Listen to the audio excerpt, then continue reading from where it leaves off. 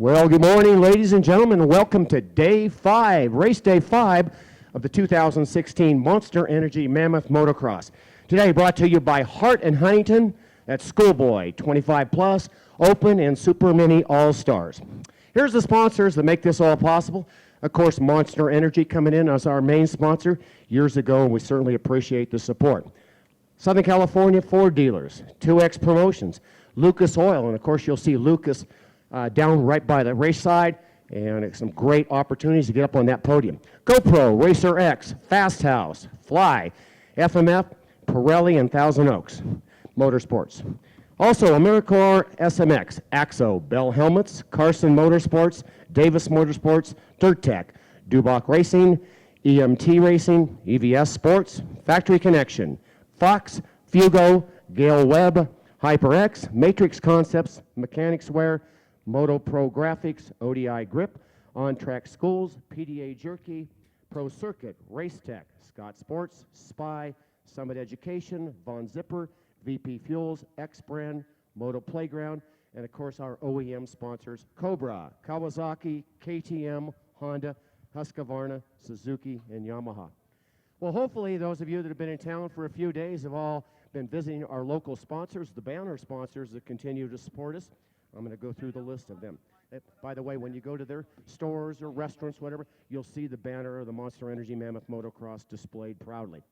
53 Kitchens and Cocktails, A-Frame Liquor, another T-shirt shop, Base Camp Cafe, Breakfast Club, Camp High Sierra, Campo Mammoth, Delicious Kitchen, DIY Center, Footloose Sports, Giovanni's Restaurant and Lounge. By the way, thanks for the quick delivery there, Giovanni's. Love it. Gomez Restaurant and Cantina, John's Pizza Work, Juniper Springs Resort. Great place to stay. That's where I'm at. Mammoth Adventure Center, Mammoth Chevron, Mammoth Child Care, Mammoth Hospital, Mammoth Memories, Mammoth Bike Park, Mammoth Mountain Inn, Mammoth Premier Reservations, Mammoth Rock and Bowl, Mammoth Mountain RV Park, Mammoth Sports, and Mammoth Sports Outlet.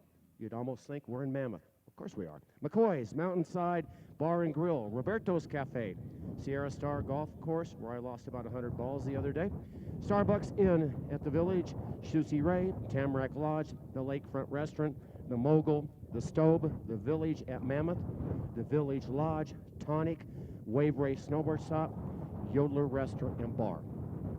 Now, ladies and gentlemen, if I could direct your attention up to the top of the hill, the announcing tower up here. You'll see our American flag displayed proudly. And we're going to turn it over to Leanne Rhymes. It's going to belt out the national anthem. Please remove your hats. Oh, say, can you see by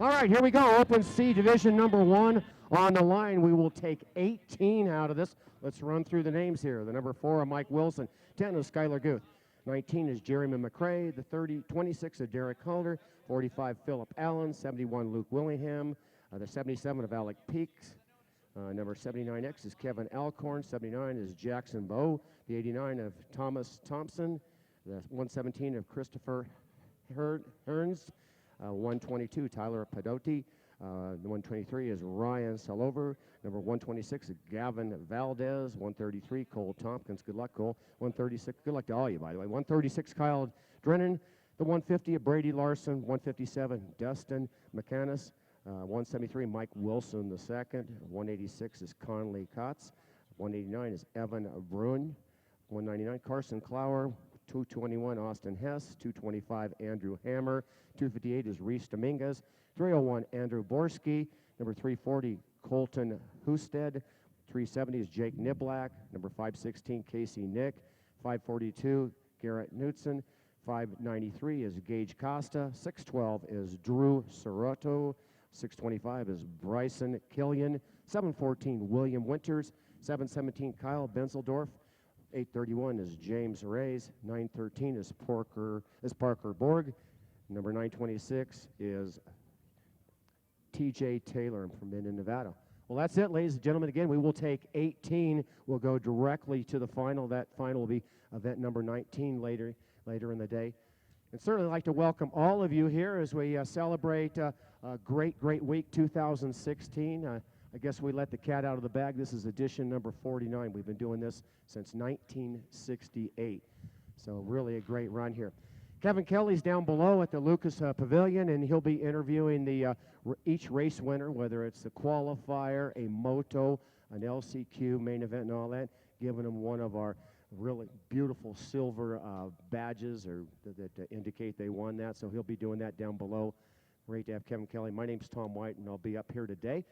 And our other partner is working today. He's actually Gary Young, and he's the morning radio show host at KIBS 100.7 in Bishop, and so he's doing his thing there. And I think we might have some live streaming going on here today, so look forward to all that good stuff. Looks like we're just on a momentarily hold as we get ready to get this event underway. And looks like we're looking for beautiful weather today. Be sure and keep your sunscreen on, keep hydrated, and have a good time.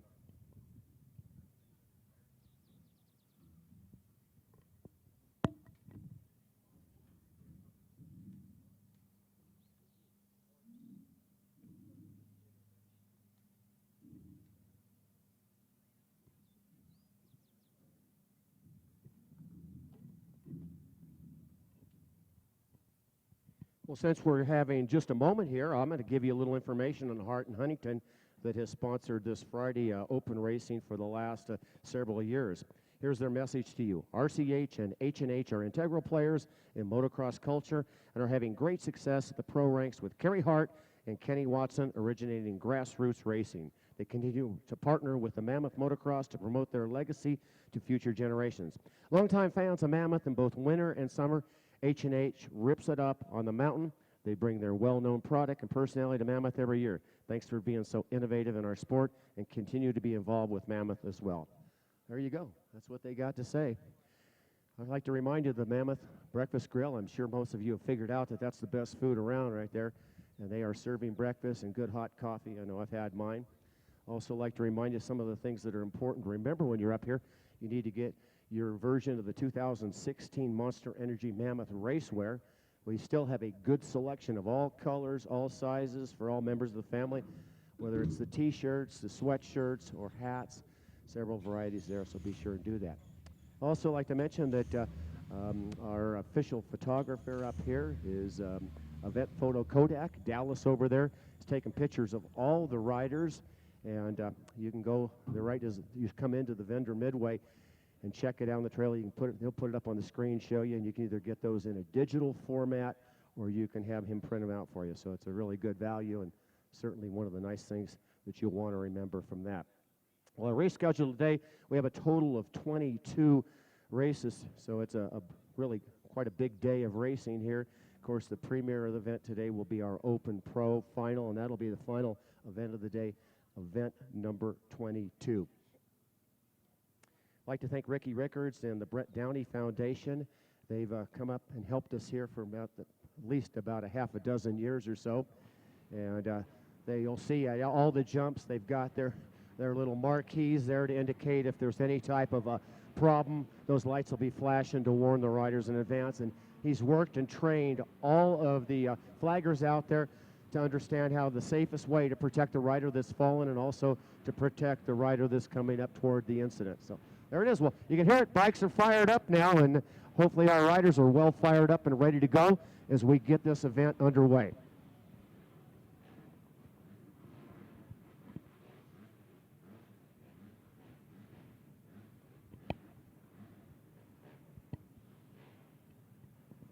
Well, Lucas Oil is giving out nearly $20,000 worth of product via contingency certificates. Each hole shot in every one of the races, even the LCQs, gets a $50 gift certificate worth of Lucas. And there it is. We're on the way, ladies and gentlemen. Get this thing a-going.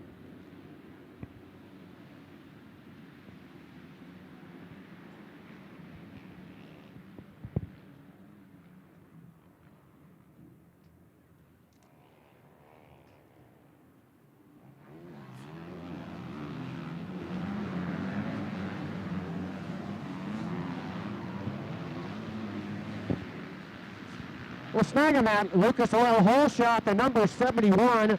That's a Goleta, California rider, 17-year-old Luke Willingham. So he grabs the hole shot. Number 612 in second. That's Drew Serrato from Redondo Beach. He says he's sponsored by Mom and Dad. Gets him going, number 157.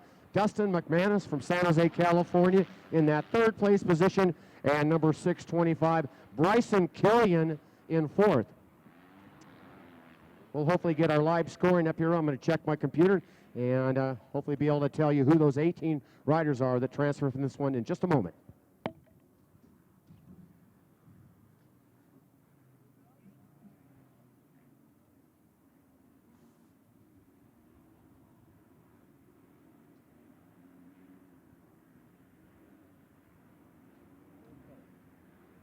Well, check, and if you want to watch the live scoring, it'll be on your 2X Promotions website. You just go to live scoring. They don't have that up right now, so we're just going to go old school. I've done that.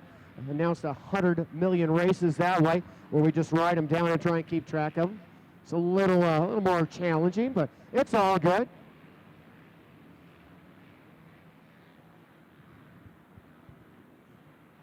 This will be a five-lapper for Open C Division number 1. And that 71 bike holding on to the lead there. So number 71 off to a good start, gets the Lucas Oil hole shot. And it looks like he's actually pulled out some real estate. Coming our way, coming around the tree, we've changed that a little bit there. And coming up the mountain, we come right now to 71. Back on that rear wheel, planting the throttle wide open and making it happen. Luke Willingham.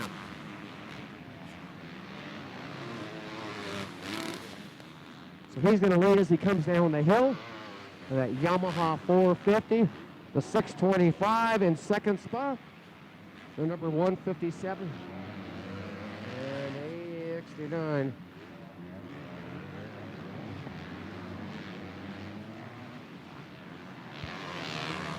So no change of the front there as Luke Willingham goes out on lap number 2, leading the parade. The number 625, the other Yamaha rider, Bryce Killian, moves up a couple notches from that fourth place start. Well, we got a rider down just outside the horseshoe. He's back up and going.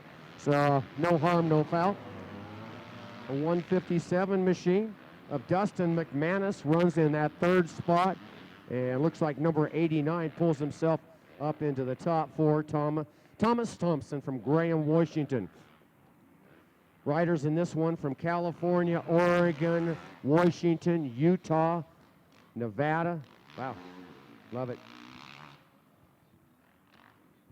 Well, if you see riders out there with a red number plate, those are the riders that came up through the Road to the Mammoth Series, actually a 7-race series, and they gained the most points in their respective classes.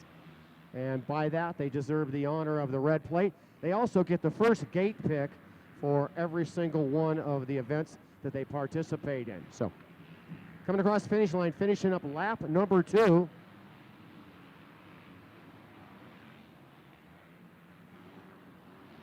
Lap number 2. No change. That 71 bike continues to pull out. Good on him. That's Luke Willington, the 625 Machine of Bryce and Killian Cascadero rider. And look at that battle for third. Boy, there's 3 riders that want to share that spot on the podium. They're all working. They'll come our way. We'll get those numbers.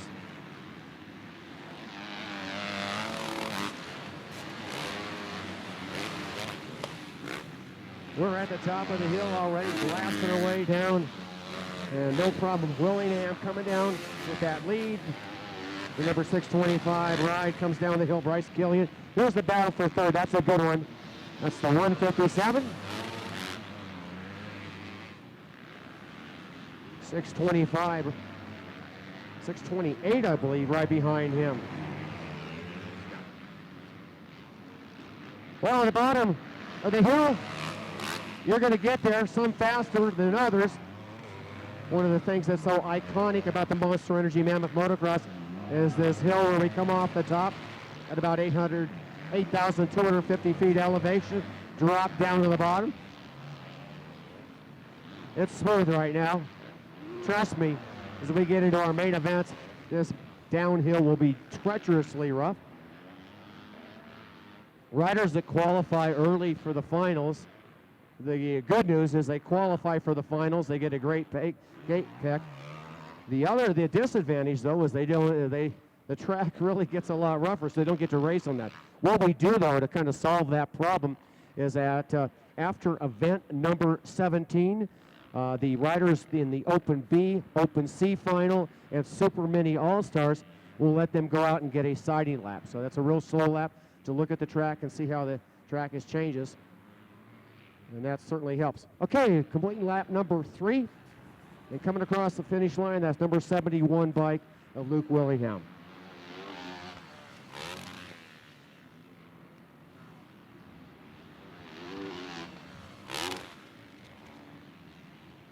Well, the 157 still holds on to third with a lot of pressure from a couple other riders.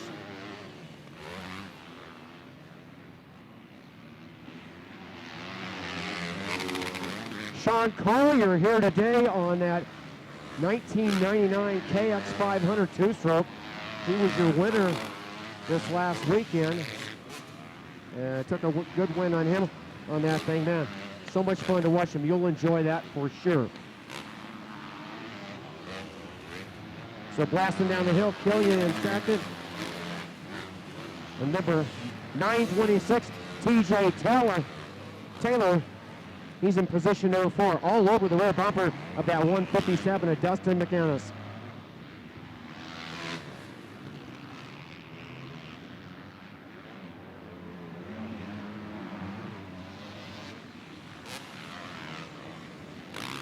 Want to thank our buddy Dawson Kirchner.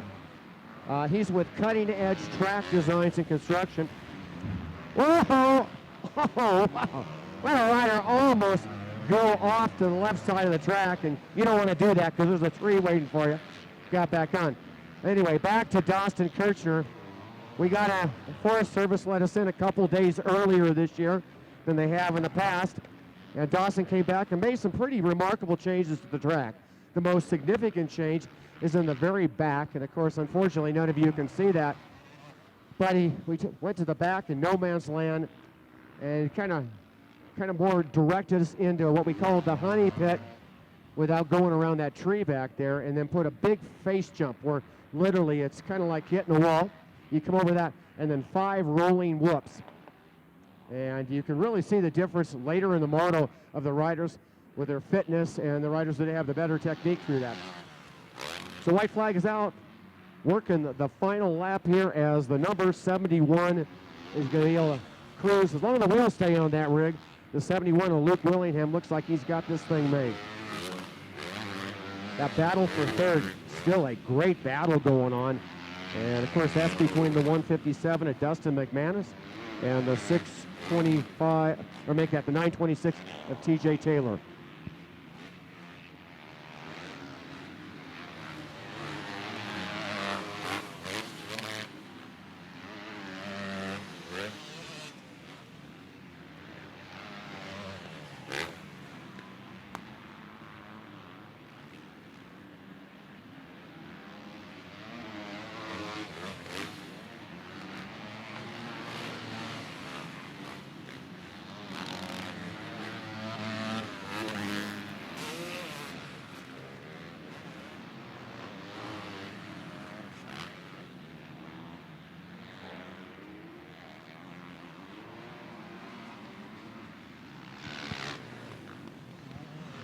Well, we don't have the live scoring working quite yet, so I'm not going to be able to give you the 18 riders that transfer directly to the final, but I can tell you right now, I can tell you who's going to take this thing, and it's the number 71 bike, and he'll be coming my way in just a bit.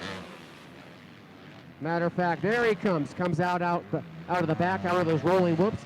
He'll come around the John, well, I almost called it the John Miller tree turn. Somebody decided a few years ago to call it Jeremy's pad, so I'm still confused. I've been coming up here since 1981, kind of like the old stuff. But around the Jeremy's pad tree turn, coming down the freeway for the final trip of this qualifier for Open C. And there it is, ladies and gentlemen. We'll bring him to this final corner. The 71 machine of Luke Willingham is going to cruise to the finish and bring her in. He'll have a word with my buddy Kevin Kelly in just a moment. Kevin's down there at our Lucas Heart and Honey podium. Have a word with him. Morning, Kevin Kelly. How are you there, brother? Oh, man, I am great. I had the big off day yesterday. Got to do the whole family tour. 6 of us did the mountain bike ride. Then we went to Yosemite. It just makes Mammoth Mountain even that much more epic for me. I got having a pretty good day right here. The number 71 of Luke Willingham. He had a pretty epic ride himself, and now I'm going to wait for Luke to kind of get things sorted out. And hey, we are live on the internet, man. That's awesome. I just looked at it on my phone. My buddy Don Collins we trucked him in overnight. He is working hard getting this live stream up and running, and we're going to say hello to our hole shot winner, the Lucas Oil Hole Shot Award winner, and the Moto winner. Folks, let him hear it, the number 71 of Luke Willingham. Getting this picture taken for the paper here. Luke, put that around your neck, bud. Good start, the first race of the day for the big bikes. We got 3 days of big bike racing, and Luke, you did it well, man. You got a good hole shot. That's what you want. You don't want to deal with those guys back there. Get the good hole shot and just roll out. Yeah, I got a good start. I got up to the corner and just took the inside and got out front and just kept my pace and ended up pulling a lead and just kept it on 2 wheels. How about this altitude? Do anything for you? You're all good. It's all right. I mean, it's definitely makes me a little tired than normal, but, you know, I'm still on an injury, and, you know, I didn't think this was possible, but, you know, I made it happen, and, you know, I'm up here. Awesome, Luke. Who do you want to thank for getting you up here, partner? Yamaha, Simi Valley Cycles, Onyx Gloves, my mechanic, Matt Jack, my trainer, Taylor Selby, my mom, my dad, Fox, Factory Connection, EVS, and everyone else, thank you. Awesome job. Let him hear it one more time for the Yamaha ride of Luke Willingham. Wins our first race of the day. Congratulations to Luke. Congratulations to Don Collins for getting this live stream up there. Hey, if you're listening, if you're within earshot, let everybody know back home that this is up and running, man. This race is kind of an enigma. You know, Tom, if you think about it, not too many people have seen this race. Unless you've raced it, you don't really know what this thing's all about. So this live stream will really kind of expose the beauty of this race and how awesome it is. You know what I'm saying, Tom White? Nope, he has no idea what I'm saying. All right, well, I do, so whatever, Tom. I'll send it back to you in about a half hour whenever you hear what I'm saying. Tom White, take it away. Kevin Kelly, thank you very much, my friend. I'm up here with my boss. I got my bride of almost 40 years. We'll celebrate our 40th anniversary here in August 28th. Is that the date? I kind of think it is. So she's keeping an eye on me, make sure that I do a proper job. And right now, trying to do a proper job. 40 riders to get into that final. And wow, one of the bikes is leaping by. We'll catch that rider right now. Who gets the Lucas Oil?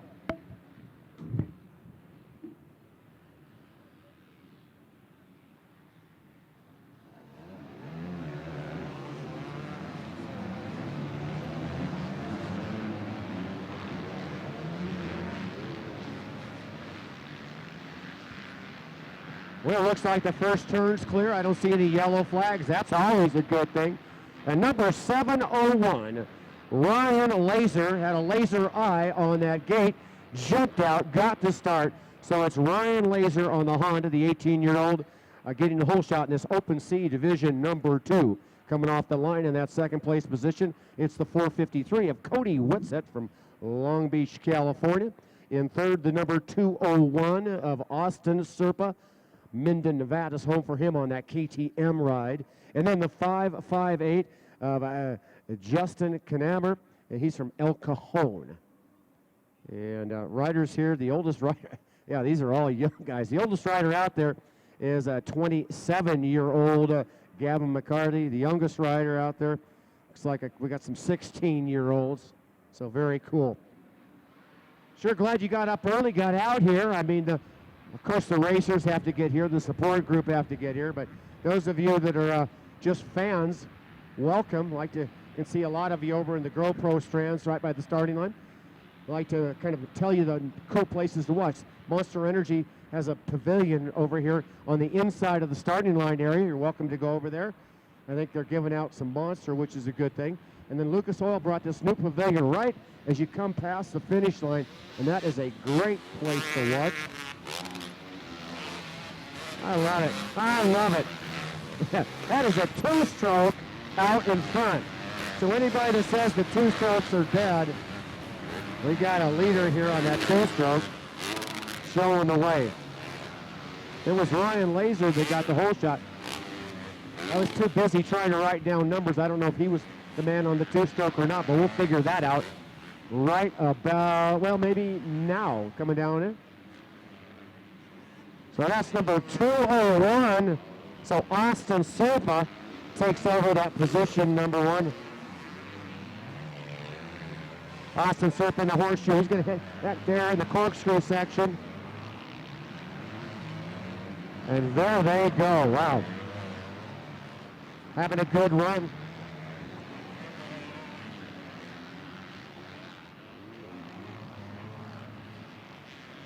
I feel so privileged to be able to be up here up top. What a great place to watch the race for. So any of you that have, an extra set of lungs with you, you might want to pack them and make the trek up to the top of the mountain here and join us here. Monster Energy's put a platform right by the side of the announcing tower, and it is without a doubt the coolest place to watch. Other than this little green chairs back here, you can see there with the cover on it. That is the very best spot. Anybody that sits up there, that's $100 to the announcer to be able to sit up there, guys. I got to smile out. Good guys. Got a couple guys that are smart. They got up there, got an early seat here, and best seat in the house right there at the top of the hill. Well, we're going to go into the Bowl 180 and head down. We're going to see if that two-stroke rider, number 201, Austin Serpa, is still in that number 1 position. And no, I don't think he is, actually. Oh, no. He just went down. Oh, so our leader, he was the leader. Austin Serpa goes down, gets back on the bike. Oh, geez. Boy, be careful, guys. Guys are nearly jumping on each other. That's lap number 2 goes in the books. And a whole different cast of characters. So just like that, Austin Serpa on that two-stroke goes from first place to like 9th or 10th, so not so good. Can't afford mistakes like that in a 5-lap qualifier. And again, we are going to take, so that's number 501. So 501 in that lead position. Let's try and catch the top at least 5 as they come down. And there is the number 558, 211, 20.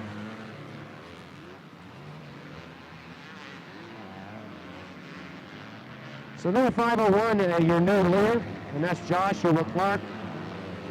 The number 558 now into second place position. That's Justin Knamer.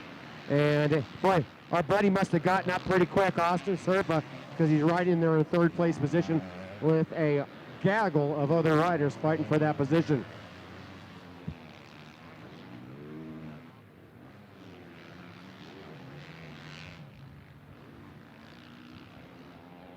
Racetrack up here about 1 1/8 in length.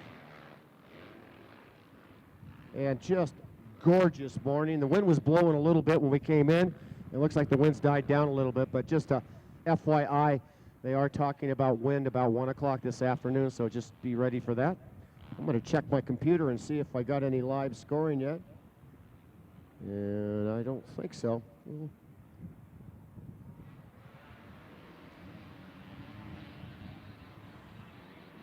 It makes the announcer a hero when you have a computer to work off of.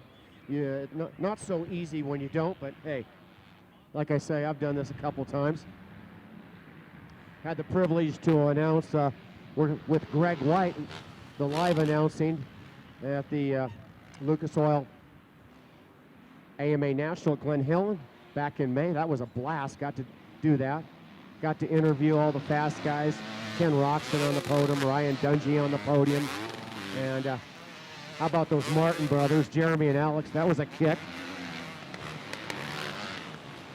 Of course, tomorrow, hey, they're going to Muddy Creek in Tennessee. Or what is that, like round number 5 now of the AMA Nationals? There's the leader, 501, still charging down the hill. Doing a very good job there. He has stepped out and away, man. Oh, check it out. Look at the battle. Number 791 coming, the 201's trying to come. The 791 is Garrett Hefty. Makes a really nice pass there. And that two-stroke rider that went down early on, the 201 of Austin Serpa, right there in third. And he is all over the rear tire of Garrett Hefty.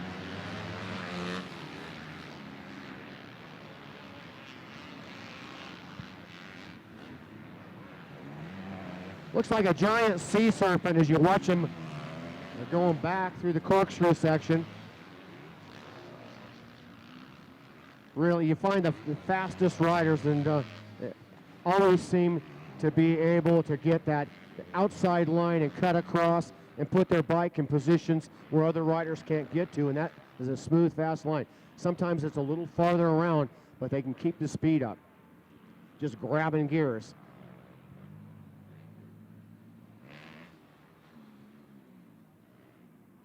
Yo, so there, okay, there's your leader. Leader so far ahead there, I was thinking maybe he went down. Looks like John Walling waiting for him. There it is, John Walling waving that white flag, 1 lap to go. So you got about another 2 minutes and 10 seconds in the office here before you can punch out and go down and get your medal from my buddy Kevin Kelly. Boy, talk about a Sunday ride on a Friday. Just out there, just running away and hiding. Joshua Clark for Fox Racing Incorporated, Scott Goggles, Factory Effects, and John Burr Cycles. And he has got his brand all over this second division of Open Sea riders. In fact, he's heading down the mountain. They haven't even turned to come up the trail up to the top yet. And that battle for second is still a good one. And Garrett Hefty still holds on to that. There you go, Garrett Hefty's going to come down the mountain in that second place position. And the two-stroke, the 201 bike, and then the 52 machine comes around in fourth. And so that is, well, I don't have a 52 on my list. I got a 62, I got a 53.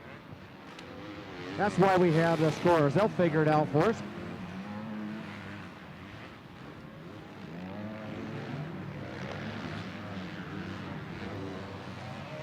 X Promotions provides all the live scoring. Every rider out there has a transponder. And so we're able to get lap times, accurate lap times for every lap that you spend on the track. But every once in a while the system goes down and then you just go back to a piece of paper and a pen and just jot down the numbers as they come by you. And that may be the case right now. We'll see.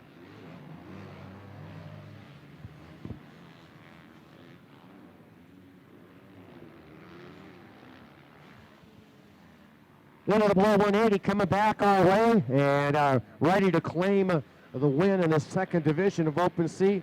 And that is the young man, the 17-year-old checker flag is his. Number 501, Joshua Clark. Nice, clears that tabletop. He comes in. My buddy Russell handling the gate there, getting that red flag out, pulling him into the pit area. By the way, Lucas Oil today is providing popcorn all day long. That's good. You can go over there and get water to drink, and I think I actually have some hot dogs that'll come out in a bit. And Kevin Kelly, when he's ready, will have a word with Joshua Clark. Back to you, Kevin, anytime you want to take it over, brother. Hey, you got it, Tom. Thanks so much. We do have Josh Clark. He had quite the lead. He's already gotten his gear off, filled it back up with gas, washed the motorcycle, and put a new set of gear on for the next set of moto. He's already high-fived Donnie Luce, signed his pro contract. So a lot going on here down at the podium. The number 501 of Josh Clark. You got the whole shot, I believe. We're going to give you a Lucas Oil whole shot award. Did you get the whole shot? I'm pretty sure you did. No? I got like Third place. That shows you how much I was paying attention. So we're going to put that around your head. Josh Clark, I'll tell you what, whole shot or not, that was a commanding lead, man. Tell me about that moto. I felt good. My bike was working good. The track's perfect right now. It's not too rough. I just tried to get out front as early as I could and put in good laps. Kind of scouting out those lines. Yesterday, practice, man, it got rough, and that kind of gives you an idea of what it's going to be like later on this afternoon come finals time. Yeah, we actually raced here last week in the support class, so we got some extra time on the track.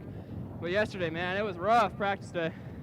Well, Josh Clark is going bear hunting, folks, and that win will show you he's pretty serious about it. Who would you like to thank, Josh? I'd like to thank Fox, Scott, John Burr, my trainer Drew, my parents for bringing me out here, RKXL, Dave Dye for building my race bike, and yeah. There it is. Let him hear it, the number 501 Yamaha. That is Josh Clark, and he is definitely handling business. We'll send it back up to Mr. Tom White with the call. He's got his wife up there, man. How about that? And you know what, Tom? Hold on. I'm going to say hello to this young man, the number 701 on the Honda. I'm going to interrupt you. We've got the whole shot, the Lucas Oil whole shot. Hey, man, tell me about that start. I just got on gate 5 and I was like, I think I could pull it, and I did it. There you go. You're all pumped. How'd you finish on the moto? I ended up 13th, I think. Just fell behind. The 450, the new 450 is hard for me to hang on to, but I'll get the hang of it. Who would you like to thank? My mom, my dad, X-Brand goggles, my girlfriend, my brother especially, just everyone that's in my background. Racing has always been part of my life, but I plan to be a firefighter in the long run. Awesome, man. That's what I do full time. It's a good career move. There it is, the Lucas Oil Whole Shot Award, the number 701 on the Honda. We'll toss it back up now. Tom White and his lovely bride hanging out up top. Thank you very much, Kevin, and I thank you on behalf of Danny, my lovely bride up here. How about that? Fort Mill, South Carolina rider number 827. Going to grab that Lucas Oil $50 certificate and that whole shot, though. Off to a great start. So, again, Max Markov. Well, Open B riders, boy, I'll tell you what, we really step it up with these guys. And these are the young guns that probably a lot of them getting a lot of support. A lot of the factories looking at who's going to be that next big thing. And, boy, what used to be intermediate/B rider, you know, was just kind of an intermediate talent. Nowadays, man, a lot of times the B riders are as fast or faster than the A riders, getting a lot of support, as I mentioned. So number 72, I do believe, is in second place on that Suzuki, and that is Kyle Friend. We'll bring that to you coming up the top of the hill. This is a 7-lapper. We'll take 16 riders. So 16 riders will go directly to the final. Let's see how they run down on this lap number 1 as I have a pin scoring. So it's 827 leads the way, and that is the 72. 127, 65, 330, 44. Hey, I got the fastest pin in the West here. So number 827 leads that thing. Again, no Max Markov, Fort Mill, South Carolina, KTM rider. The 72 bike moving in second. That's Kyle Froon from El Cajon, California. He rides for RP Racing, Justified, and third. Braden O'Neill in the house, buddy. Good ride for him. Braden had a victory over the vet weekend in the support class. So Braden O'Neill in third. In fourth is the 65 bike of Russell Rowlands. Fifth place position, number 330, Cade Ottenreith from Mammoth, the 16-year-old. And then the next one behind him, that would be in sixth place position, the 44, of Chase Felong, Yamaha rider out of Oceanside, California.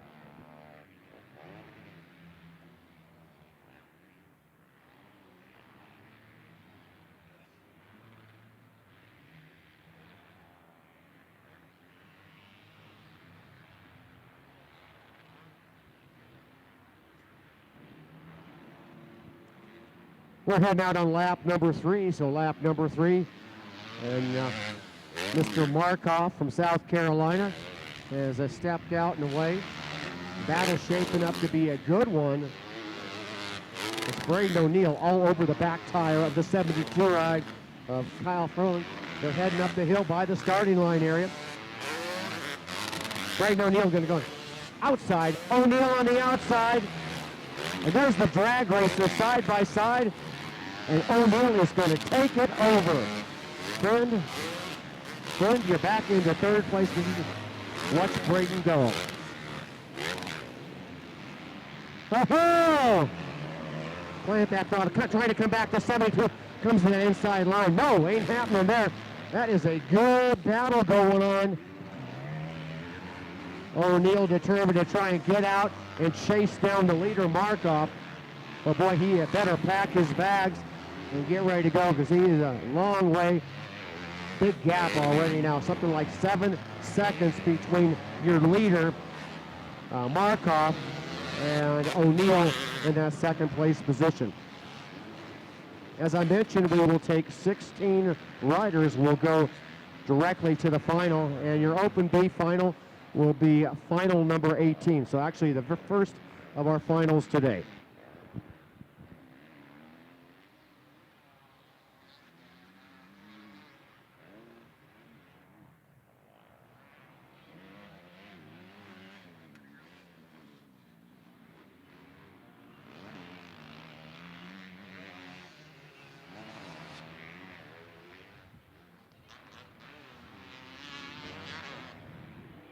With 3 riders battling for that second place position, coming around the Bull 180, coming down the freeway, coming at you. O'Neill trying to get away, but so far that plan doesn't seem to be working too good. But the rider right now that seems to be making the most progress is the rider back there in third place position. So we're out on lap number 4. Lap number 4.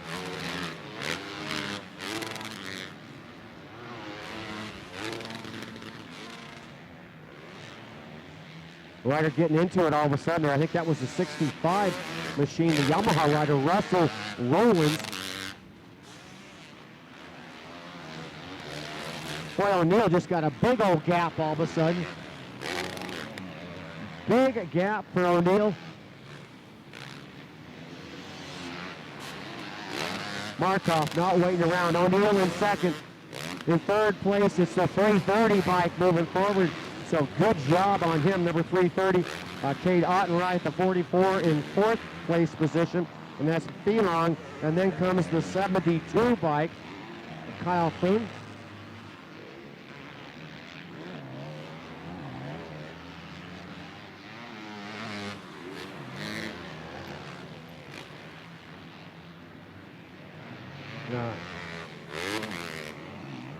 Got some fast kids out there. We have Mitchell Falk, number 612. He's not in that top 4 or 5. I expect to see him moving forward there. Open B division number 1. We're lining up the second division right now.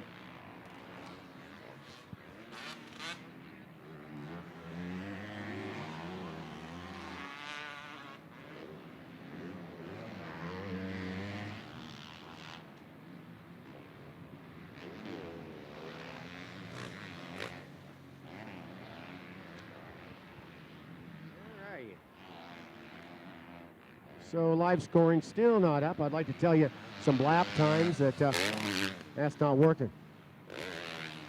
Boy, Braden O'Neill's got some company. That's a 330, number 330 rider at the finish line. Cade Ottenreich. Good battle, wow. O'Neill just trying to hang on. The 44 bike, kind of a lonely fourth place position. That's Chase Felong. And then a battle for fifth, that good one. It's the number 11 of Grant Wall. in sixth, trying to get up and make a pass on that number 72 Suzuki of Kyle Fern.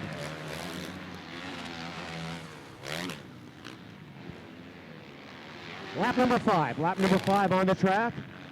There's O'Neill, Ottenreich, that's battle for second. The 44 lonely ride there.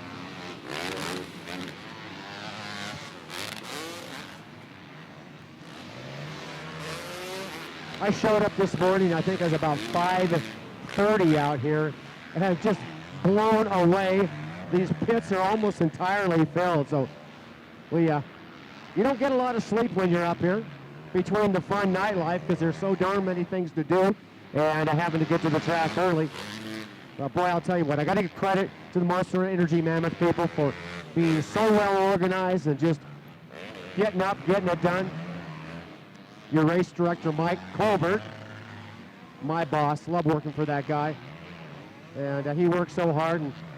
But the woman that really gets things done, Lori Carlson, and certainly appreciate both of them. And for me, the opportunity to come up and be able to call what I consider the most, what a lot of people do, it's probably the most important, longest running pro amateur race in the United States, and it is absolutely amazing. Matter of fact, I don't know if any place in the world has been continually running motocross races, an event like this, for 49 years. We'll celebrate number 50 next year. Boy, we're going to blow it out for that. That's going to be a blast. So you might want to start making your plans now.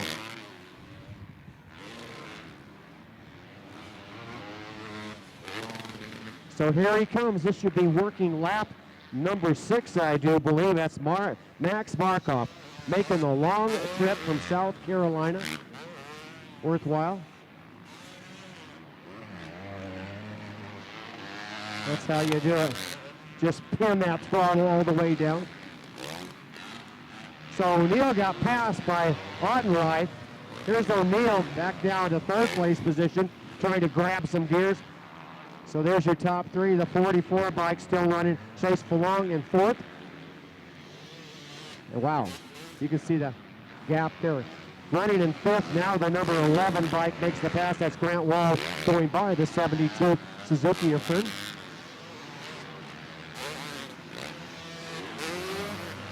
Number 173 making an appearance in the top 10. That's Zach Bierbauer from Lancaster.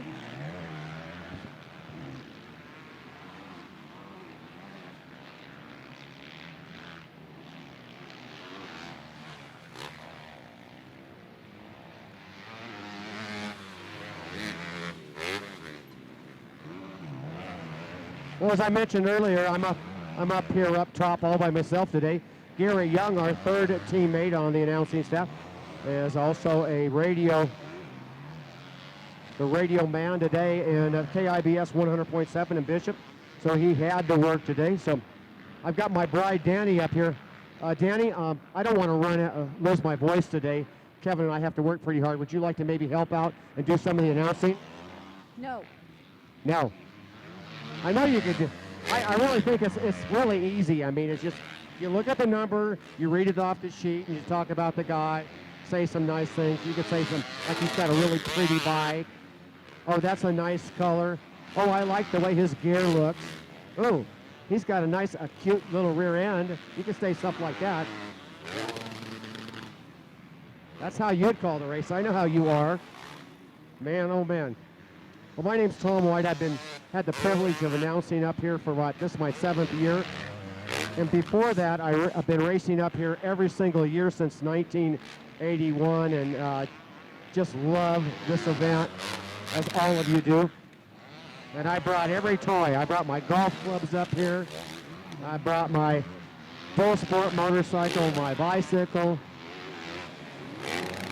and my musical instrument. I'll tell you about that later. But I have a string bass, a big old thing that I play.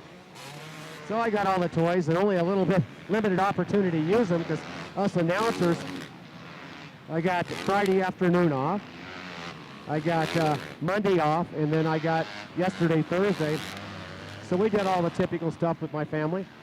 My daughter and son-in-law own WUSA, the wheel company, Talon, Kite, Excel, DID, Galfer, all that stuff. So I'm real proud of them. They got about 70% of the Supercross and Motocross teams run their stuff, so they're doing really well. We're working the final lap here. White flag is out. This is a 7-lapper. Again, we're going to take 16 riders, and right now, getting the whole shot, Max Markoff from Fort Mill, South Carolina, has been leading this thing the entire way. And there's that checker flag. Congratulations, Max. Coming over that finish line, the number 330 bike moving forward right there at the finish line. Good job there for Cade Ottenreich.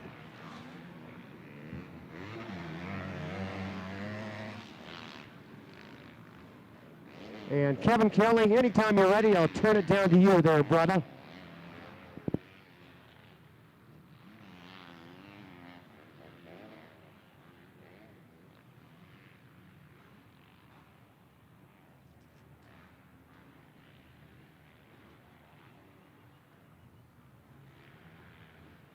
We're getting things kind of worked out here. The number 827, Orange Brigade 7MX. High-fiving his buddy at Pro Circuit. Going to grab some water from his pops. Finally, somebody from the East Coast, man. It's been all these West Coast guys. I got my man, number 827, Max Markoff. First things first, handle business, $50 richer from Lucas Oil. And the whole shot award goes to Max Markoff. He's going to pull down that moto win as well, readjusting the hat. It's all about the details, dog. I want to get in your way with that. Still got tons of tear-offs left on the goggles. That's the way you want it, man. Did you even use any tear-offs? No, I actually didn't use one. I got 27th gate pick, so I knew I had a little bit of something. I didn't know I had a great gate pick, but man, my KTM 350, dude, I tell you what, it's definitely pulled a whole shot on all the 450s out there. So this bike's sick, and can't thank everybody enough. Can't thank the KTM Orange Brigade, my mom, my dad, my brother, Nick, my mechanic Corey, everyone that puts on the event, Monster Energy, AP Designs, Bell Helmets, FMF. Thanks so much for the FMF guys over here. They got us a 6th spot. Everybody that helped me with my suspension yesterday, Dunlop, Pro Taper, Nihilo Concepts, ODI Grips, Acherbys, let's see here, Power Band Racing, Twisted Development, and yeah, I think anybody else I forgot, thank you so much. Thank you. Let's put this around your neck. You're a moto winner. Folks, let him hear it. That's the number 827 out of South Carolina, Max Markoff. Get used to that guy. He will be in the mix all week long. And Tom White, you got the action. We got a race underway. Take it away, my friend. I certainly do. Number 46 had the quick trigger there. Francisca Uridia from Temecula, California. Boy, and if I mispronounce any names, I really apologize for that. And you can always come up here and give me a good slap across the head there and correct me. Try and get it wrong here. But number 46 again, getting that whole shot. Francisco Uridia. Now number 25 comes off in second. That's Corbin Hayes from Folsom, California. They got a prison there, by the way, Folsom. I think Johnny Cash sang a song about Folsom. I'll hum a couple tunes here and run you out of here real quick with that. Renton Minuto in 3rd place position, and my old buddy Willie Simons Jr. runs in 4th on that very first trip down the downhill. Well, we're heading back up the mountain now, and we'll get a running order, see if anything has changed. We'll see if that number 46 machine, Luke Santos, has been able to hang on.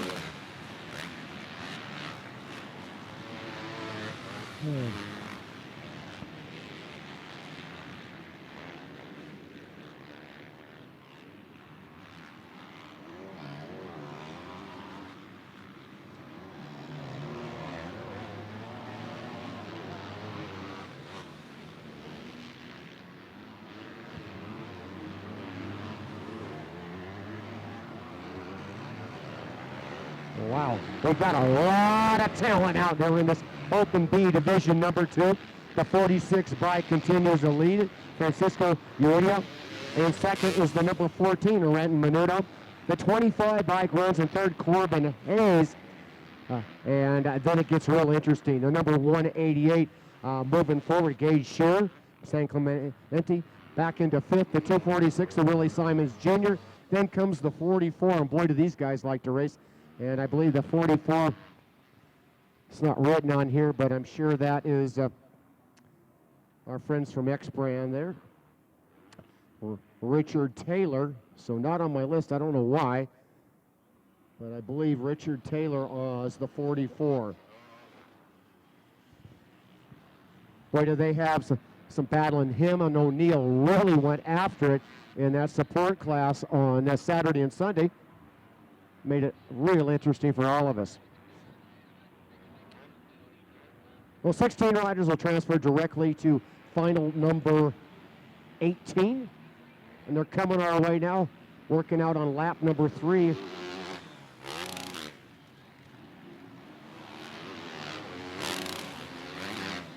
Got a couple of Yamahas for sure running up there near the front.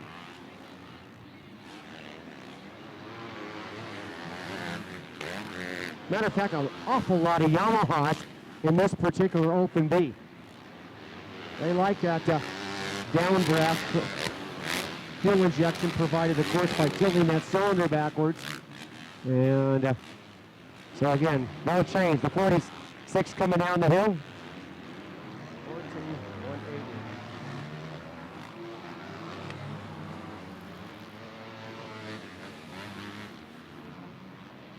So no change then. Well, yeah, there was a change. It looked like the number 188 moving forward, and that's Gage Shearer. He got by the 25 bike. So a good move on him as he went by Corbin Hayes to relegate Hayes back into that 4th place position.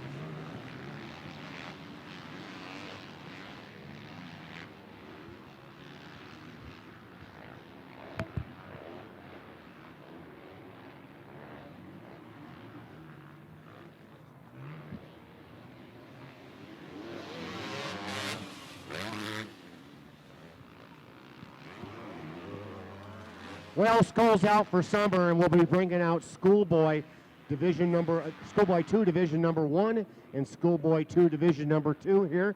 Will be the next 2 events coming out. So for all of you that are out of school now, congratulations for completing another year. Hopefully you will be able to progress to the next year in school. I mean, of course you will. So that's coming out next. Schoolboy 2 Division number 1 and 2. Moving right through the schedule. On the track right now, race number 4. So event number 4 on the track. Wow, nice move there. Looks like we had a change in second place position. I believe that's the 188. Gage Shearer making a pass.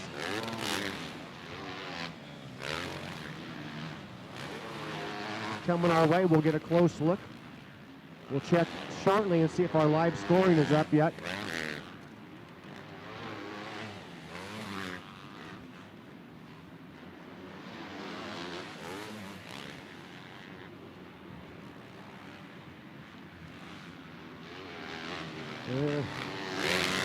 So there's the leader. That man continues to lead the way. The 46 bike of Francisco Urrutia.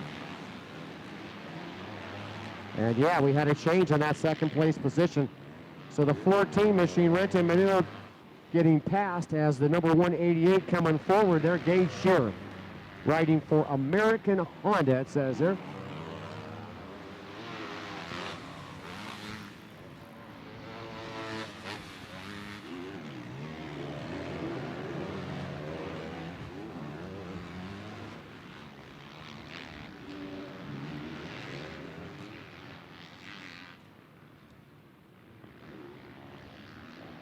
I'd love to read this message here from Lucas Oil. We're certainly very, very pleased that they've come in with such a major role in sponsorship here. Here's their message. It says, Lucas Oil, we're very excited to welcome the addition of Lucas Oil this year. Not only are they a new presenting sponsor for this entire event, they are a new partner for Mammoth Resorts as well. The addition of the Lucas Oil partnership to the Minis Championships provides the up-and-comers a platform for success without the big bike influence. Thank you, Jason and Rachel Witt, for their continued support of both Lucas Oil and this event over the years. They were here, by the way, for the mini bike days, and then they had to head back. They'll be at Muddy Creek, Tennessee for the National tomorrow. So, but very nice to hang out with them. We also like to thank Kelly Gunn for bringing this amazing new partnership to the table. And certainly we here at the Monster Energy Mammoth Motocross look forward to working with Lucas Oil through the summer and winter to make big things happen.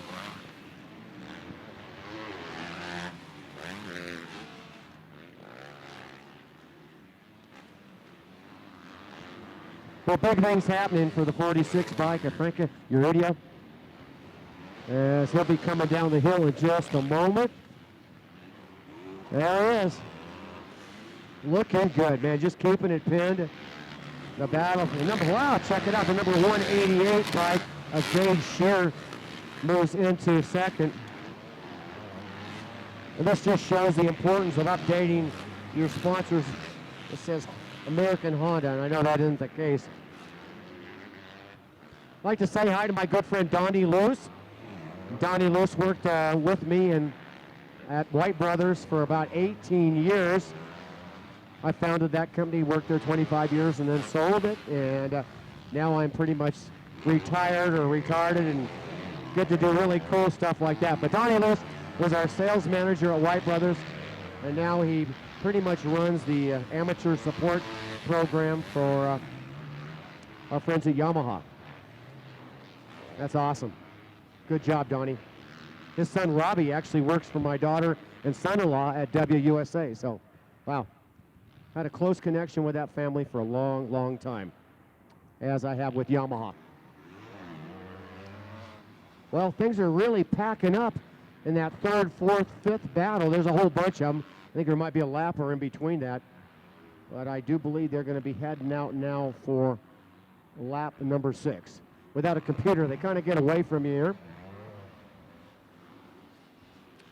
With style across the finish line, the 46 of Frankish Uridia from Temecula. The 188 there, and then comes the 14 bike of Renton Menudo.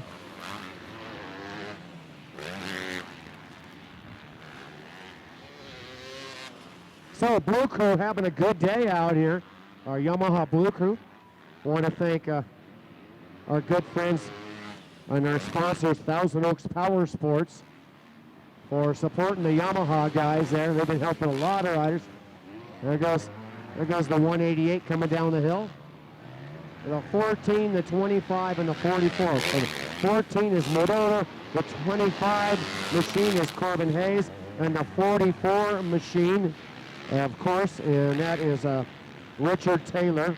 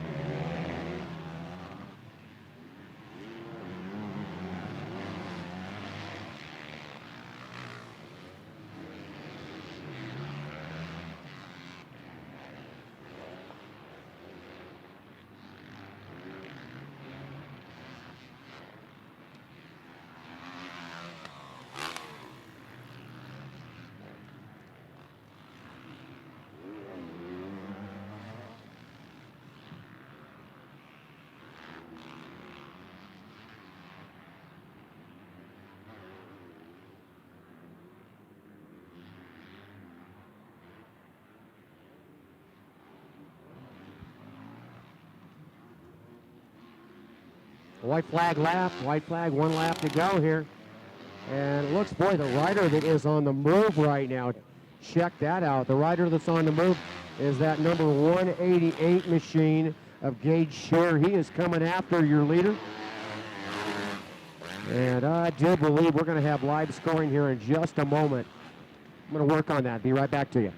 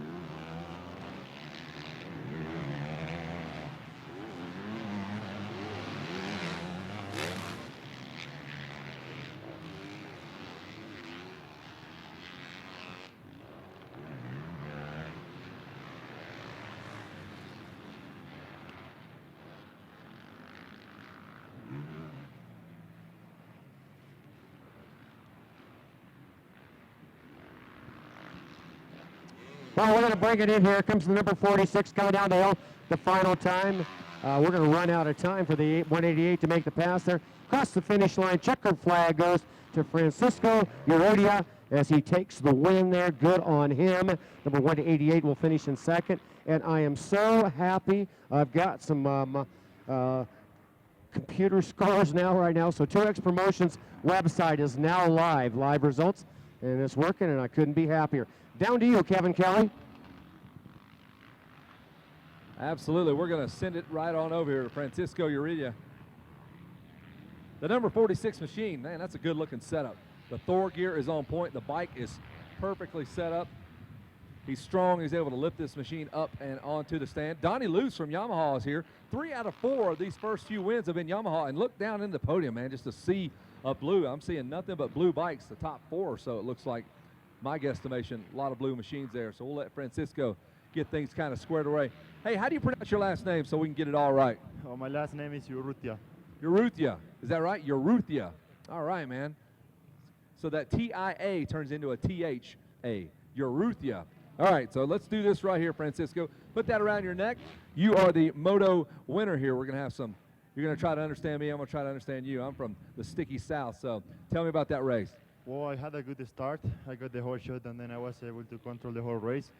So at the end, I got a little bit tired, but I was able to, with the gap I made the first couple laps, I was able to cruise around. Having a good time. How rough was that racetrack? Pretty good right now, but yesterday, pretty rough. Yeah, right now it's perfect. It's just flat, but then yesterday in the practice, like at the end of the day, it was really, really rough. Well, you're all set. You got a great gate pick coming up for the final. That was the mission, huh? Yeah, the start was I had a good start, and then the race was easy for me. Who would you like to thank, Francisco? Well, I want to say thanks to Motul Uruguay. I want to say thanks to Work Connection, Bell Helmets, 100%, all my family back in Uruguay, and Chan Factory. Awesome work, man. One of Sebastian Tortelli's finest here, Francisco Urrutia. I think I got it right. We're close. Francisco, great job out there, man. Have a great time out here. Enjoy the track out of Uruguay. And we will toss it back up to the incomparable Thomas White. Take it away, Thomas. All right, Francisco Urrutia. Sorry, we're going to hear that name a lot. I mean, that guy was really kind of apologize for not getting it right the first time. My bad. I won't do that anymore. Well, looks like we've got our Schoolboy 2 on the line. That'll be division number 1. We'll take, out of this one, we will take 16 riders. They'll go directly to the final.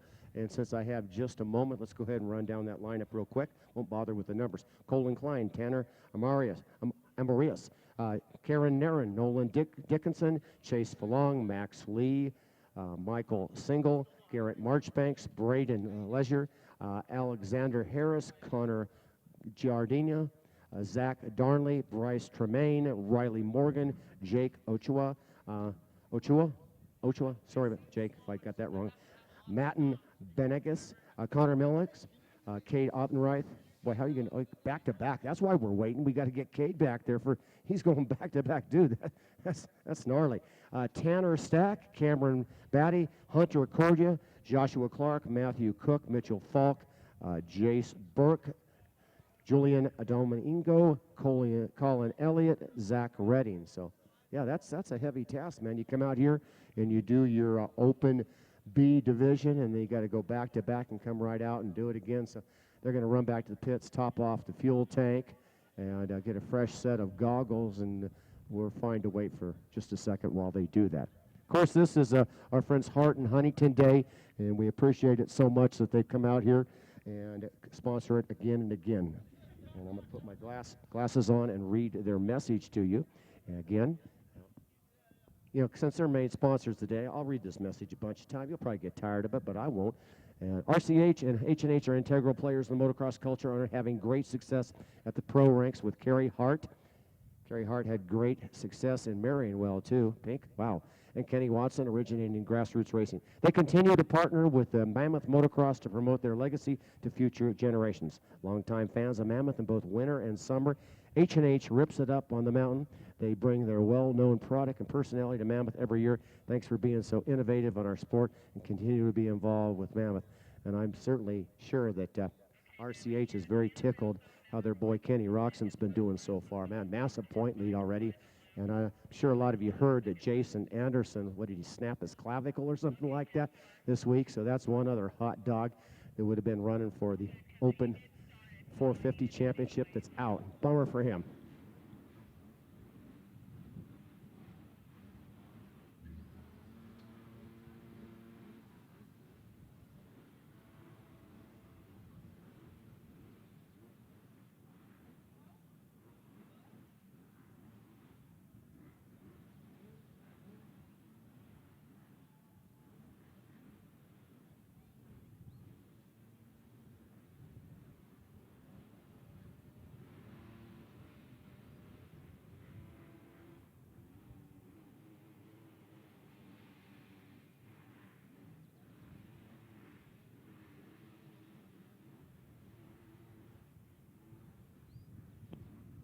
Well, it's a concrete starting pad. Of course, that's the way it's been here for just as long as I can remember, concrete starting pad.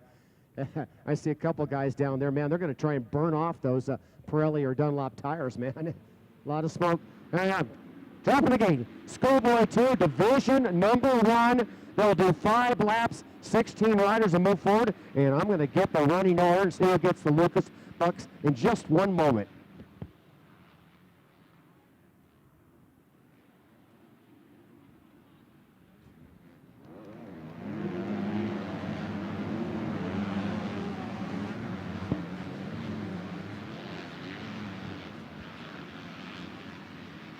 So it was Braden Leisure from Ramona, California.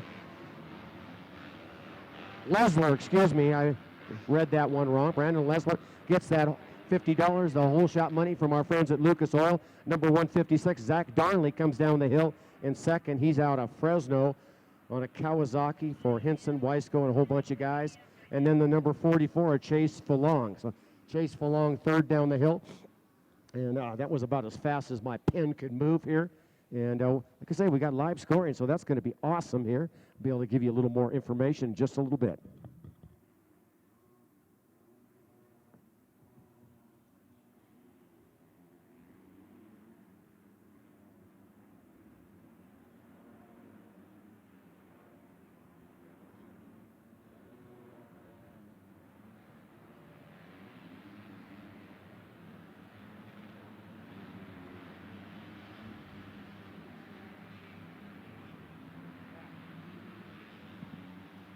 Well, they're coming around the Bull 180 coming down the freeway. Wow, they're all stacked up there for like third, fourth, and fifth. Look at the battle here. Oh, this is going to get interesting. And I think I just saw a rider tip it over coming into that. Coming across the finish line. Let's plant that truck. I think that might have had a change back there in the back.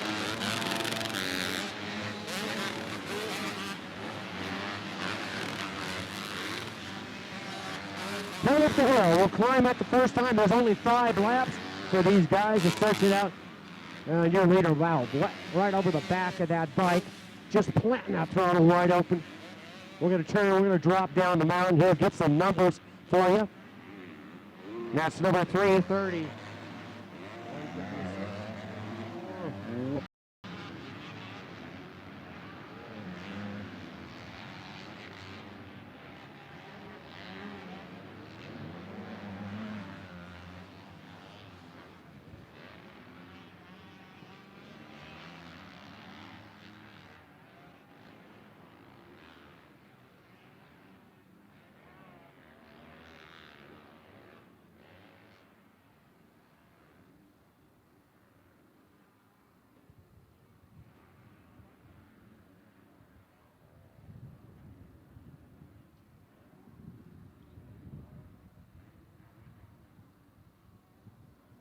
Well, Jordan Bailey coming back our way. He'll go around Jeremy's pad, tree turn, head back up to the top of the smaller hill.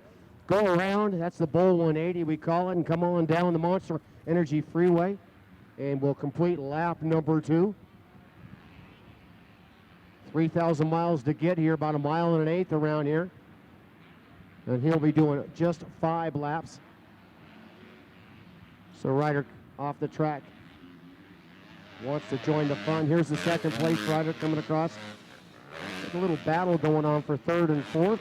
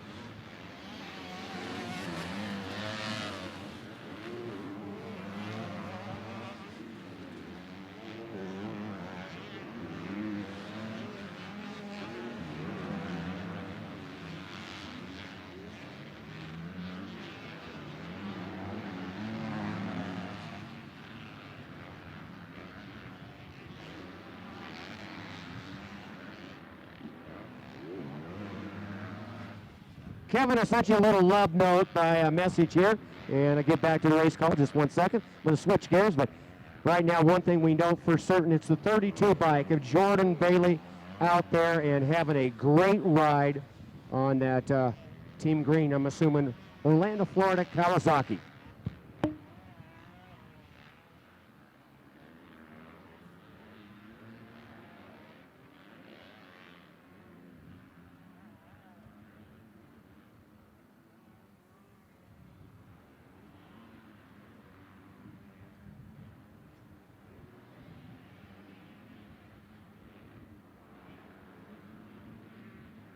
Well, the best lap so far by Jordan, a 2:06.06. Boy, that's really dropping it down, so good job for him, man, making that thing work.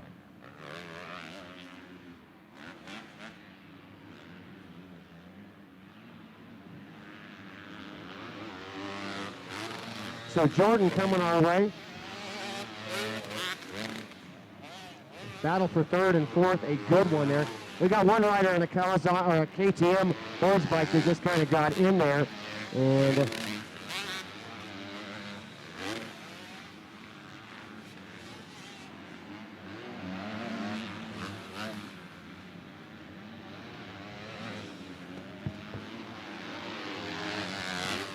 so here's your running order.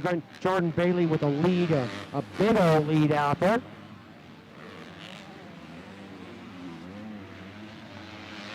Right now he's out 10 seconds. Jordan Bailey, then Chevy Holmes in second, Pierce Brown in third, McClellan Heil in fourth, Colby Kopp in fifth, Taylor Matcham in sixth, Gage Neck in seventh, Kyle Greason into eighth, Blake Cobbin in ninth, and Blaze Murray in that 10th spot.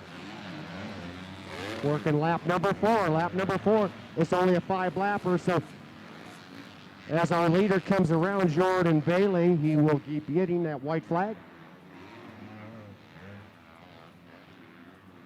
It is absolutely perfect here today. The wind's hardly blowing. I mean, we've got to be already pushing past 75 degrees. And I'll tell you, when it's nice up here on the top of the hill, man, you cannot beat this place. But when it is cold and miserable and windy, being up on top of the hill, possibly not my favorite thing to do. No, I like it. It doesn't matter. So across the finish line, that white flag coming out, the 32 bike of Jordan Bailey. He's about 1 1/8 miles, and about 2 minutes and 6 seconds.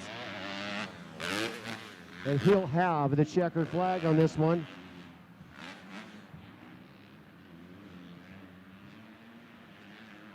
So they're coming across the finish line. I do believe this KTM rider that's out there, I don't think that is the second place. Oh, maybe it is. That Pierce Brown. So how about that, man? He's coming forward. Pierce Brown coming all the way forward into second. Chevy Holmes into third. McClellan Heil into fourth. Colby Kopp into fifth. Tyler Matcham into sixth. Gage Neck into seventh. Kyle Gleason eighth. Blake Cobbin in ninth. And Blaze Murray into that 10th position.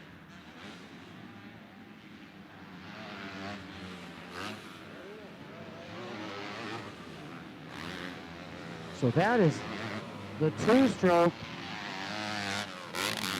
for making that work, that two-stroke KTM. A 1:25. All right, on Wednesday, at the conclusion of our Lucas Oil mini bike days, we had, I don't know how they decide exactly, but they decide, the group of the finalists, they tear down motors. And it was interesting because they do that right over by the Fast House. Kind of got a big open area. And there must have been 150 people clustered around watching these motors get torn down. That was a lot of fun to watch.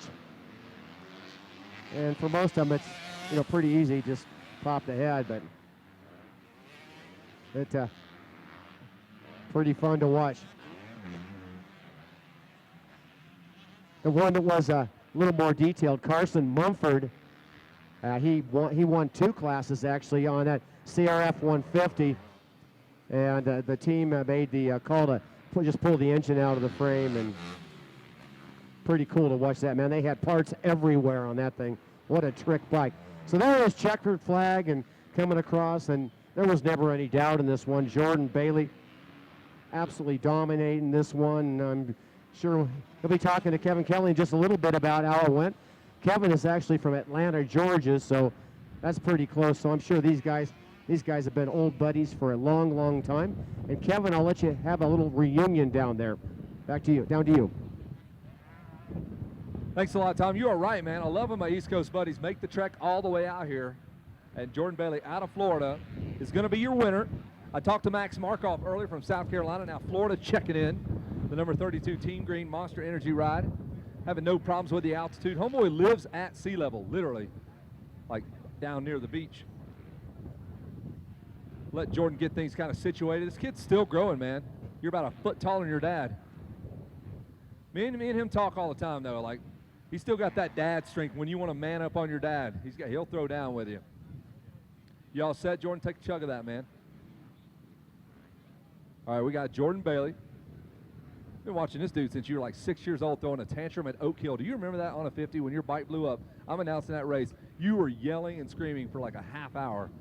Those tantrums have since gone. You kind of figured out how to harness that anger, and now you're out here winning races, man. Homeschooled, kind of doing the full deal now, doing the MTF deal. Tell me about it. Yeah, I got homeschooled right after Minios, and I've been at MTF. We have a great group of guys there that all work hard, and we'll show here at the National and move on to Loretta's. Yeah, you did really well, though, for a kid that just started homeschooling. You went late into your career, and you were always competitive, and I think this is going to put you over the top, and obviously did pretty well out there. Tell me about the track, the race, the start. Take me through it. You know, I really like this start here. Last year I got like 6 hole shots here, which is amazing, and I knew I was very confident on the gate. I got off the gate great, got the hole shot, and just rode a smart race, made sure I kept the bike upright and crossed the finish. Who would you like to thank, Jordan? Lord Jesus Christ, keep me safe. My mom and dad, everybody at Team Green for doing everything for me. My bike, just to every Chappie, Steve, Ryan, Shane, Casey, Jeff, just Monster, 7MX, Alpine Star, Bell Helmet, Scott Goggles, Dunlop, Pro Circuit, and MTF and everybody. Thank you. Hey, here's a non-motocross question. Got that driver's license now? You legal? Yeah, I did get my driver's license 2 days after my birthday. I don't have a truck yet, but I do have it, and it's awesome. Feels good. You can just cruise down the store, go to the movies, whatever. You don't have to bother your dad, right? Yeah, I try, but I really have nowhere to go. But it's awesome just to have it to show everybody. But yeah. There it is. Congratulations on the win. The number 32 Kawasaki rider, Jordan Bailey. Great work. We're underway with another race. I bet Tom White wrote down all of those numbers as they came by, and he's going to tell you all about it. Tom? Well, I must recheck my pen here. I had number 860 getting the hole shot there. Don't have that number on my list here, so we'll figure it out when the computer kicks in. Tell us who got that Lucas Oil $50. But this is the 25 plus A, B, and C riders. This is a moto format. They'll do 7 laps. We use the Olympic scoring system, 1 point for first, 2 points for second. Same thing for the second moto. Low score wins it. Second moto, the determining moto for that. So, hey, here we are, 25-plus-year-old riders, little older dudes, and getting their opportunity to compete on this Hart and Huntington Day here. And bring it around. Bull 180 coming at us. I'd like to thank Myron 2X Promotions, the whole crew there, for helping us out so much. Scott, thanks for getting the computer working. Appreciate that.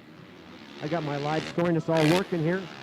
And oh my gosh, what a shocker. Sebastian Tortelli is out there. He's leading this thing. And ladies and gentlemen, I suggest that you come trackside and watch this man, Sebastian Tortelli, school these kids on how to ride a motorcycle. Sebastian Tortelli, a past world champion, national champion, a guy, he's won Supercrosses, he's won a little bit. I was there in Las Vegas when he won his first Supercross, except that's not him.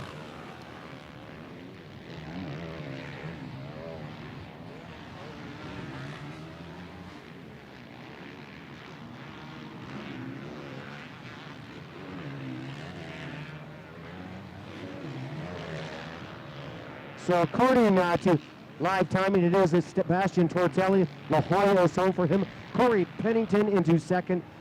Damian Preston Joy into third. Ricky Diaz fourth, Sean Hillian fifth. Good for you, Sean. Bryce Huffman into sixth, Brian Burns seventh, Stephen Hembry into eighth, Brandon Questapace into ninth, and AJ Lee into that 10th spot. Good job, dude.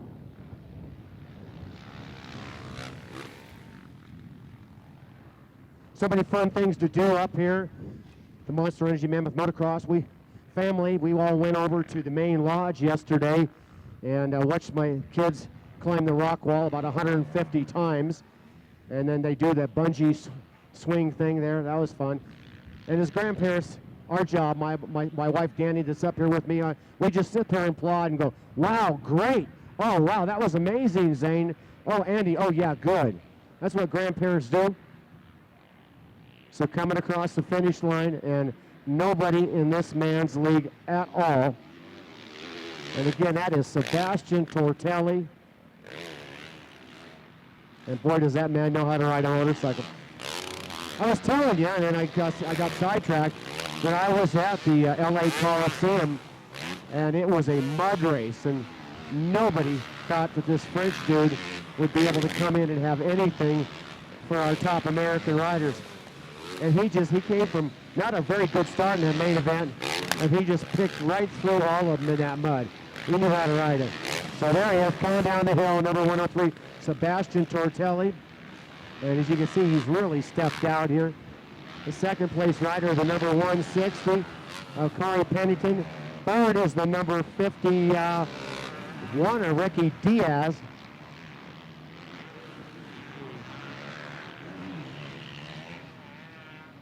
Tortelli showing the other youngsters how to ride a motorcycle. Says here, Sebastian is 37 years of age, so wow. Had a real storied career. Now Sebastian helps work with, train, school a lot of riders, and continues to contribute to the sport of motocross.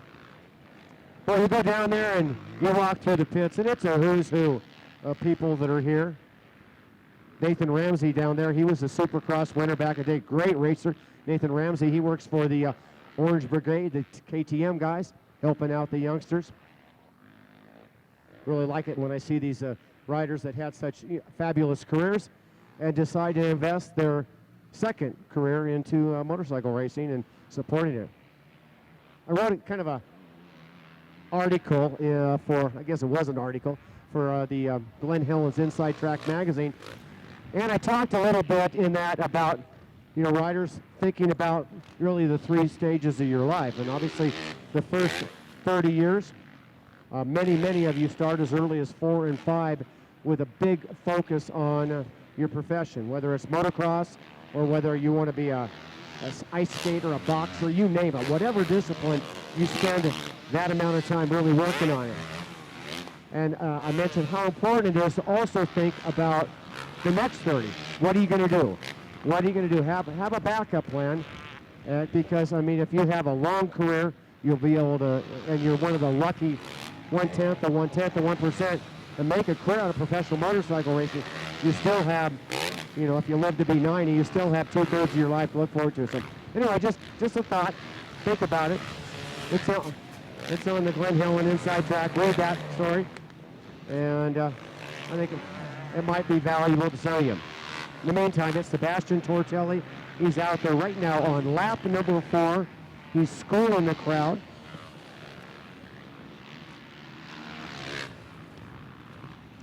Got about 12-second margin there. Corey Pennington into second. Ricky Diaz third. Sean Hillian, good on you, buddy, riding in fourth. Bryce Huffman in fifth. Brian Burns in sixth. Damian Preston Joy into seventh. Mark Samuels eighth. Stephen Hembry into ninth. And 10th is Coleman Smith. Wow.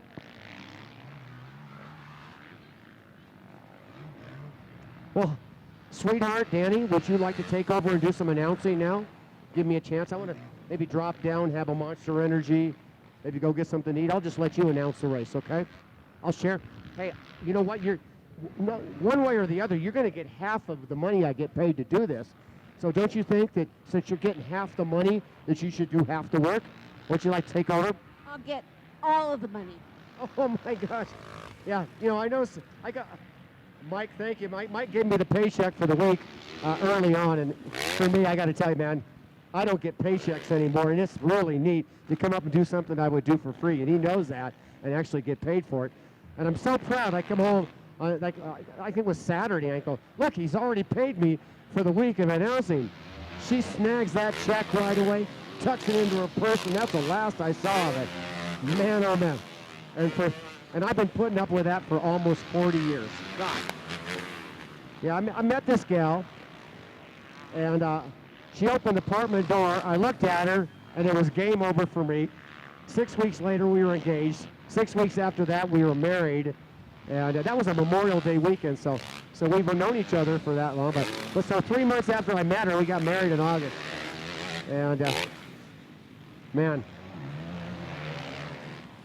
I only regretted it the first a couple of times. I regretted it when we, right after we got married, all of a sudden I got these dental bills from her mother that worked at the dental office. I got all the bills for the wedding dress and all. I'm going, what the heck did I buy myself into? And then she quit work. She had a good paying job. And she said, no, I'm not gonna, I'm not gonna be letting our daughter, just be without, how, what do you call that? A babysitter. Jeez, I was going to call her a housekeeper. I'm okay. Hey, Zane, welcome. Nice to have you here. Say hi to everybody, Zane. Hi. Zane, that's my grandson up here joining me. I like that. That's cool. You brought me up a power cord. I appreciate that, too. Put that over there, Blondie. So we are in lap number 5 right now, lap number 5. And the Sebastian Tortelli, the Frenchman, schooling everybody on how to ride a motorcycle. He's like 17 seconds out. Ricky Diaz in second. Sean Hillian. Wow, good. Good. Mama and Daddy Hillian, I'll bet they're happy. And he's moving up to third. Corey Pennington fourth. Bryce Huffman into fifth. Brian Burns into sixth. Damian Preston Joy into seventh. Mark Samuels eighth. We are now working lap number 6 already. So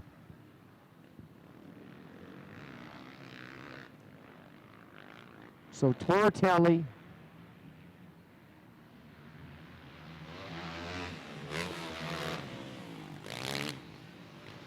coming up the hill, coming up the top of the hill. He's working lap number 6. This is a 7-lapper. It's a moto format for our 25 plus A, B, and C. So Zane, did you hear me talk about you? Yeah, I mentioned Zane. I said, yeah, watching him go up the rock wall about 100 times. That was cool, man.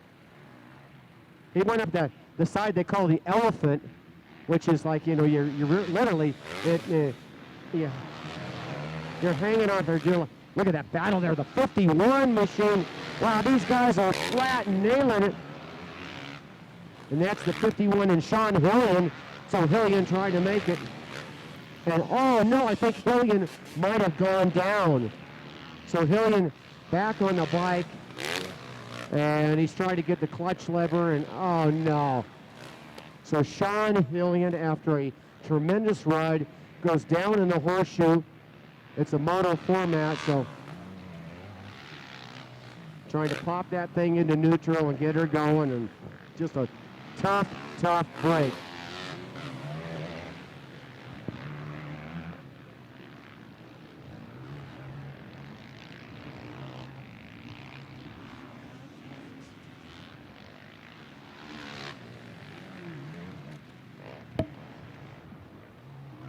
Well, how quickly things can go wrong. And Sean Hillian just found out there. He's going to limp around the racetrack and bring it home.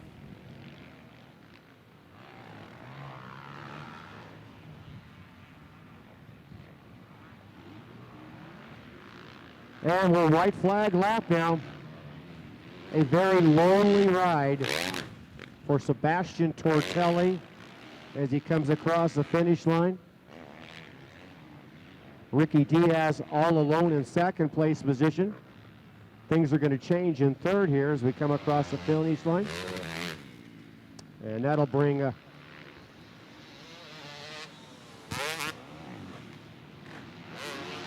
so Bryce Huffman now moves up into position number 4. Make that 3. So here's your top 10, if you will, as they head out on this final lap for the 25 plus A, B, and C. It's Sebastian Tortelli with a half a mile lead running up front. Ricky Diaz into second. Bryce Huffman third. Corey Pennington fourth. Brian Burns into fifth. Preston Damian Joy into sixth. Mark Samuels into seventh. Looks like Coleman Smith into eighth. Michael Carter into ninth. And Stephen Hembry into 10th.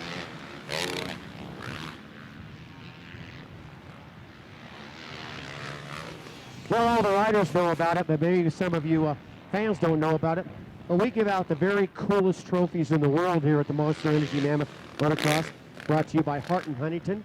They're bears, and the first place guy gets about a 2-foot tall all-wood bear made by people in Ruidoso, New Mexico.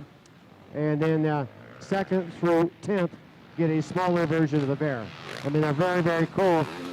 And everybody that's coming up here, especially the riders that are running in multiple classes, they are on a bear hunt. And they're trying to collect that coveted award.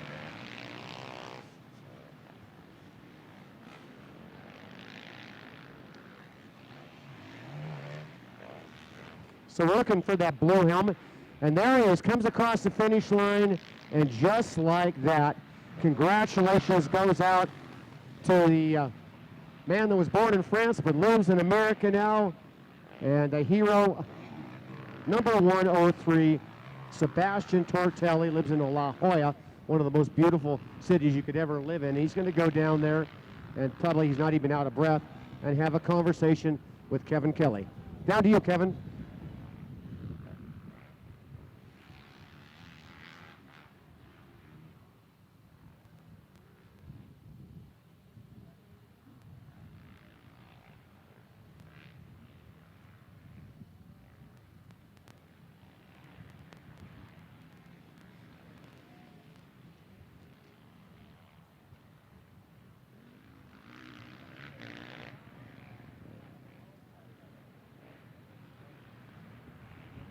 Hey, Tom, we've got our winner, the number 103 of Sebastian Tortelli. I was like, man, you keep doing this, man. You might make something out of your motocross career here. We'll put that over your head there. Sebastian, you having a good time out there?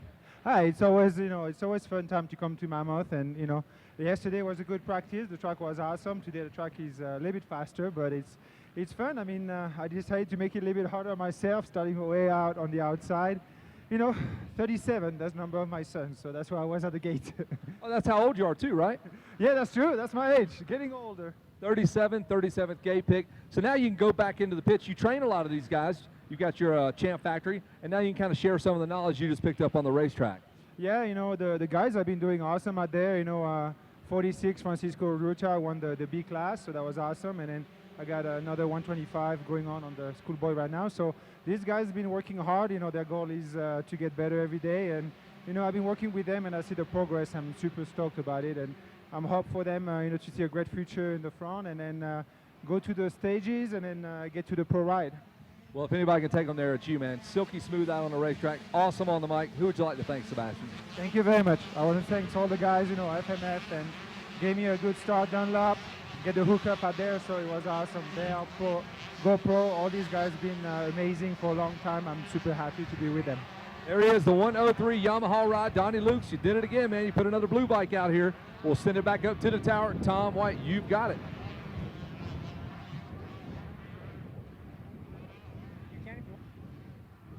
Hey, Tom, real quick, we're going to handle our hole shot award here. The Lucas Oil hole shot. So cool these guys to do this. $50 check to every single hole shot of every single race, every single day. LCQ, heat race, the finals, it does not matter, man. We got the number 160. Mr. Pennington's going to come up here, collect his $50. I don't blame you, man. I don't blame you at all.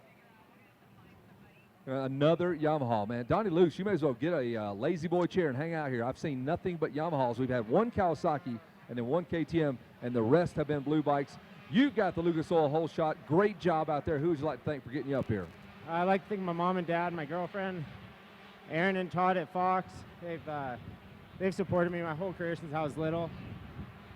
Pro Circuit 180 decals, Spy, yeah, just all my friends, Dunlop, and Mammoth for putting this on, and Lucas Oil for this $50.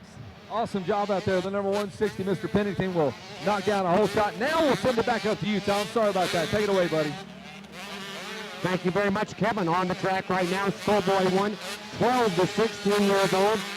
You can hear it. Those are 125 two-strokes, and that hole shot was snagged by the 33 of Derek Drake. So Derek Drake gets the hole shot, the number 910 bike of Carson Brown. Boy, we're used to hearing that number up here. Carson Brown, one of the Brown brothers boys, in that second place position. The 63 machine and racing down the hill. The 63 bike moves forward, and that's Pierce Brown. So we got two Brown brothers. The 55 bike goes into third, and that's Austin Black from Portland, Oregon. So we've got Washington, Oregon riders in that second through fourth position. Schoolboy 1.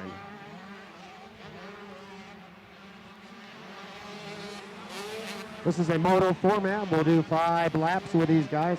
So 5 lap moto format. And an absolute perfect day here. This is the 7th day of our event here.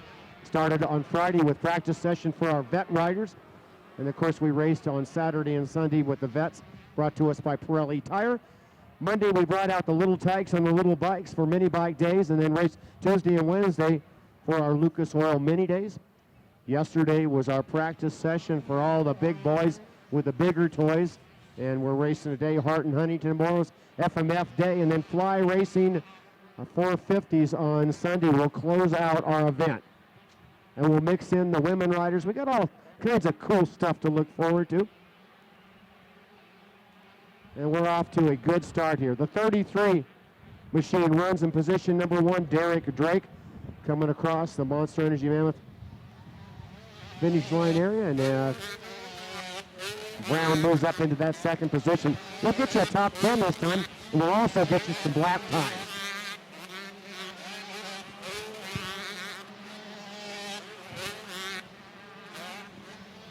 So Derek Drake, the best lap so far, actually Pierce Brown turns in the fast lap, and that's a 2:04.118. Right now he's about a second and a half behind your leader, Derek Drake. Carson Brown into third, Austin Black into fourth, Justin Thompson.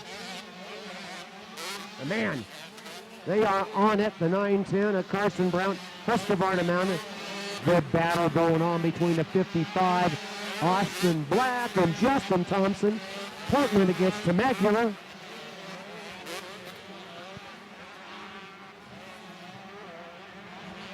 Rubbin's racing, baby. Give me some rubbin out there. This is fun. This is a moto of Schoolboy 1, 12 to 16 years of age here. And look, I got an 11-year-old out there. That 11-year-old says Chase Taylor. I don't know if he's maybe had a birthday since then or whatever. I'm sure it's a typo. It says Justin Miller here, 4 years old. I happen to know better. I'm not so sure. As much as I love watching the bikes, the best riders, for me, the favorite days, Tuesday and Wednesday, watching, the younger riders. I mean, we had them as young as like 5 years of age out there on the track, and it's just awesome. They're fun to watch. The dads are fun to watch, and the hot moms are fun to watch too. Oh, I shouldn't have said that. My wife's up here in the tower. She just reached over and slapped me. Wow. Sorry, honey. I was just looking at the menu, but, I eat dinner at home. Don't worry. So battle shaping up to be a good one of those front runners there. Pierce Brown comes across the mark about the same gap as the lap before there. We're working lap number 4 right now, so hey, there's not a lot of time. Not a lot of time to change the outcome. And we'll watch them as we drop down the mountain. And there it is, the 33 bike. And wow, hang it in. So the 33 and the 63. This is Derek Drake and the 63, Pierce Brown. Brown's from Sandy, Utah. Having a good race there. The 55 of Austin Black trying to get up and get by Justin Thompson.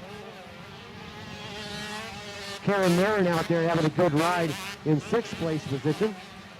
He's from Huntington Beach, California. I was raised in Huntington Beach, California. Before I got into motorcycling, I actually was a surfer dude. Used to pick on my brother, but once I got into motorcycling, I was hooked. And I actually raced as a professional back in my 20s. Back then, when I started riding dirt bikes, really motocross was just coming up. It really wasn't big. That was back in 1967. So if you wanted to be something in motorcycle racing, you'd go the flat track route. And that's the route I did, and earned a national number and had a lot of fun racing with some of the household names back in the day. Kenny Roberts, Mert Lawwell, Gene Romero, guys like that. It was a lot of fun. Really enjoyed it. Glad I did it. Still love flat track racing, but for myself as a competitor, I'm 67 now. I ride motocross pretty much 40 Saturdays a year out at REM on modern bikes. That's what I like to do. And the white flag is out, so we are on the final lap. Enough about me. Let's talk about these guys. So the white flag is out as we watch Derek Drake. He still has about a 2-second margin over Pierce Brown. Carson Brown into 3rd. Justin Thompson 4th. Austin Black up to 5th. Karen Nair into 6th. Connor Millix into 7th. Jesse Flock into 8th. Aiden Tiero into 9th. Ezra Lewis into 10th.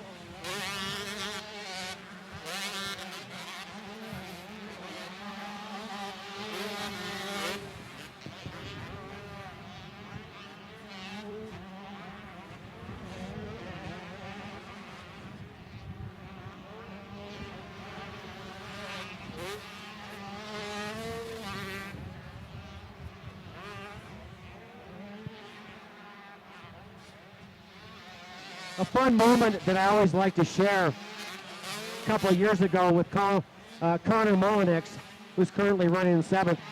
We were on the podium, and because my eyesight's not so good, and by the time, trust me, when there's only 2 announcers like today, at the end of the day, we are all burnt toast. And I called him up, and I think I said something like Chase Mullenix or whatever. And he looked over at me and says, "No, it's Connor." And I know the kid because I've seen him come up at REM. And I said, "Oh, man, what did I call you?" He goes, "Yeah, you called me the wrong name, old man." Just totally threw me out under the bus on the podium. And then he backed over me. I deserved it. It was a fun moment there. But it's I guess I'm apologizing in advance already, because by the time you get to the end of the day, you get on that podium, you're trying to read the fine print. The wind's blowing 100 miles an hour. And it's real easy to mispronounce, say the wrong thing, blah, blah, blah. So anyway, checkered flag is out now. Congratulations. It's going to be Derek Drake taking the win. Pierce Brown will finish in that 2nd position, just about 2.5 seconds behind. Carson Brown into 3rd. And with that, Kevin Kelly, take it over, bro. Thanks a lot, Donnie. Man, the folks in orange, when they come to a race, they come in droves. Derek Drake has a whole crew of folks behind him. He's got the red plate, means he was the King of the West, which is really cool. Check into that if you haven't even heard about it. Fantastic ride on the 125, Derek Drake. I was just asking Myron, man, I didn't know how long he'd had the Red Bull helmet. That's a cool little addition to the program. Red Bull facilitating those dreams. And there it is, the Lucas Oil hole shot and the moto win. Folks, let him hear it, the number 33 of Derek Drake. That is a legit class right there. When Pierce Brown's on you like that and you stand up and you take the win, it's got to mean something to you, huh? Yeah, it definitely does. I was fortunate enough to get the King of the West and pick number 12 or 11. I hooked right up and took off, and Pierce was running really good. I tried to shift up more than my first 3 laps, because those were my worst laps, and I just started shifting up, and it ended up good. It's a work of art to watch you guys ride a 125 on this racetrack, because it's all about momentum, so you kind of got to ride the bowls. Do you ride a little differently than you might a 250F? Well, I haven't really rode a 250F yet, but yeah, you definitely ride them different. You just got to, I don't know, you keep it on while you're wide open around 90% of the track, and it's pretty cool. That's awesome. Well, guess what? All that hard work, you net that, And who would you like to thank for helping you get the moto win? My mom and dad, my mechanic T2, Ryan from 2X, Red Bull, Troy Designs, KTM, GoPro, Dunlop, Spy, Alpine Star, Adidas, WP Suspension, FMF. Thank you. Great work. Let him hear one more time. Number 33, Derek Drake, hole shot moto winner. And he gets the award for biggest posse of the day. This guy's rolling deep. There's at least 30 people down here on the podium. And it's not because of me. Pierce Brown finished a close second. I love the look of these guys' face, Tom. Pierce Brown is not the least bit amused with finishing second. These kids are so competitive. Tom, I know you got something happening up there. Let's take it away, buddy.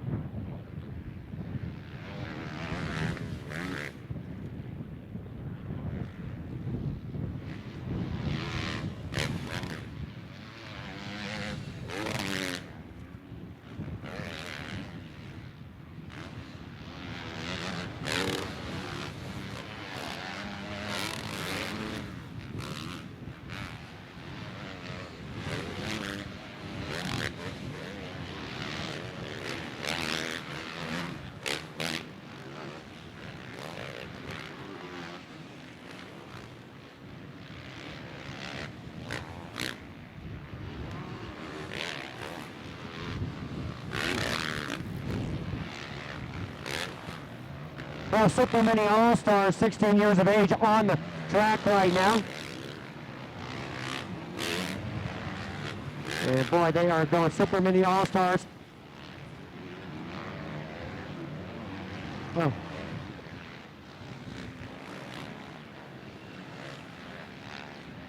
Let me correct myself there. On the track right now, this is open practice, so an open practice session. And there'll be our pros, they'll be out later here. Super Mini All-Stars will stack the gate, they'll be up next.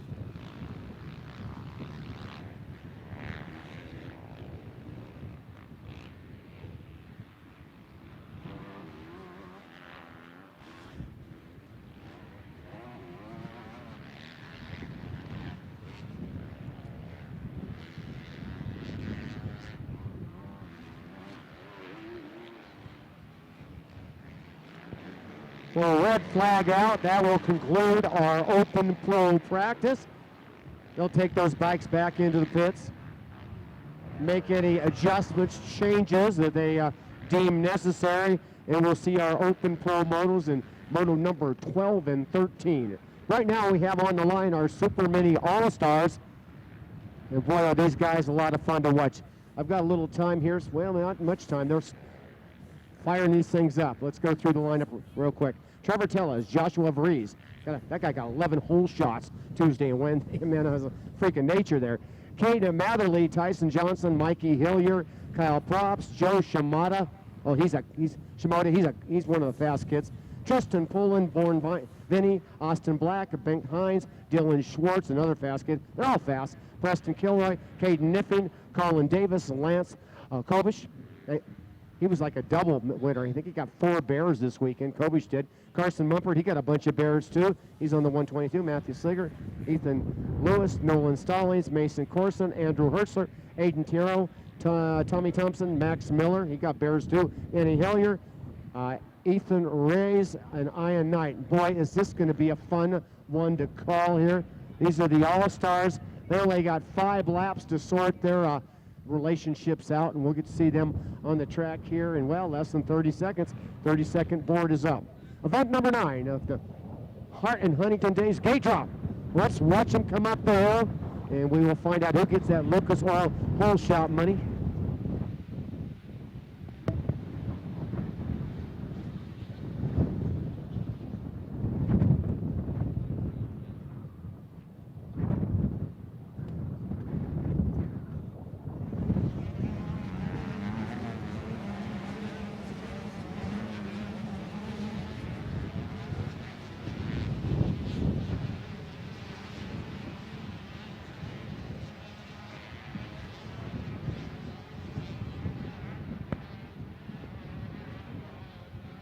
Quick with that trigger. Max Miller grabs that hole shot.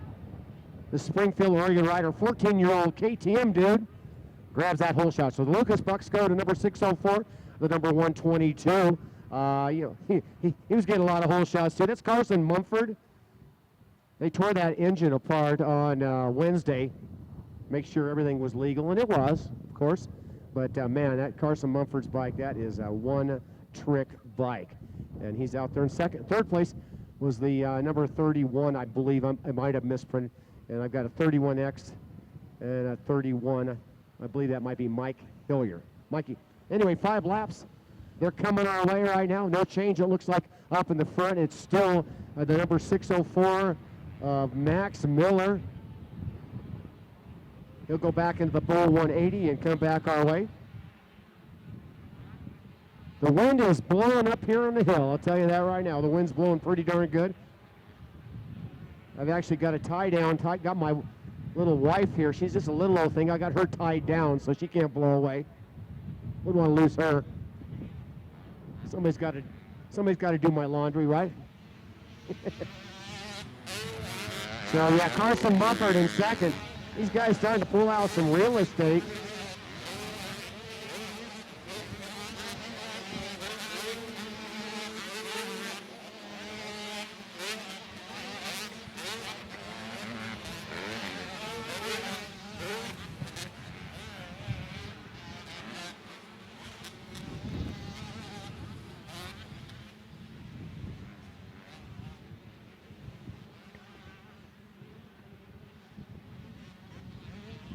So already working the lap. Max Miller running up front there. He's got about a 1.5 seconds lead over Carson Mumford. Tyson Johnson came across the tape in third. Lauren Benny in fourth. Aiden Tierro in fifth. Justin Vries in sixth. Preston Kilroy into seventh. Mason Corson in eighth. Cade Matherly in the ninth. And Caden Niffing in that 10th position. Working lap number 2 already. And Max Miller just snagging that hole shot. Yeah, Max was taking his share of the bears. The mini bike days, there's 2 days of racing. You do the first day and the second day, same group of riders, same classes, all different awards for both days. And then what we do is we tally up the points for the 2 days. and then reward the overalls, which is fun to do. So if you're in 2 classes and you have the potential of coming out of there with 4 bears, so pretty cool, man. And those bears, they're something else.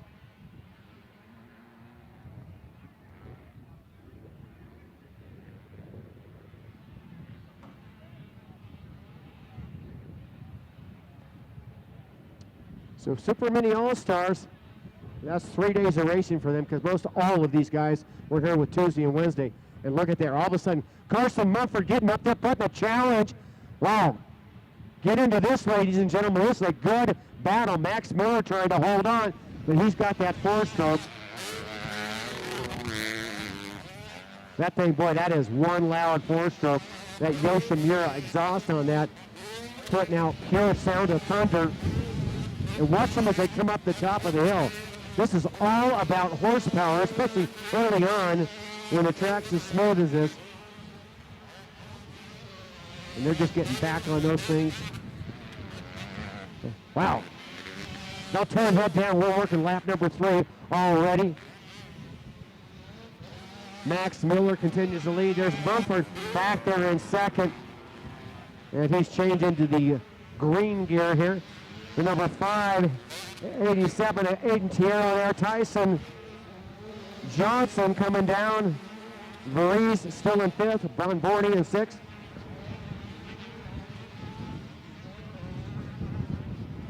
And they are pinning it to win it, babe. Back in the back section, no man's land. Like I said, we changed the course here. That was our buddy Dawson Kirchner of Cutting Edge Racetrack Designs. He come back and made significant changes. We put in a wall jump back there. We put 5 rolling whoops. We changed the finish line, so we have kind of 2 alternate lines. High Biden Hansen is kind of the normal one, but you can cut underneath and cut the guy off. That works kind of cool. And then as we come up the Monster Energy mountain here, we made it so there's 2 distinct lines, one on the inside, one on the outside. And it's really worked well so far through our first 4 days of racing.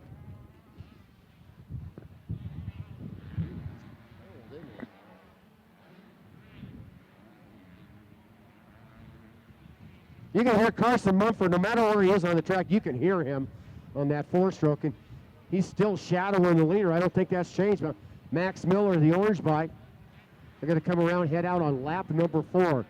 So Mumford, it's time to go. You're running out of time there, dude. Carson Mumford from Simi Valley, California. And he's got a list of sponsors here, and pretty much all wrong on the list of sponsors on the sheet here. So I guess maybe we need to update that a little bit. Now, wow, it's getting close. What is that, 2 bike lanes separated? Mumford going to go to that inside line.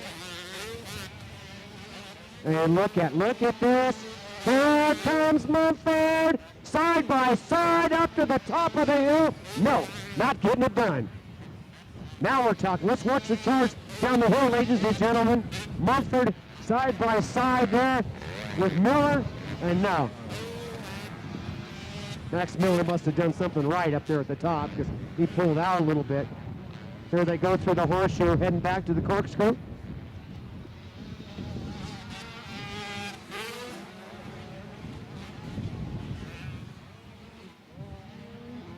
Lap number 4 of this 5-lapper. And this is a moto, by the way. Super Mini All-Stars. Moto. For those of you just arriving out here today, we'd like to welcome you. Certainly glad that you chose to come out and spend your Friday with us here at the Monster Energy Mammoth Motocross. Brought to you by Hart and Huntington today. I'd like you to stop by and go by Vendor Row, man. We got a lot. We got full group of vendors down there. They'd love to show you their wares. We'd also like you to stop by the official Monster Energy Mammoth Apparel Shop and pick up one of the T-shirts in multicolors, all sizes for all the family. Sweatshirts, you might need that sweatshirt if this wind keeps coming up.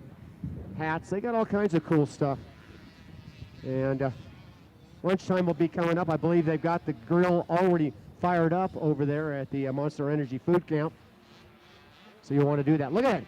For the finish line, white flag's going to come out. and Mumford right there. And wow, he could have gone that inside line and tried to cut him off. Didn't do that. So watch it. Mumford down on the bottom side. Miller up on the high side. They'll come in. This is the Talladega, we call it, down to the very bottom of the hill, and this is the drag race. Miller trying to do everything perfect so that four-stroke doesn't get a wheel on him. And again, you can see coming down the bottom, Carson Mumford. Watch the drag race. Here comes Carson Mumford one more time. And it looks like these bikes are just about totally even, excuse me, not evil, even as they head up the hill.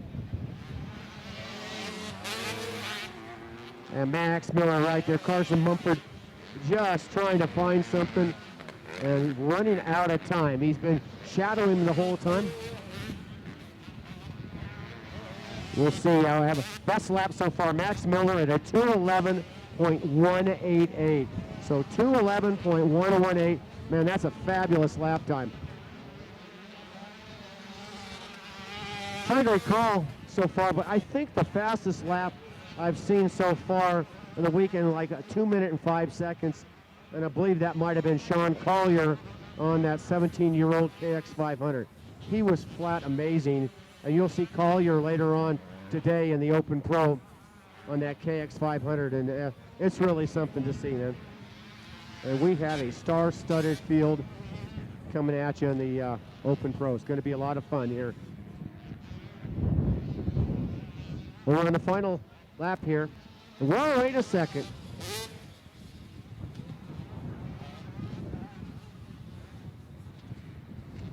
Way, Carson Mumford, you did something right, buddy.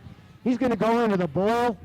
The bowl 180 come back at us, and Carson Mumford, he got by Max Miller. I think Max Miller must have made some kind of a mistake. I believe that's him in second. And we're going to bring across the finish line. And checkered flag goes to Max Miller, taking it on the last half of the lap. And they're racing right to the finish line. Looks like that might have changed. Miller's going to finish, I do believe, in third position. So, wow. Man, you got to race to the end. Got to race to the checkered flag. And Carson Mumford taking the win. Down to you, Kevin Kelly.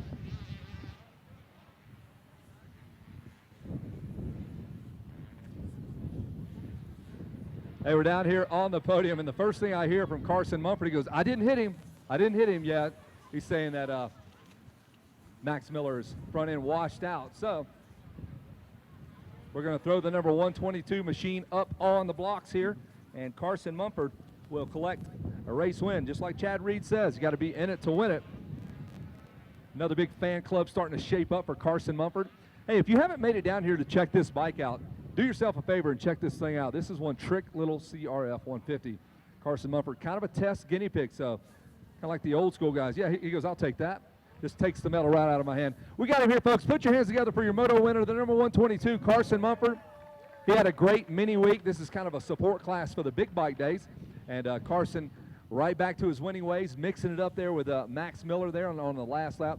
Max's front end washes out, as you said.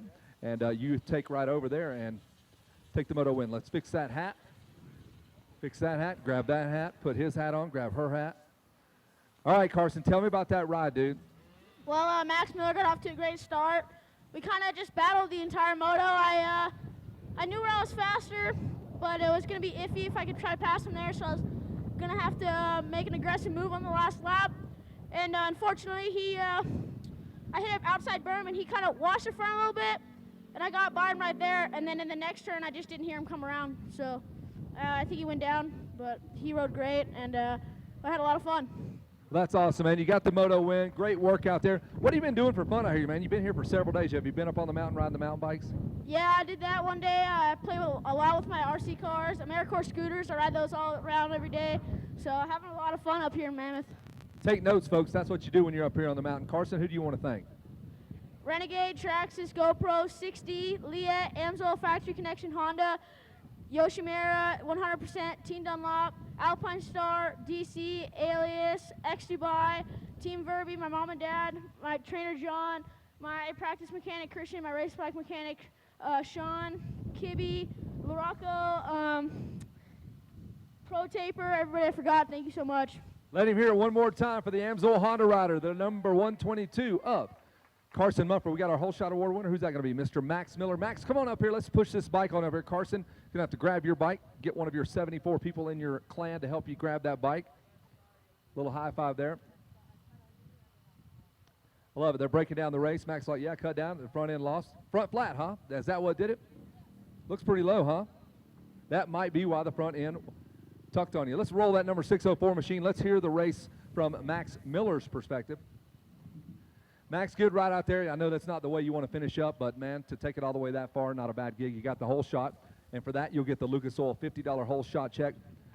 Tell me about that ride. Looks like, did you just look down and see the flat tire as well? Yeah, I was going, and I got the whole shot, which is I didn't get any all week. I just got some heat race once, so I was pretty pumped on that, and then I just tried to stay smooth.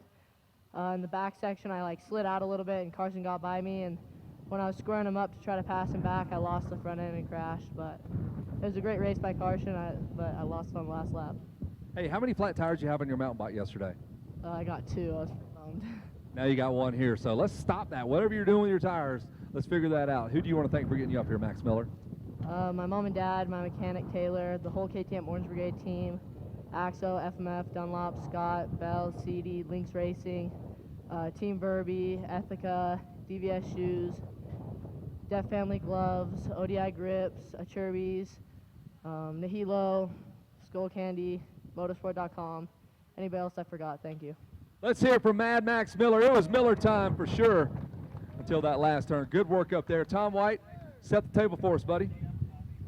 Okay, on the line we've got our Open C. This is a LCQ / consolation event. And boy, they're only going to take 4, man.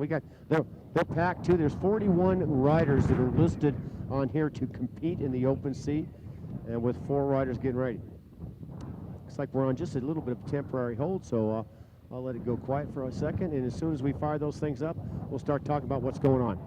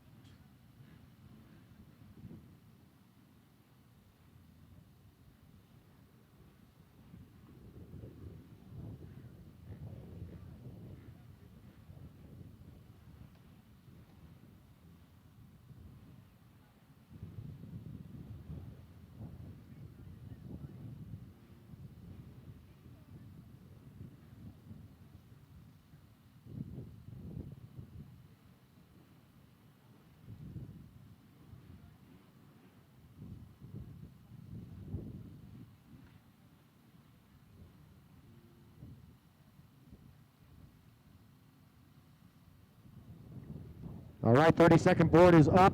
We're about ready to blast off here. Open C, only 4 riders transfer here. Once again, we'll do the whole shot here, and I'm going to move my bride out of the way here. Just right there. Good. Thank you, Danny. Cool.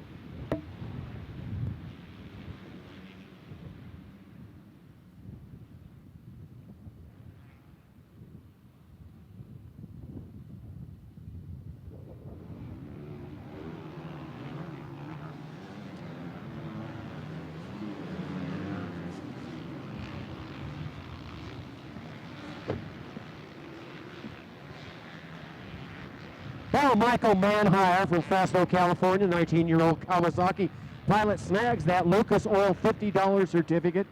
Have I mentioned that Lucas, as our sponsor for this event, is putting up nearly $20,000 in product certificates?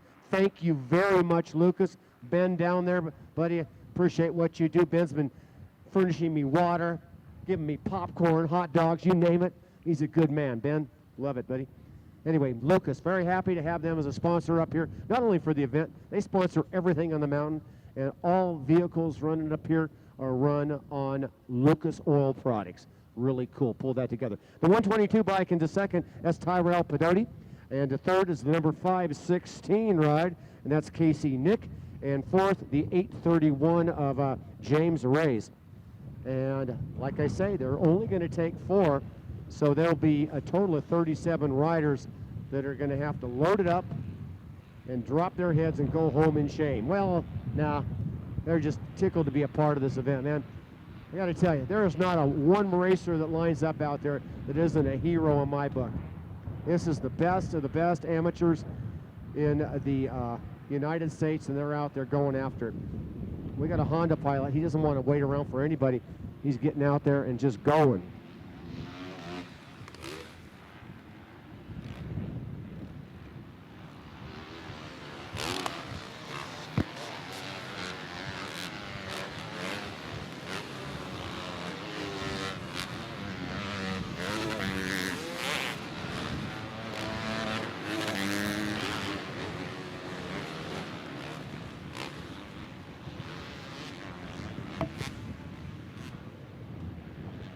So we'll keep track of these guys. They're going to go out there. They're only doing 5 laps on this LCQ/consolation event.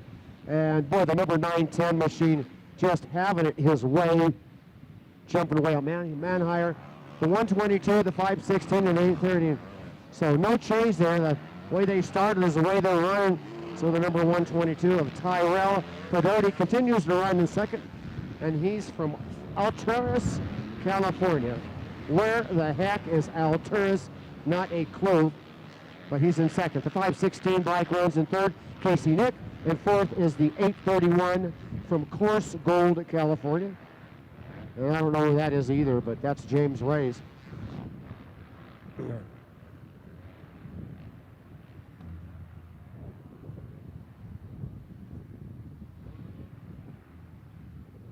A little breezy up here on the hill, but boy, the weather is just about perfect. A great place to watch the event here, brought to you by Hart and Huntington. I'd like to say hi to our friends at Fly Racing. Fly Racing, they'll be their day coming up on Sunday. And tomorrow's FMF day. Boy, Little D in town here. The Little D will be up here checking on everything.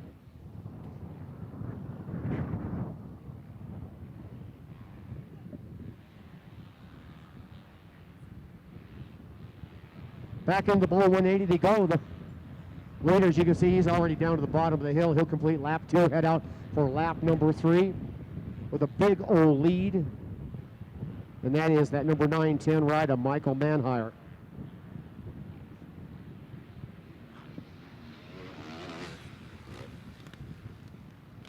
GoPro, by the way, the official camera of the Monster Energy Mammoth Motocross. Stop by their booth. That's really cool, man. They got a TV screen showing the kind of quality video you can actually get out of your GoPro. Be a hero. Racer X magazine on site. And a nice big supporter here.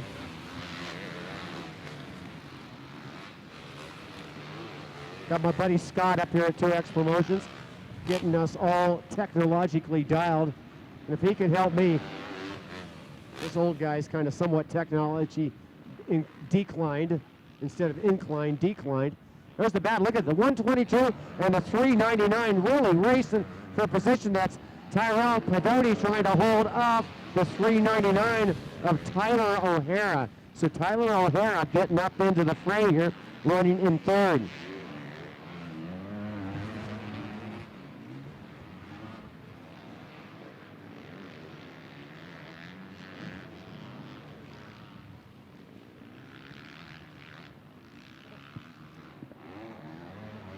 We're on lap number 3, Open Sea Consolation. Event number 10 in your program.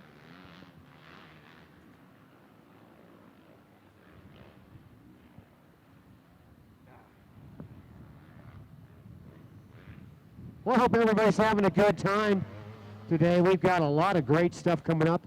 This is event number 10. We're going to bring out our Open Pros here of Division 12 and 13. Right now we're on the line. We've got the Open B Last Chance Qualifier. We'll have those guys out. They get to do just 5 laps. Wow, just 5 laps. We'll take 8 of those guys into the final.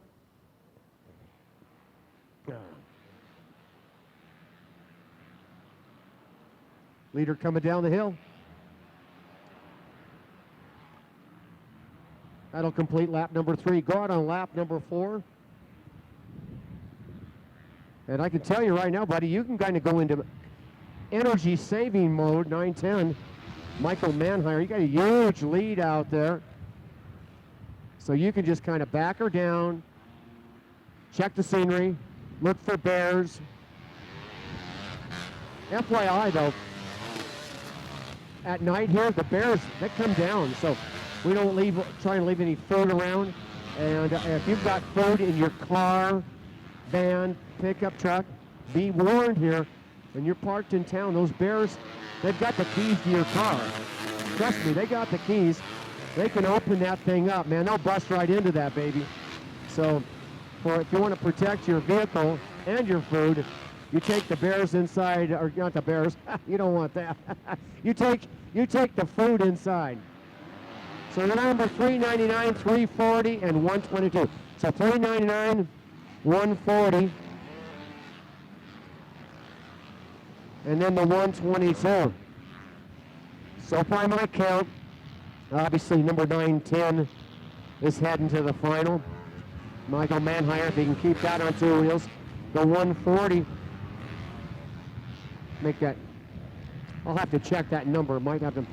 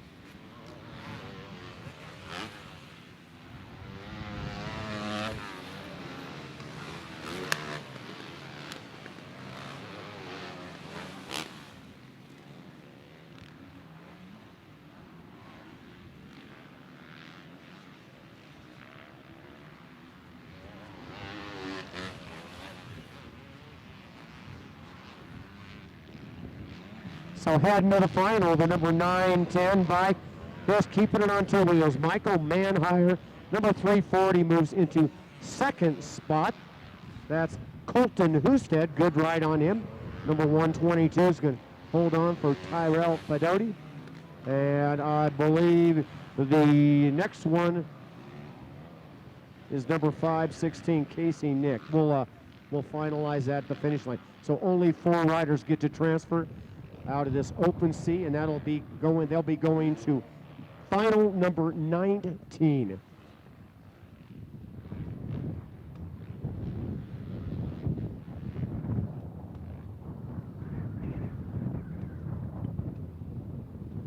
Well, race number 11, this is your open B consolation. They're on the line here. They're getting ready to go. They're warming up. They'll be right out on the track right away. We're moving really well through this program. And we're going to bring her home here. So Michael Manhire, all he's got to do is keep it on 2 wheels around the turn. He'll come to the checkered flag, and he will be your winner of the Open C Consolation 1. Now to you, Kevin, anytime you're ready. We're working up here, buddy.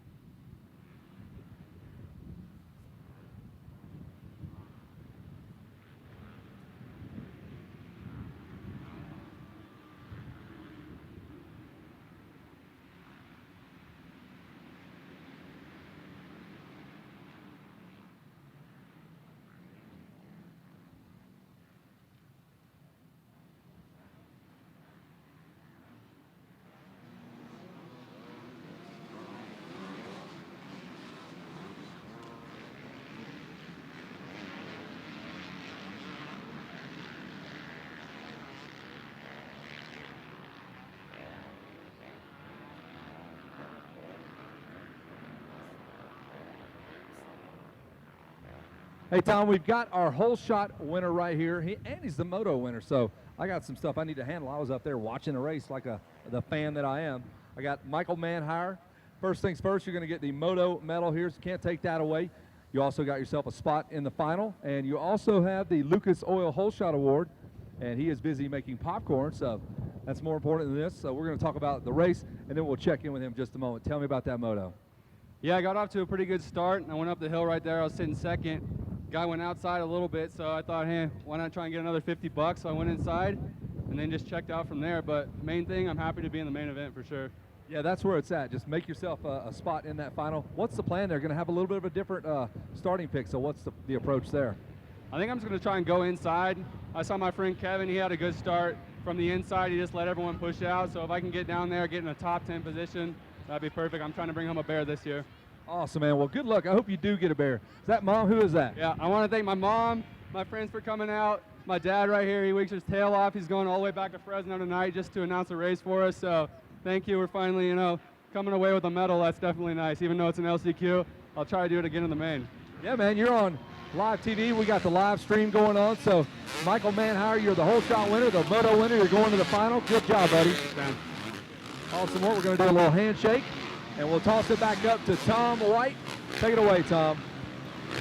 All right, Kevin Kelly, thank you, thank you, thank you. Number 521, grabbing the whole shot here, the Lucas Bucks. Joey Pappas from Eagle Point, Oregon. He'll go home at least with $50 worth of oil. I don't know if he's going to come out with anything in the final. He's got to get there the hard way. This is the Open B Consolation Rider. Make that 521. Joey Pappas with the lead as he comes down the hill. They're battling all through the pack here, man, side by side. This downhill is starting to develop that complexion we're so well known for, and that is a rough one, pal.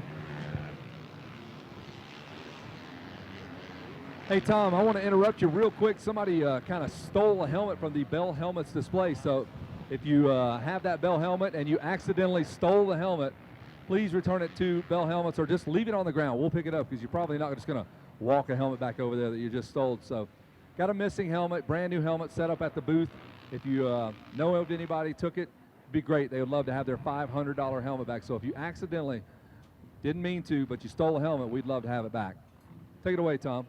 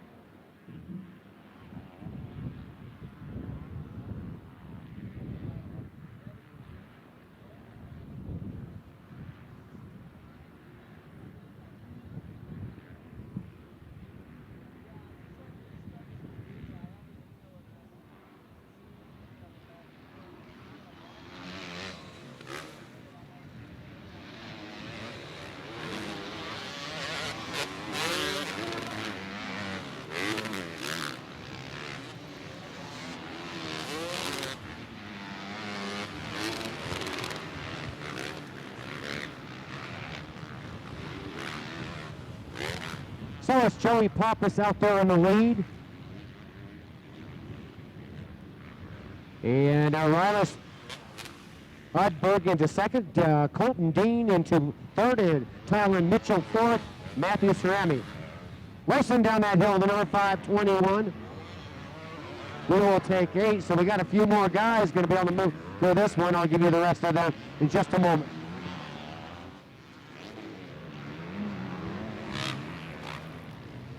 Already working lap number 3, only a 5-lapper for these guys, so man, time to go. So so far, John Ruggiero into 8th, Jarrett Megla 7th, Mason Olson into 6th, Matthew Cerami into 5th, Talon Mitchell 4th, Colton Dean into 3rd, Ryas Udberg into 2nd, Joey Pappas continuing to lead the way. Wow, we're having an amazing day out here. 5th day of racing, as I mentioned here. We are running today. We got a bunch of fun stuff that's going on. We're riding open open class riders, B and C division. We got Schoolboy 2, which means they're on basically 250Fs. We have the plus 25-year-old A, B, and C, and Sebastian Tortelli came out and schooled those guys on that one. Schoolboy 1, that's basically for the like 125 two-strokes, a lot of fun. And then Super Mini All-Stars, a lot of the same kids we saw in the Super Minis racing Tuesday and Wednesday. They're on basically 112cc two-strokes, 19-inch front wheels, 18-inch rear. So pros will be coming up next. So now is a good time, ladies and gentlemen, if you haven't already gone over, got your Monster Energy to drink or visited the grill, got something, and find a good place to sit and watch these amazing racers as we bring out two divisions of Open Pros, race 12 and 13 in just moments.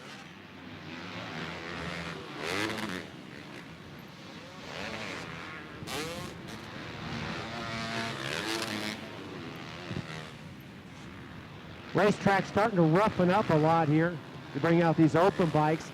They have a tendency to chew up the terra firma.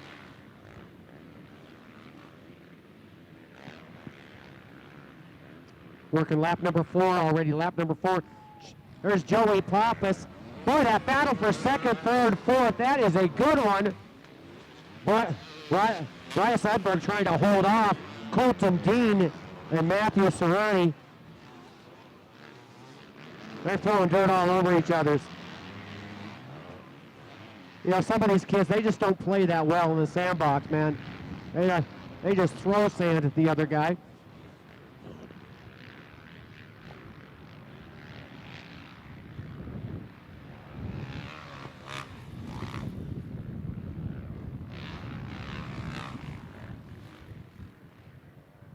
I'd like to reach out and say hello. My daughter Kristen Anderson is here, and her husband John Anderson.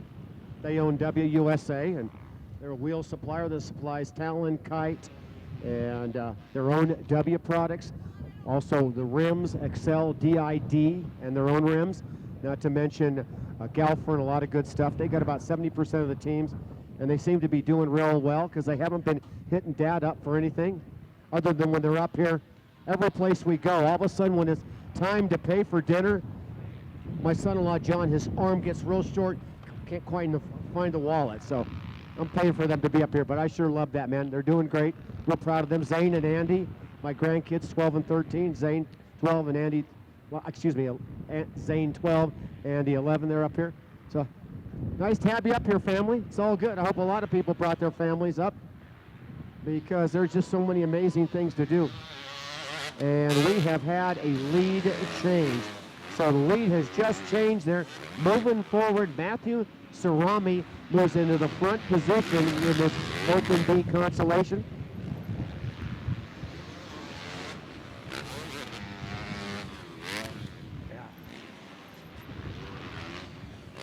Getting our money's worth. A lot of great racing going on.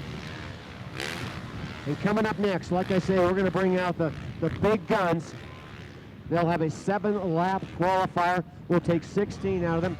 And it's number 140 down the hill. Matthew Cerrone having a good ride. Joey Pappas led the way, but he's now in second. Rias Udberg into third. Colton Dean fourth. Mason Olson in the fifth. Jake Ruggiero in the sixth. Jarrett Megla in the seventh. And Michael Single in that final transfer position. Just trying to hold it to the end.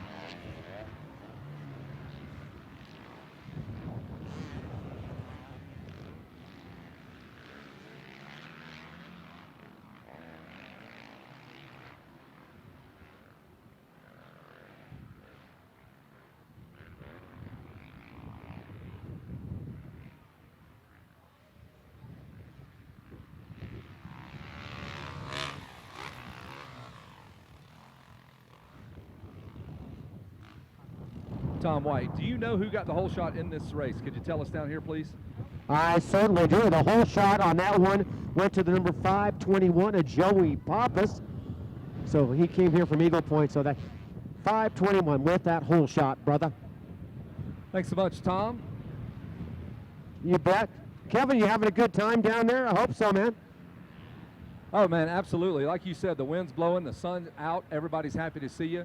Lots of new faces on the podium. We had mini days for a couple of days, and it seems like one brand seemed to dominate that. But I'm telling you what, this morning it's been blue motorcycles. First 5 out of 6 main events were blue motorcycles. So Donnie Luce was busy down here. So it's just interesting how the days play out. Well, can't beat that. Well, buddy, I'm going to hand it down to you right now because it looks like we just finished our Open B consolation race, and the winner coming to you. That's Matthew Cerami. Take it over, brother, anytime you're ready, Kevin Kelly. You got it. We're going to let these guys work their way to the podium. The white and blue two-stroke there, the number 140 machine, rolling up to the top step there if we had them. Matthew Cerami is going to get the bike situated, get the high five handled, got the Fast House gear looking fresh. I really love that whole look, man. Fast House has it really dialed in. So they're getting their high fives out of the way. Breaking down the race. All right, we're going to slide over here, grab a medal, and talk to Matthew Cerami.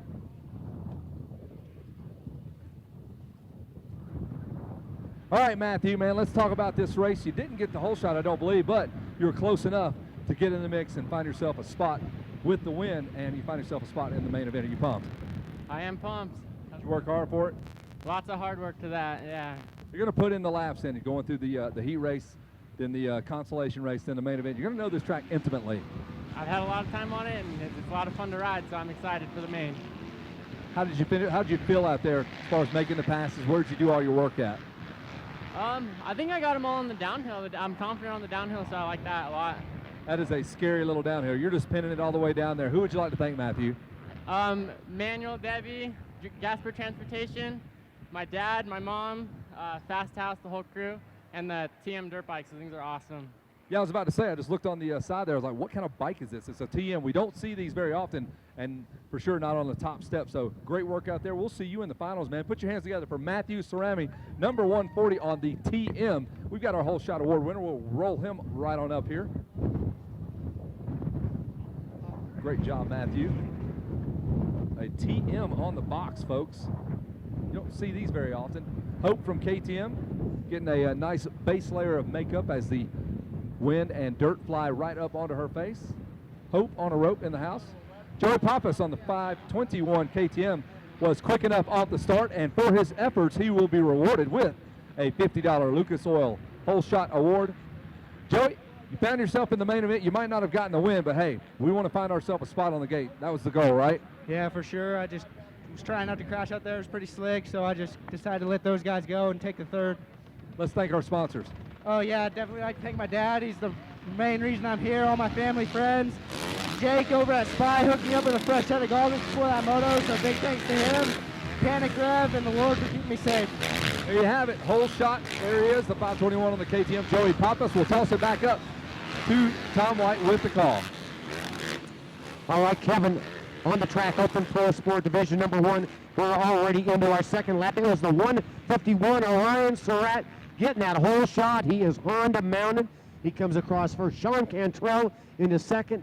Matthew Malin into third. Scott Champion fourth. Eric Swan in fifth. Cameron Mikado into sixth. Tyler Entiknap into seventh. Nicholas Rowland into eighth. Jovan Polgar into ninth. And Nozuma Yashihara into 10th. The Japanese rider, he was out there.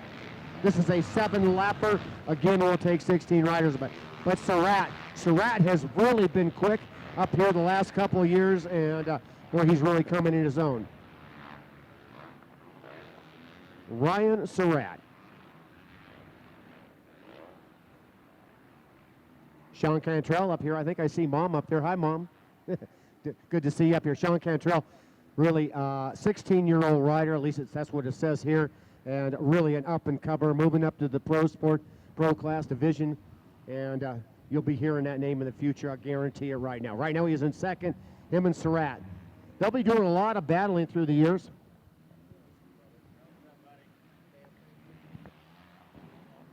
Scott, 2X Promotions, I want to thank you so much. You've got my computer working up here, and boy, does that make it easy. We'll look for some lap times this time around, but the gap as they came across the tape for lap number 1 of just over a second, the margin. So good stuff there, brother. There they go across the finish line. A little scrub whip there by Ryan Surratt as he leads the parade. Good battle, 3rd place, check it out. Getting in there, he wants to play. It's Matthew Malin. They'll turn down at the bottom, head up to the top. Here we are already working lap number 3. Things move fast when you have the hot dogs on the track, and this is the best we got, ladies and gentlemen. So if you're just arriving now, you picked a great time to show up. This is a qualifier for Open Pro Sport, and it's Ryan Surratt, Sean Cantrell into second, the 57 of Braylon in third. Number 16 follows. Interesting, I saw a 16 on the plate, but that doesn't agree with the numbers. I've got Scott Champion into 4th, Cameron Mikado into 5th, Eric Strawn. By the way, he had a really good run out here in the 30 Pro on Saturday and Sunday. A lot of fun to watch this guy ride. Tyler into that 7th, Nicholas Rolando 8th, Jovan Pugger.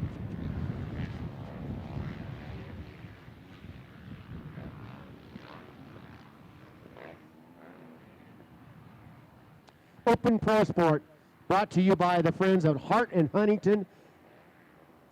The first day of the big racing, a lot to look forward to. We'll see a lot of these Open Pros. They'll be on 250 Pros tomorrow. That's FMF Day. That's kind of one of my favorite days. Seems like we've just got so much going on Saturday, and then want to let you know Saturday night we got a big old party in the Village, and we'll be talking about that quite a bit. A big old party. You'll want to join us, I believe, in the Village for that one on Saturday night. And then we'll end it up Sunday with Fly Racing Days. What are you looking for, Wendy?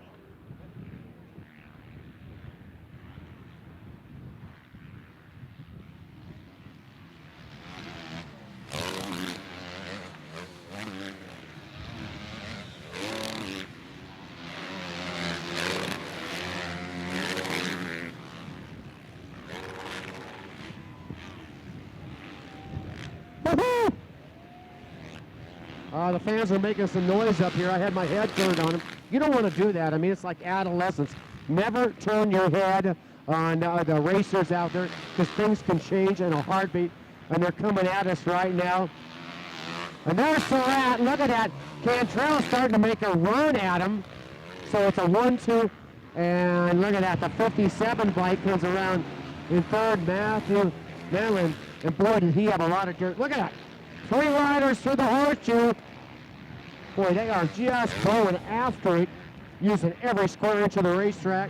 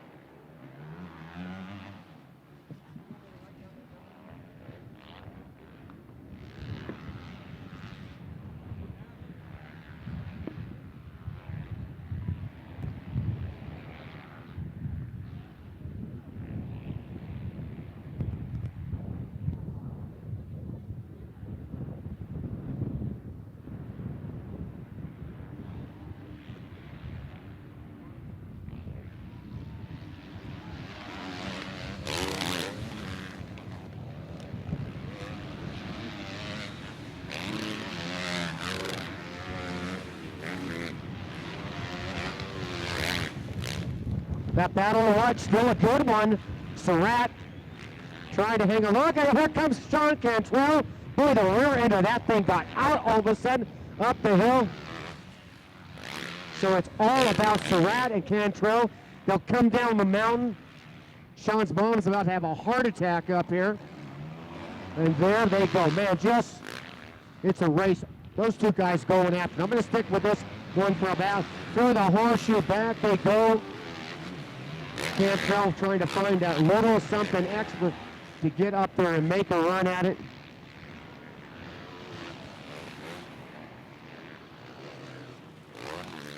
Cantrell still right there, taking totally different lines that go back into no man's land. And that's where they'll get in there. They'll have that big face jump to run into.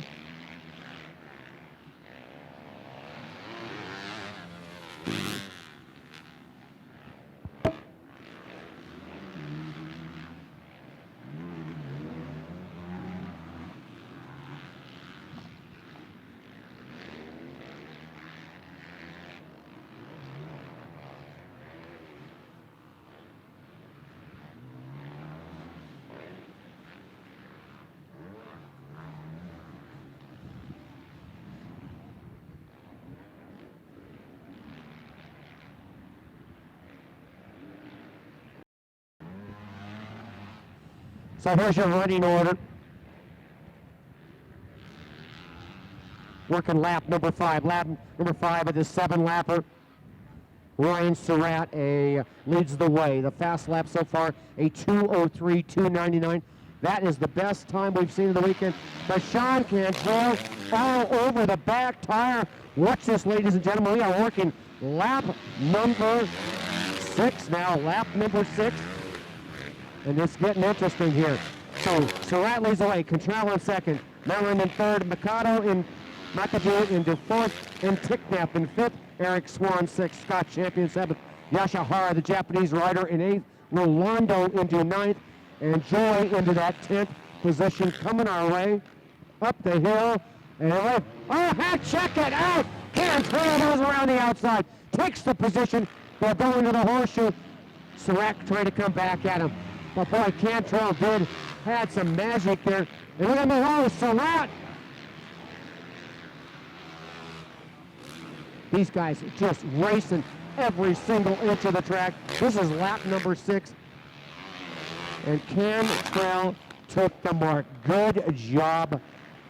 Just found something extra and took over the position.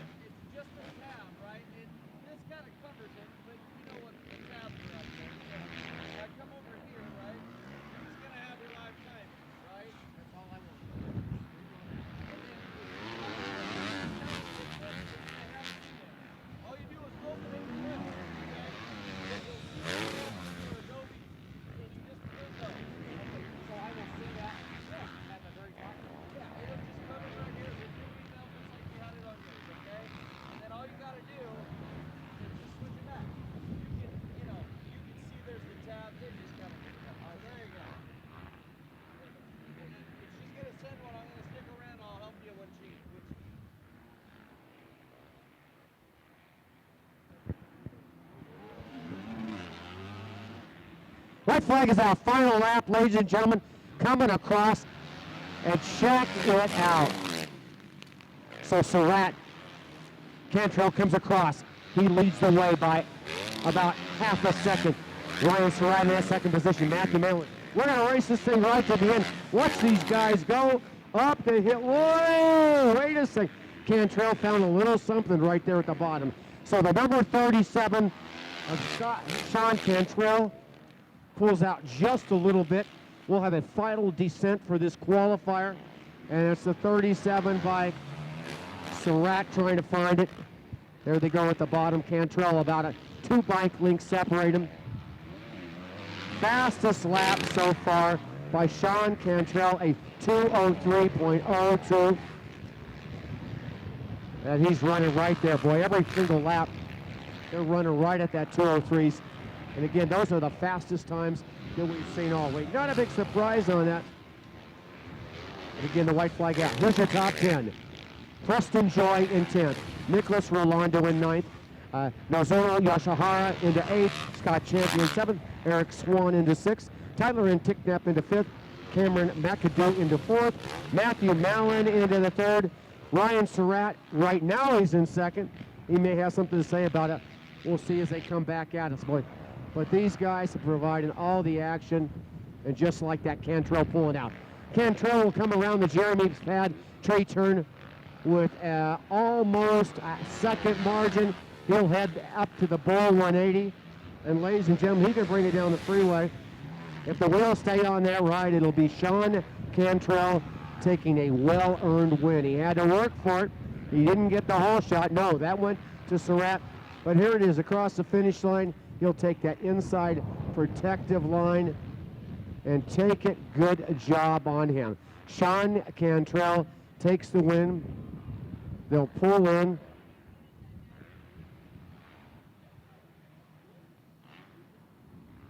Surratt will also pull in because he's going to get the Lucas Oil money there. And Kevin Kelly, down to you. You get to talk to these fast kids, buddy.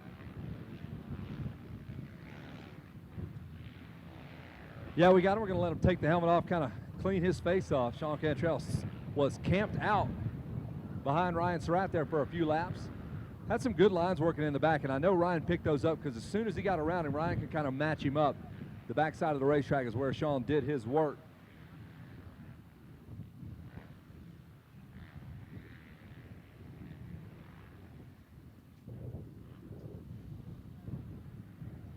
Perfect bike for the mountain. The KTM 350, we were kind of curious. I'm like, man, if that's a 250, he is ripping. But either way, the 350 seems like the perfect bike to ride up on the mountain. Got plenty of power. You can kind of throw it around. We're going to check in with the moto winner here, Sean Cantrell, ladies and gentlemen. Put that around your head. Sean, you looked like you had something working in the backside. That's where you looked like you made up some of your time. And when you passed Ryan, he was able to kind of capitalize on some of the laps and kind of come back at you. Tell me about the race in the pass. Yeah, it's always easier to follow, especially this early in the week. I was able to scope out Ryan's lines, and he got a good start. I spun a little bit, but my 350 was able to make it up the hill to a solid second on the start. And I don't know, I stayed focused. Whoever was in third was trying to clean me out and put me on the ground, but I wasn't too stoked about that, so I had to make some moves, and it was a good race. Just trying not to get a big head and go into the main. Yeah, the final, I knew you guys were kind of battling. I'm like, hey, man, this is just for gate pick, so you didn't want to hit the deck, and if it was one of those deals, let him go. Yeah, absolutely. I mean, it's definitely, you got to be aggressive out there, but then again, you don't want to injure yourself in the heat race. So, like I said, just got to get ready for the main and have a different attitude coming into the next main, get aggressive. The 350 works for you, buddy. Who do you want to thank? Definitely want to thank my mechanic, Tyler Thomas, my mom and dad especially, the whole Troy Lee Designs team, Tyler Keefe, all those guys, Luke from WP, GoPro, Red Bull, KTM, of course, Dunlop Tires, and Alpine Star, Oakley Goggles. Thank you guys so much.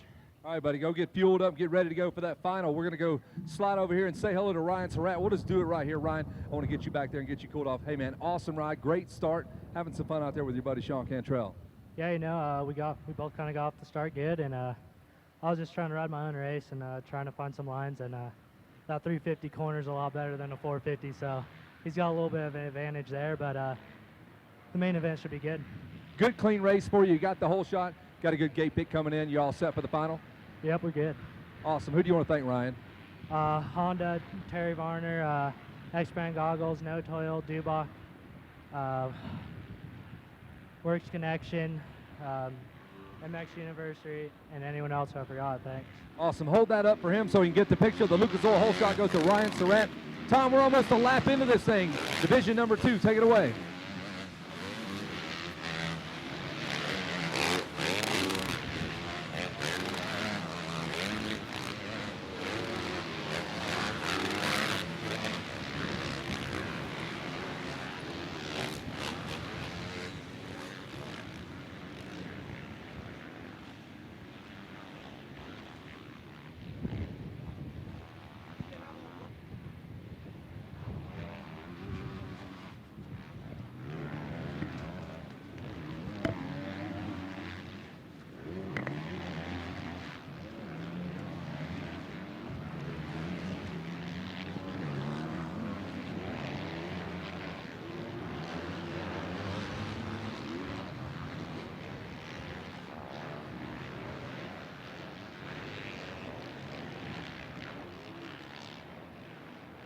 Well, Kevin Kelly, a bunch of loud 4-strokes. I'm assuming you're done down there, but just yell at me if you aren't. We're doing a little computer stuff up here. But number 961, boy, Bradley Taft makes the trip from Nixa, Missouri. Boy, another fast guy from Missouri. What is it about Missouri? Is it the water or whatever? But he snags that hole shot there, so he gets the $50 there. I think he's here for more of them. In second is the 423 of Deegan van Vosburg, Palmdale, California rider. Third, the 159 machine. And we're going to go ahead and go over, since we're already working lap number 2, I can turn on my computer and let's take a look. So there it is, Bradley Taft, Deegan van Vosburg, Darren Durham into third, Luke Perther into fourth, Michael Mosselman.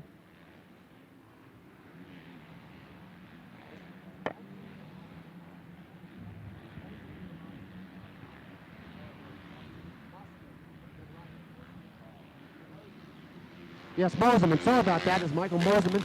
I should know his name by now. That kid's been coming up here for the last 10 years. And Moseman there. Here's your running order coming after you. Working lap number 3 already. Bradley Taft, Darren Durham in that second place. Luke Perther, hold on. Michael Moseman into that 4th position. Darren on last one. And here's the drag race coming up the hill. All by himself. Bradley Taft, he is something extra special here in the Open Pros, and he's making that Yamaha work. Got a little bit of a battle. Look at his battle for second and third. Durham under attack there by Luke Perther, man. He is all over the back tire. Then comes the 111 machine. That is Michael Sleater. And these guys flat going after. Again, a 7-lapper here. 7 laps to sort it out. We will take 16 directly to our Open Pro Final. Open Pro Final event number 22 will be the final event of the day. So that's a good stuff there.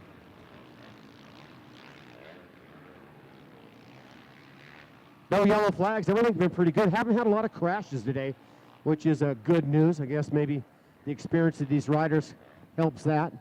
The smooth track. Later though, wow, just check it out. Bradley Taft not having anybody at all close. The 19-year-old from Nixa, Missouri goes around the tree turn. We'll see how that battle for second's going out. It was Darren Durham having a stage in war there with Luke Perther. Luke Perther's been my little buddy for the last couple of years. I like that kid, and he's out there having a good, solid ride. He's still in third, but boy, he's got some company there. Most of them coming up and wants to play. So they got 3 riders that want to play, and they want to take that position. Yamaha rider in second, trying to get every single thing out of it. And it's Darren Durham in second. It says here he's on a KTM, but that ain't no KTM, man. KTMs do not come in blue.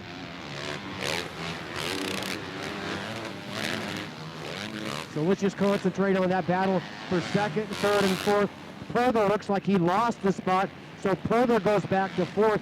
And here it is now into second, and that's the 159, then the 342. So number 159.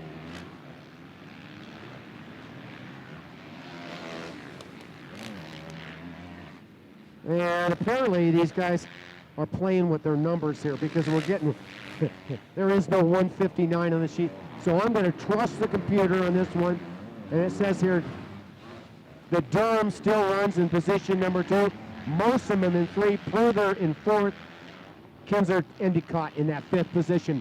Deegan van Vosburg in 6th. Michael Sleater 7th. Tyler Berriman into the 8th. Travis Smith 9th. And Akua Hughes into 10th. So Akua showing up. One of the favorites up here in the mountain. Everybody likes that kid.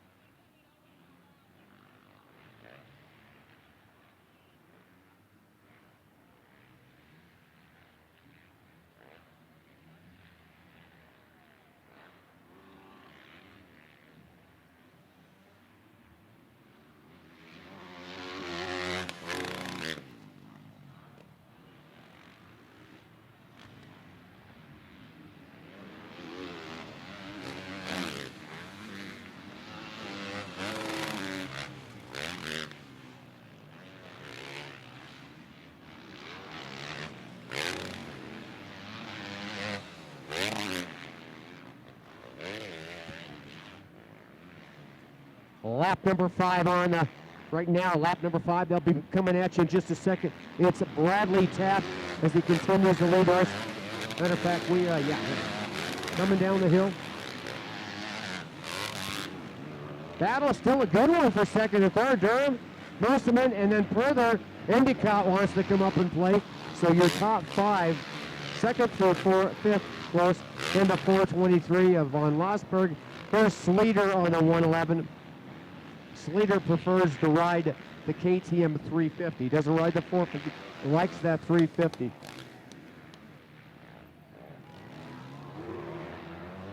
Bunch of Yamahas out here in this one. All doing pretty well.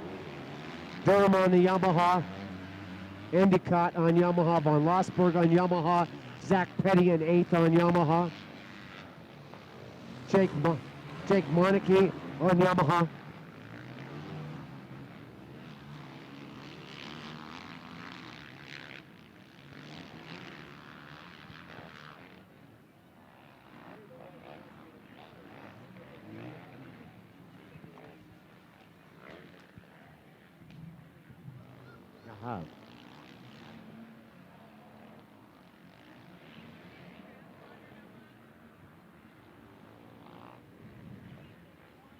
So it's been pretty easy so far for Bradley Taft. I guess it's easy when you can snag a hole shot and just get out there like he's done. And right now he's working lap number 6. A best time so far for him at 2:03, 2:08. So setting up for a good final, man. I'm telling you what, between all your top guns out there, they're all going. Cantrell, Surratt, and Taft, they're all right about the same lap time. So we'll see how that plays out. We got a 10-lap final. That'll be coming up. Event number 22, our final of the day. And this lap number 6, they'll get a white flag next time around. And sharp-looking outfit, by the way, Bradley Taft. Looking very, very good out there. Now here comes second. So check it out. Boy, that just changed. So Mosman moves up. Now Cantrell takes up a spot. So Cantrell now back up to 3rd. So good on him. Something we lost.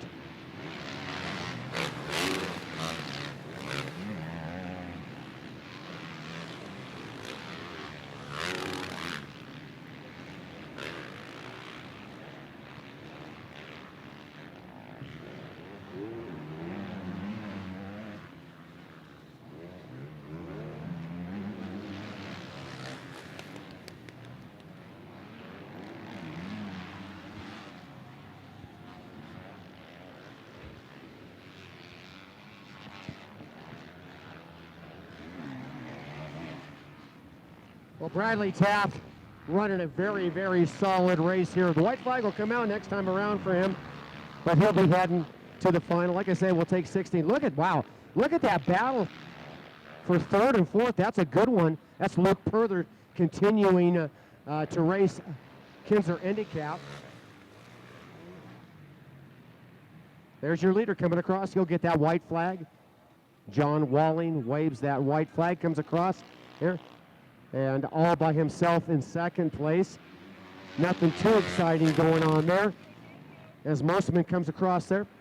But looks like after a little bit of a mistake here, Endicott will go back in front of Luke Perther. So Perther back into 4th. And then what that does is determines the gate pick. So you think about it, if you can get a, especially 6 or better, as it puts you in the top 12 gate picks, you've got a real good shot at getting that Lucas Oil hole shot in the main event.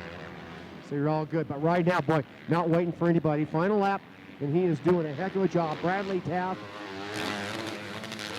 We've got Darren Durham. He's a pro rider. He's been around quite some time.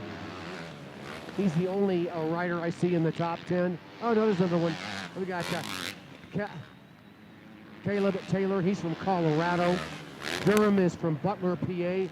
And your leader, of course, is from Nixon, Missouri. Everybody else I see is right there, California, homegrown.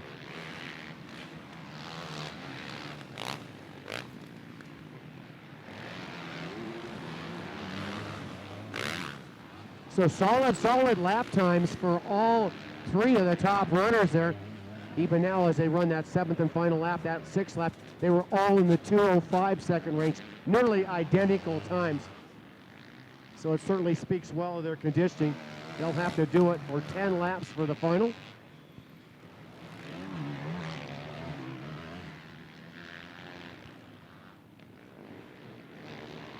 So back into the bull 180 goes your leader. He's got this thing pretty much handled. Bradley Taft's going to bring it home. And coming down the Monster Energy freeway, no freeway today, takes that inside group. That seems to be the fast line today. Grabs that checkered flag. So he grabs the Lucas Oil whole shop money. And, whoa, check it out. Oh, wow. Right at the end. I do believe that, man, that's kind of heartbreaking here. Mosman, I do believe, gave it up, and Kinzer Endicott took the second place position. I'll let you have a word with him, Kevin. I know they got something to say.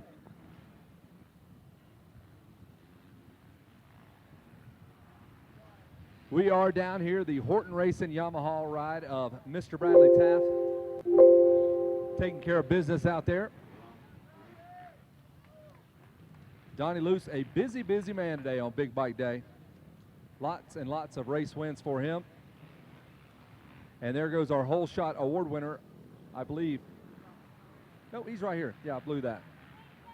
So it's a one-shot deal here with the number 961, Bradley Taft. Bradley, let's take care of this first, the $50 whole shot award. Let's hear it for Bradley Taft for the Lucas Oil whole shot and the moto win. Horton Racing here in full effect here. And let's go ahead and wrap this around your big greasy head. Somehow we'll get that through there. Bradley, man, you made it look a lot easier than it really was. You weren't really pushed, kind of got something in the tank for the finals, it looks like. Yeah, just try to get out to a good start and, ride my own laps and try and get a lead going, and then just kind of ride smooth and smart and not do anything stupid, and obviously get a good gate pick and hopefully come out to the main and win that too. Talk about line selection. You kind of having to move out to the outside of the racetrack now? Oh yeah, this Mammoth has always been, I've always struggled here because it's not about how fast you go, it's about how you set up the track. So the line selection is more important than anything out here, and I'm starting to get it figured out, and definitely hopefully I can get another good start for the main. So you got 10 laps in you, huh? Yeah. Who do you want to thank? Horton Racing, Yamaha, Garnet, Thor, Monster, GYTR, Yamalube, Cycra, Nihilo, Matrix, Mechanics Wear, Motion Pro, Renthal, Mac Tools, Brewstom-X, Dunlop, Ethica, Yamalube, FMF, my mom, my dad, my brother Daniel, my mechanic Jordan, and my trainer Gareth Swanepoel, and Scott, and just everybody. Thank you so much. There it is. Put your hands together for the number 961, Bradley Taft. Yet another blue bike up here doing some winning. He gets the whole shot. He gets the moto win. He's got himself a good gate pick for the final 10 laps on that final coming up later on this afternoon. Gate drop already underway. Mr. Tom White with the call up on the top of the hill. Tom, what are you seeing up there? Well, I'm seeing Kieran Noon on that number 11 ride, Huntington Beach, California dude. He takes the whole shot there. He had some trouble in that first one there, so he's in this consolation race. I'm sure he's not too happy about that, but we'll take out of this Schoolboy 2, we will take a total of 8 riders into the final here, so that's kind of the hard way to get in. This is event number 14 on our schedule. So Karen Nairn took the whole shot. The number 41 bike was in second. That's Nathan Burge. Third, as they came down the hill, was the 73 of Teddy Weeks. Fourth was the number 731, and that's Jace Burke from Taft, California. And then comes the 922 of Zach Redding from Puyallup, Washington. So yeah, this is going to be a 5-lapper LCQ. Again, event number 14. And Karen Nairn already coming down. I believe that's him.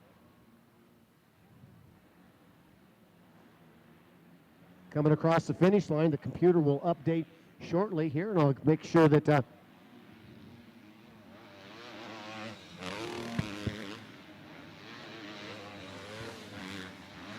something about the number 11s, either number 1 or number 11. Certainly easy numbers to read. And Karen Nairn coming our way. Watch this young man go. Bag braid again in the first of the Schoolboy 2 consolations, but he's out there doing what he wants to do, and he'll run some good lap times and take this thing home. Here's your top 10, at least as they came by that lap number 1, the finish line. It's Karen Nairn in the lead, Nathan Burge second, Teddy Weeks, Chase Burke into 4th, Zach Redding into 5th, Alexander Harris 6th, Matthew Cook 7th, Colin Klein into 8th, Bryce Tremaine into 9th, and Lake Elsinore's Nolan Dickinson comes across in 10th. These guys aren't giving me much to talk about here. I'd like to see some banging, bumping, or something that I can get real excited, but these guys are just pacing around the track. They're going, you know, as long as I get into the final, I'm good. And that's where we pay the money, but not for these guys. These guys are racing for trophies. Top 10, number 1 gets that big bear from those people in Rio Doce, New Mexico, and that is a good thing. You want that big bear for sure. The big bears that reside up here in the hills, you don't want one of those. Trust me, they don't play well with others. And if you have food, they want your food. And if you don't give them your food, you'll be their food. So don't do that. Don't play with those bears. Play with our bears. Come out here on the track and win one. They're inanimate. They won't bite. Trust me. I just kind of made that up. It's pretty stupid, but I made it up.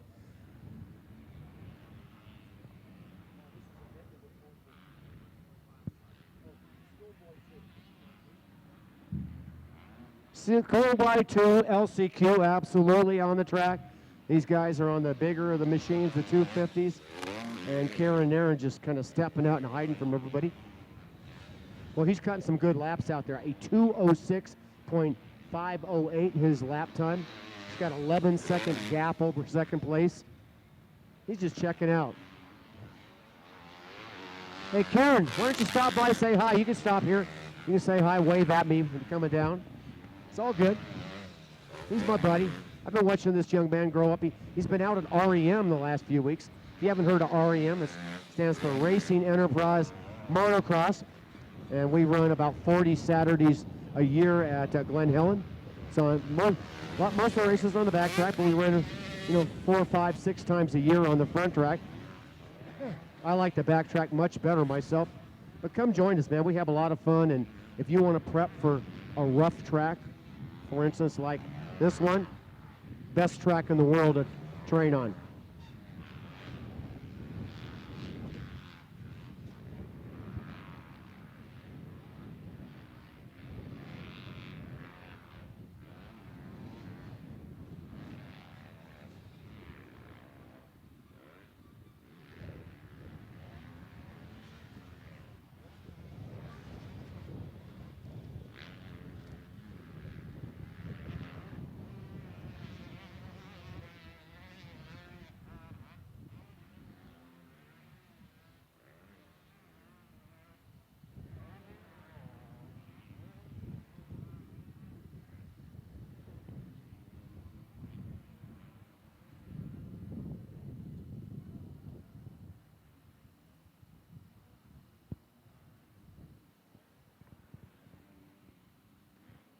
I believe Darren's problem in the qualifier was possibly some type of a bike issue because, I mean, he's just in another league altogether than everybody else that's out there. Continues. He just turned the fast lap of the race on that circuit. That was lap number 3 going out on lap number 4 at a 2:05.998. So that's the fast lap of the race, and that's running the same basically lap times as anybody else in that. That is the fastest of the fast riders in that Schoolboy 2. So hopefully, even though he'll have gate position number 33, he'll be able to get off that gate good and try and run for the big bear.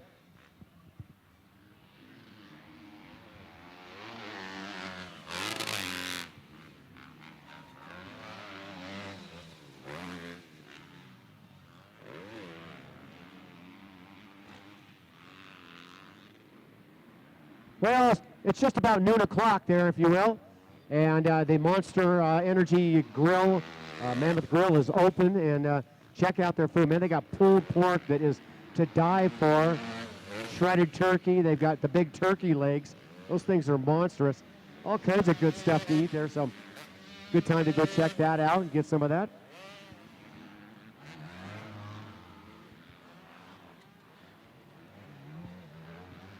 Well, we're going to take 8, so let me give you the 8 so far as we work lap number 4. They'll look like they're headed to the final. It's Colin Klein in 8th. That bump spot, Nolan Dixon in 7th, Matthew Cook in 6th, Zach Redding in 5th, Teddy Weeks into 4th, Jace Burke into 3rd, Nathan Berg into 2nd, Karen Naren, he's on another planet right now. He's yeah, I should say he's actually in another zip code. He's just way gone.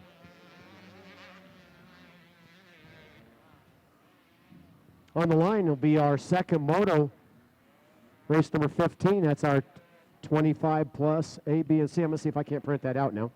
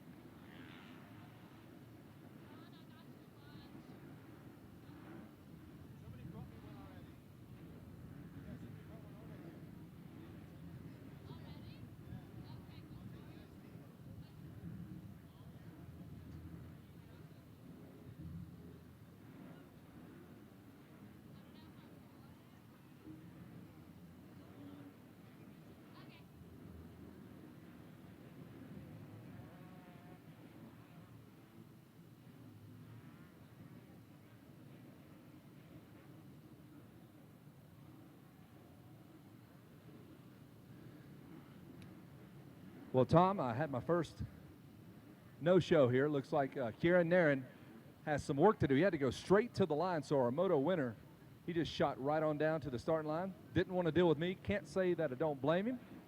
And Kieran Aaron, congratulations. Husky rider, I'll go ahead and thank your sponsors. If I knew all of them, I'd thank them for you. But Kieran Aaron not going to show up at the podium, has to bolt right down to the starting line, and he's going to do double duty. So, Tom White, you're going to have to do double duty too up there, brother. I'll be coming up there to swap out with you here in just a little bit once we get into the finals. So I will. Yeah, I'll be looking forward to that. I'm having a little fun here with the printer, and I think I might have just solved it. You know, when you're 100 years old, I didn't go to Computer 101 back in the day here, and I've got one of them iMacs, so I'm going to be, if this thing comes out like I think it's going to come out right now, I'm going to be so proud of myself. I'll probably go buy myself a Monster Energy beer or a beer or something like that. But we're getting ready to go. This is a second moto, and tell me it's going to print out, and I will really be happy.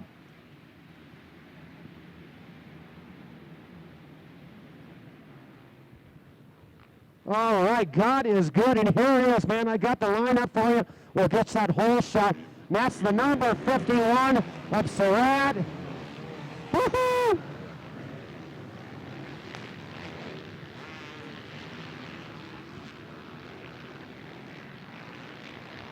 I believe that's Connor Mullinex that just took that away. So, whole shot again, no problem, went to Surratt, but Connor Mullinex came up. Maybe that wasn't Surratt. Hold on just a second. I will check my score. It's the 51 that got the whole shot.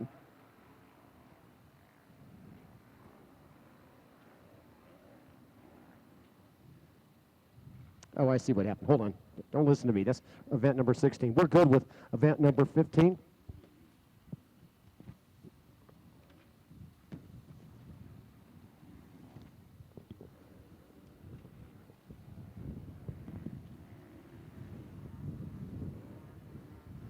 Okay, that's one mistake. I'm only allowed 3 mistakes, so that's one mistake. On the track now, it's Sebastian Tortelli that jumped out there. It was the 51 of Ricky Diaz that got that hole shot. So Ricky Diaz gets the Lucas Oil, and but Sebastian Tortelli just takes over. Look at that. Look at the lead, man. That's what happens when you bring out a world and national champion to come out and play with us. He just smokes these dudes.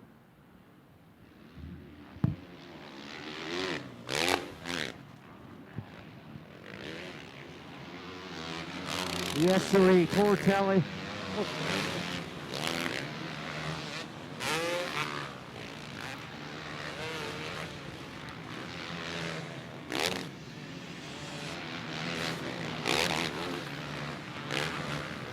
All right, coming our way, the Frenchman, Bon Appetit, as he just plays, runs away and hides.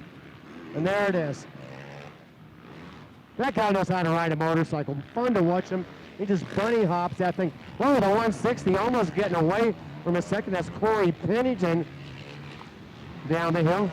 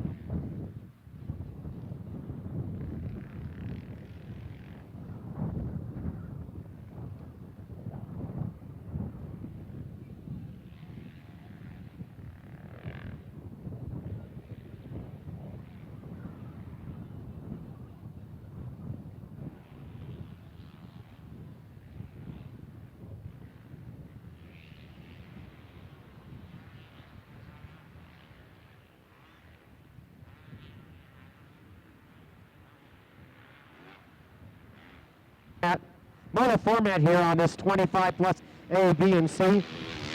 And so this is the second moto. So, hey, but when these guys are done, they're done for the day with this one. So Sebastian Tortelli leads the parade with a 2:06.320 lap time. Corey Pennington into second. That's about 5.5 seconds off the mark. Ricky Diaz third, Mark Samuels fourth. Bryce Huffman into fifth, Brian Burns sixth, Coleman Smith seventh, Preston Joy into eighth, ninth is Jonathan Camarina, 10th place position, and Ricardo Angelini.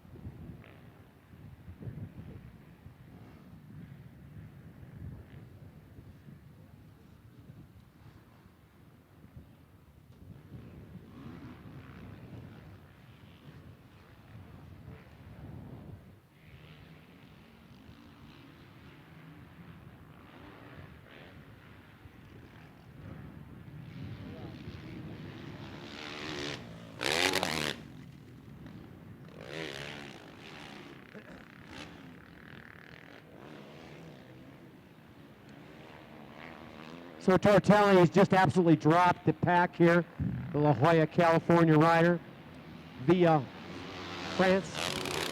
Battle for second's a good one. Diaz getting up there trying to make something happen, make a pass on Corey Pennington.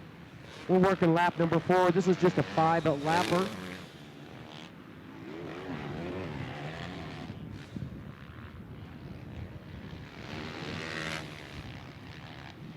Event number 15. We'll bring out Schoolboy one more coming out here shortly.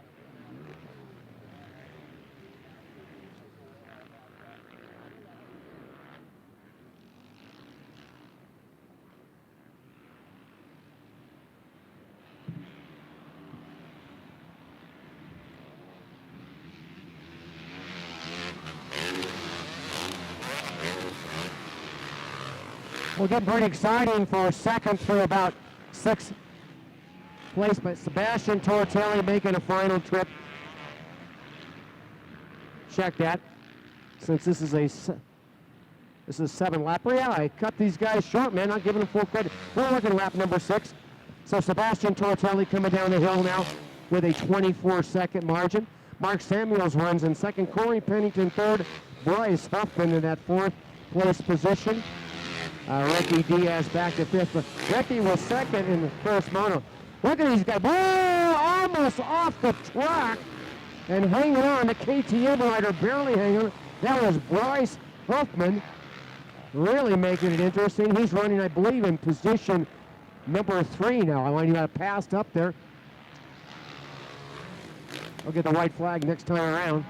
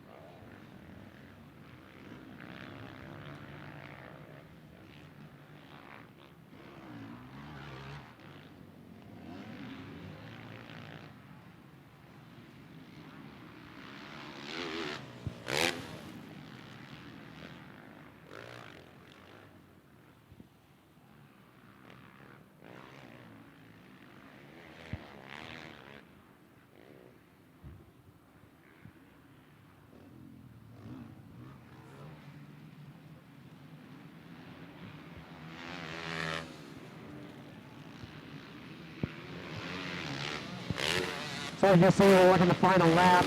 Sebastian Tortelli just has this thing completely dialed right now. Way out and gone. There he is down the hill the final time. He's got his GoPro on. He can go watch this thing. He can take a break. Mark Samuels there in second. Bryce Huffman is, I predicted, making a good move that last lap to move up into third. Ricky Diaz fourth. Brian Burns fifth. Preston Joy into sixth. Corey Pennington seventh. Sean Hillian in that 8th place position. So it's easy to do the math for who's going to win this thing. If Tortelli holds on, he's got a 1-1. He can get it done. Mark Samuels had a 7th in moto number 1, so paired with that second, that might not be enough. Huffman was third, so a 3-3. Boy, he's looking pretty good for second overall. Ricky Diaz is currently running fourth, so a 2-4 still tie, but Bryce Huffman will win the second spot. We'll see. They've got a little more real estate to cover. Right now, here comes your leader, Sebastian Tortelli. They'll be playing the French national anthem shortly for him. As he comes, cuts back, he'll go into the bull 180 and come down and finish this thing out.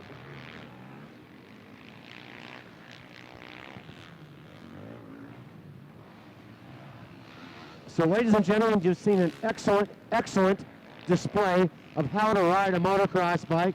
Sebastian Tortelli, the checkered flag. Oh, nice whip.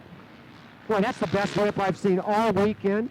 Tortelli comes up over the finish line, throws some major style, gets all the style points, and he'll pull in there and run through that Lucas Pavilion. And look at the battle for second, third, and fourth. We are going to stay with this one. Oh, yeah. And just like that, wow, what an exciting finish. And it shows that Mark Samuels will finish in second, Bryce Huffman in third, and Burns will be in fourth. And I will let my buddy Kevin Kelly do the math and figure out who's going to be second and third on the podium. Down to you, Kevin Kelly.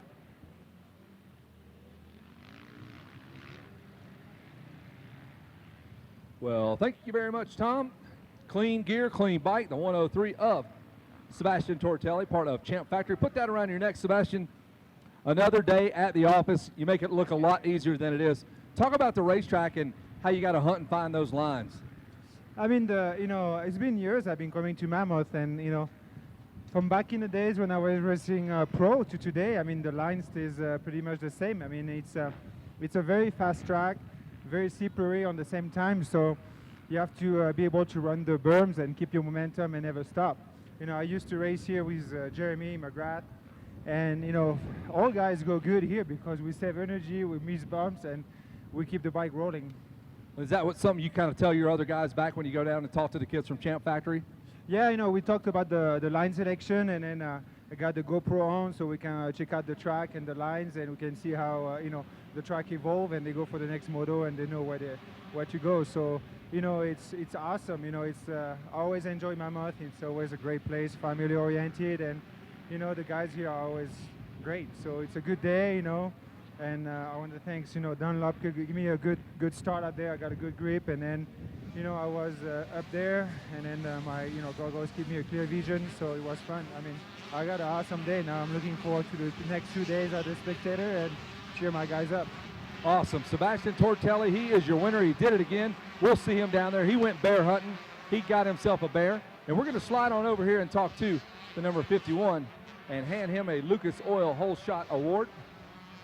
All right, my man, what is your name? I just got to jump right in there. What's your name, partner? My name is Ricky Diaz. Ricky Diaz. Well, guess what? You got the Hole Shot Award. And, hey, if you can hole shot that guy, you're doing something right. You're $50 richer. How does it feel to hole shot Sebastian Tortelli, former world champ, motocross champ? Oh, man, it was awesome racing with that guy. That guy is just awesome to watch ride. So just for the few turns I got to watch him, it was really, really cool. For the few turns, who do you want to thank, Ricky? I'd like to thank Fast House, of course, Von Zipper, Garnet, 805. They're let us have a good time out here. Yeah, that's it. Awesome. Ricky Diaz, all smiles, man. That's how it's done. The number 51 grabs the whole shot, has some fun while he's doing it. Sebastian Tortelli is your winner. He's going to be a spectator, and that's how you do it. The Champ Factory is the champ, Sebastian Tortelli. Tom White, we're getting close, buddy. Finals time here. A couple more to go. You bet. Second moto out on the track right now. Schoolboy won 12-16. Moto number one, it was Derek Drake taking the win. And boy, Derek Drake starting it out on a good way. He got that Lucas Oil hole shot, and he's in position number one. So San Luis Obispo rider, Derek Drake. Oh boy, styling. Second place for number 63 at Pierce Brown. So these guys going after it. If Brown gets by, he's the winner. If Drake stays in number one, he's the winner. So these guys will be racing hard for the entire race. Schoolboy won, and I do believe, and am I right? Yeah, I am. They go only 5 laps. So it's a 5-lap, man. That is a trophy dash, and that's just exactly what they're doing. It's a trophy dash for the Big Bear, and we'll bring her off the hill in just a second. And yeah, oh man, that's the way you leap up the 926 bike into third place. That's Jesse Flock. Fourth is the 55, then the 16, then the 11.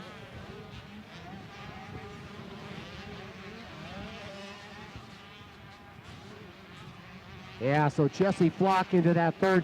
Austin Black into fourth. Justin Thompson fifth. Karen Nairn sixth. Ezra Lewis in seventh. Aiden Tiero into eighth. Kyle Greason ninth. And Ryder Sterick into that 10th position. We will award 10 trophies. When this thing is over, these guys are done for the day, and we won't see them until after event number 22 when we do the podium up there.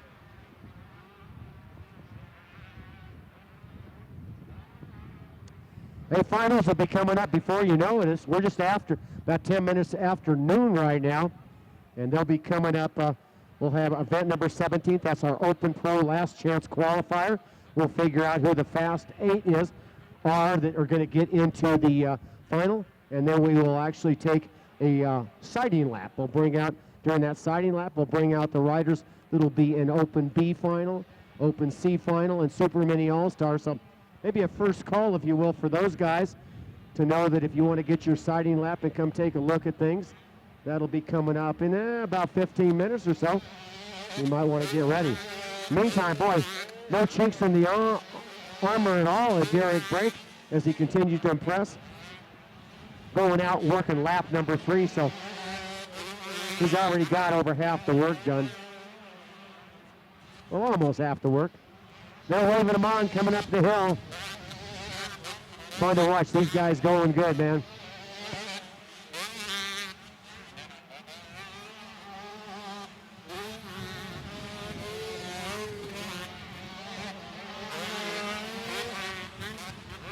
You can pretty easy to figure out who the top two are going to end up to be, but it's going to get real interesting figuring out who will finish in third, because a lot of the riders that did well in Moto number 1, like Carson Brown, Justin Thompson, he's way back in 5th now. Carson Brown, boy, I don't even see him on the list, so things not going well for the Husqvarna riding. Austin Black, yeah, he's way back there in 8th. Connor Molinix, he's not even in the top 10. Yeah, it's going to be interesting. Karen Nairn runs in 4th, so wow. We'll do the math later on. That's why you hire an accountant, always take an account. In the meantime, up front, Derek Drake continuing to impress. A fast lap of 2:05.985. And that seems to be the sweet spot there, that 2:05 range. Pro's only a little bit faster. I think the fast lap we saw in our pro qualifiers, that those guys in the 2:03s. So, wow.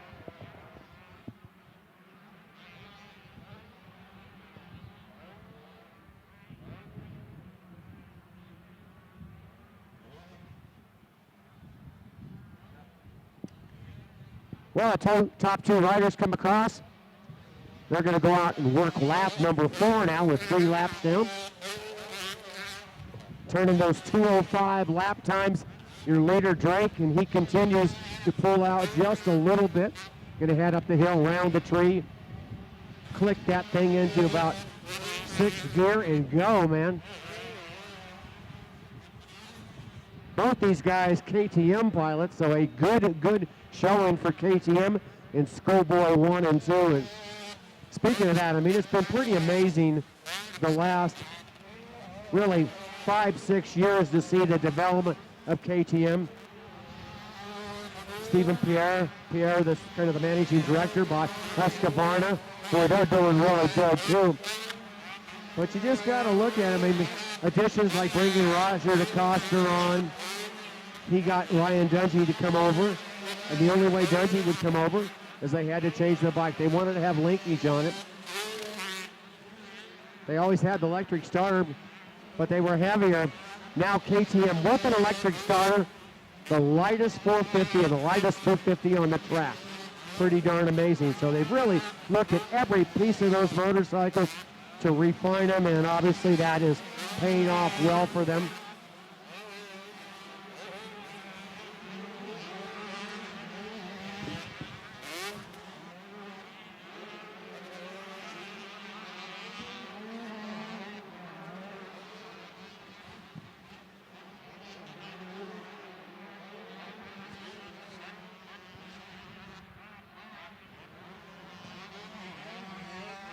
Those of you that might be just showing up right about now, you picked a good time to show up here as we celebrate Hart and Huntington Day, racing the open bikes, the Schoolboy 25 plus and Super Mini All-Stars, because we are just about into our finals here. We're going to have our Open Pro LCQ coming up next, and then we'll take a sighting lap and bring our main events out onto the track. Be a lot of fun. A lot of fun to watch this good stuff. Want to remind you also, Monster Grill, like I should say Mammoth Grill, is open and serving that good barbecue over there. Go check them out. Pick up an event shirt while you're here. They're open. They got every size, every color still. And we are on the final lap here. Here's your running order, your top 10 in this second moto of the Schoolboy 1, 12 to 16. And it's Derek Drake with a almost 3-second lead, the San Luis Obispo, California rider on the KTM, position number 1. Pierce Brown in second. Jess Flock into third. Karen Nairn up to fourth. Good for him. Justin Thompson in fifth. Aiden Tiero into sixth. Kyle Greason seventh.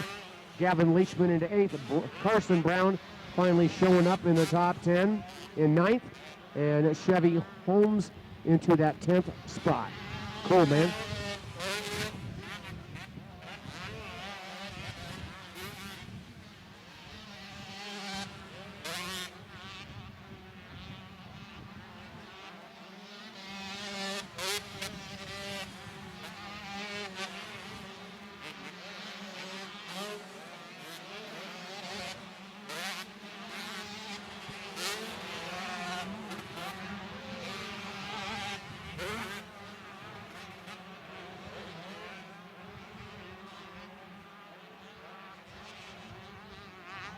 Total of 34 entries in this Schoolboy 1 class. And the age of these guys kind of anywhere between 14, 16. Looks like we might have a pass right here at the end. No, that was a lap rider there. So, hey, taking it, bringing it home there, Derek Drake. Congratulations. You brought the thing home. Solid lap times the whole way around. Pierce Brown going to finish in second. Jesse Flock, I think we'll see how it's going to finish here at the finish line. And no, Karen Nairn jumping up and taking third there. And that might be good enough to get him into third overall. We'll see. Down to you, Kevin Kelly, anytime you're ready there, brother.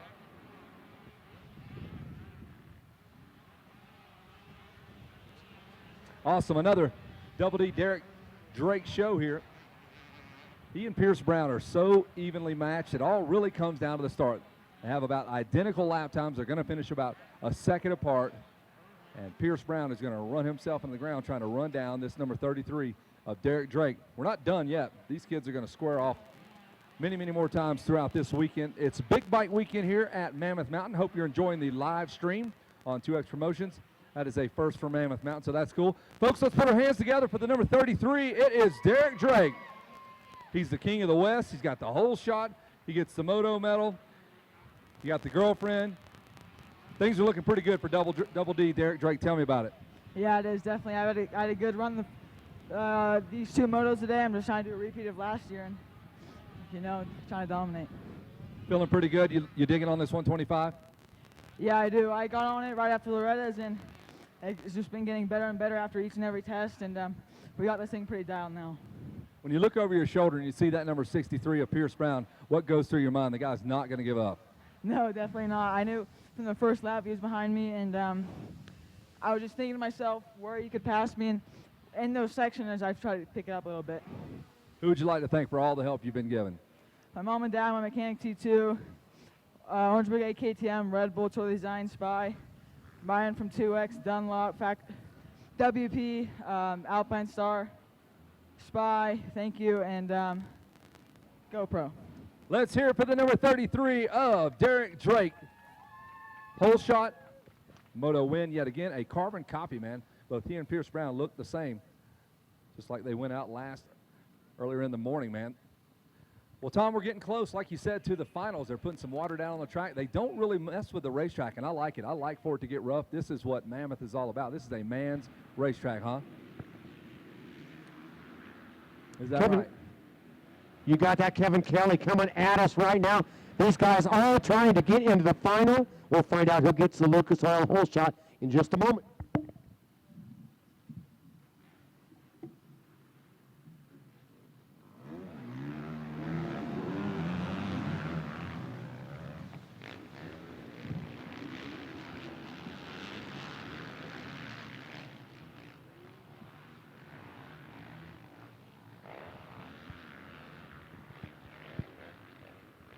Well, Michael Fontana from Redwood City, California, snags that Lucas Oil. So he got the whole shot there. That's going to get him $50 worth of that fine Lucas Oil product. Number 448 came down the hill in that second place position. That is Brock Shoemaker. Ah, that's my buddy Brock. Good luck, Brock. Got to get in that final, man. Make some money here. You got to be that 40-man final, or there's not a chance to make money. I guess they get a finisher pin, even for pros. That's something to take home. But right now, we're going to sort it out. We will take 8 riders. And by my count, man, there wasn't much more than 8 riders that showed up. So maybe they'll all make it. They're going to come around the tree turn and come on our way. But I believe it is still Michael Fontana leading that parade, and the 448 into second. Track's starting to develop the personality and complexion. Looks like a maybe an over-oiled teenager or something right now. Boy, look at this coming down the finish line. They'll come across here. Got an inside and outside line. Look at a little. Oh man, that was interesting.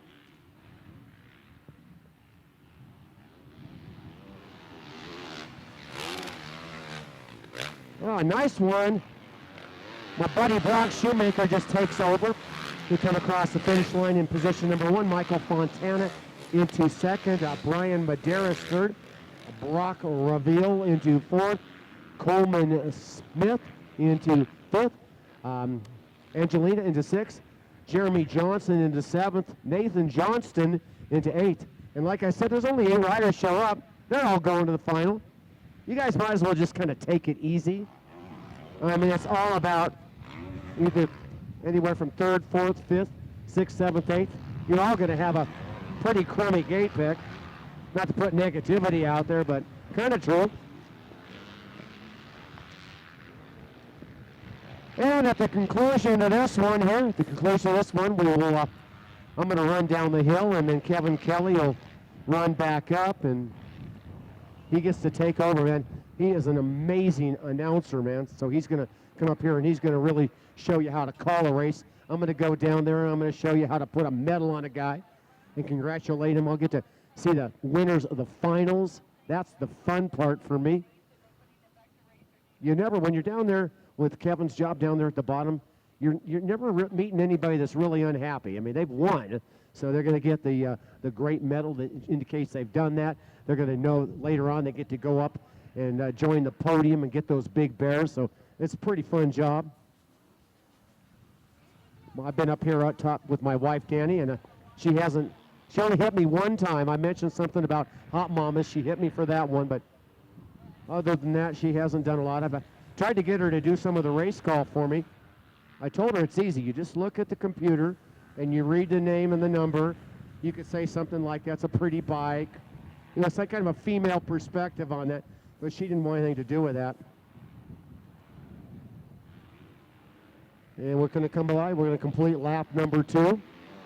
Look at our live scoring, and Brock Shoemaker, guy. Hey, Brock, you're hauling the mail, dude. That was a 2:09.363, so good job with you, pal. Absolutely flying.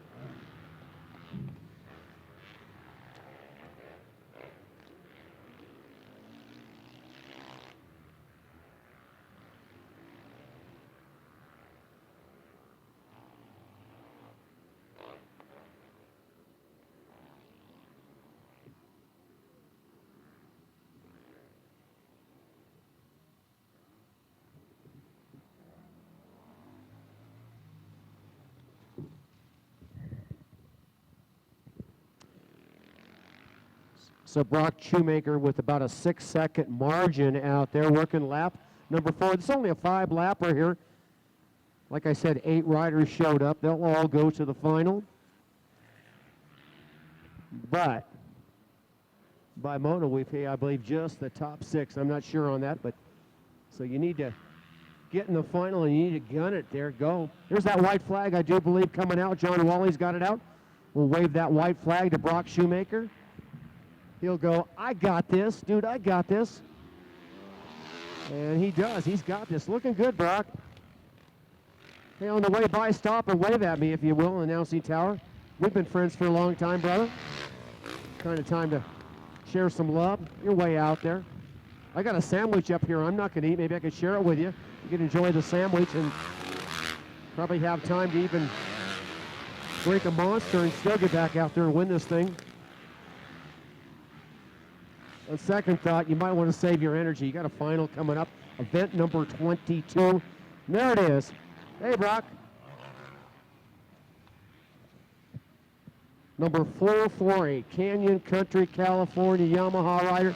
Into the horseshoe he goes. He's going to come turn, head back through the corkscrew, and it's all lonely ride. Michael Fontana into second. Brock Reveal into third. Brian Medeiros fourth. Coleman Smith into fifth. Vinny Angelina into sixth. Jeremy Johnson into seventh. And pulling up the back of the train, the caboose there is Nathan Johnston.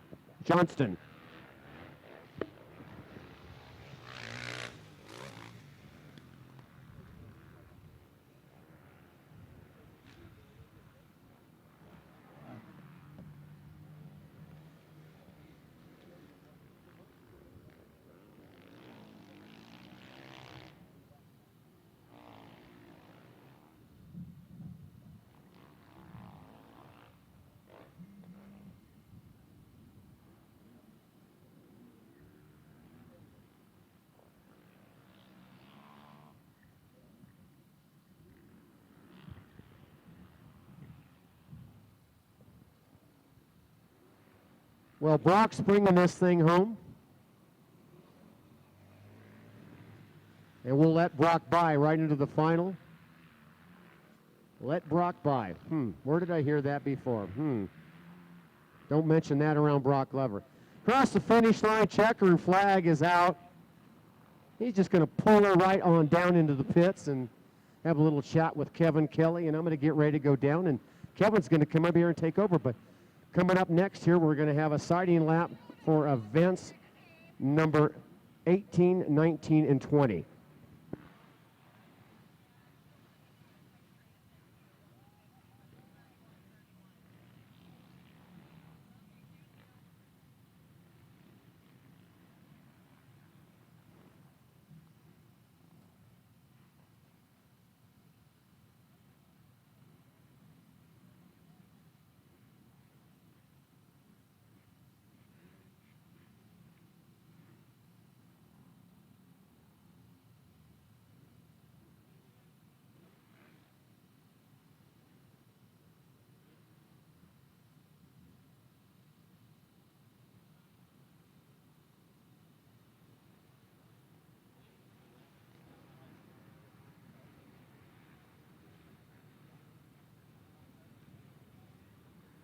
All right, let's check in with number 448. Brock Shoemaker, put that around your head, dude. You fell twice in the heat race, and that's why you're over here. Well, guess what? You just worked yourself into 10 more laps here at Mammoth Mountain. You cool with that?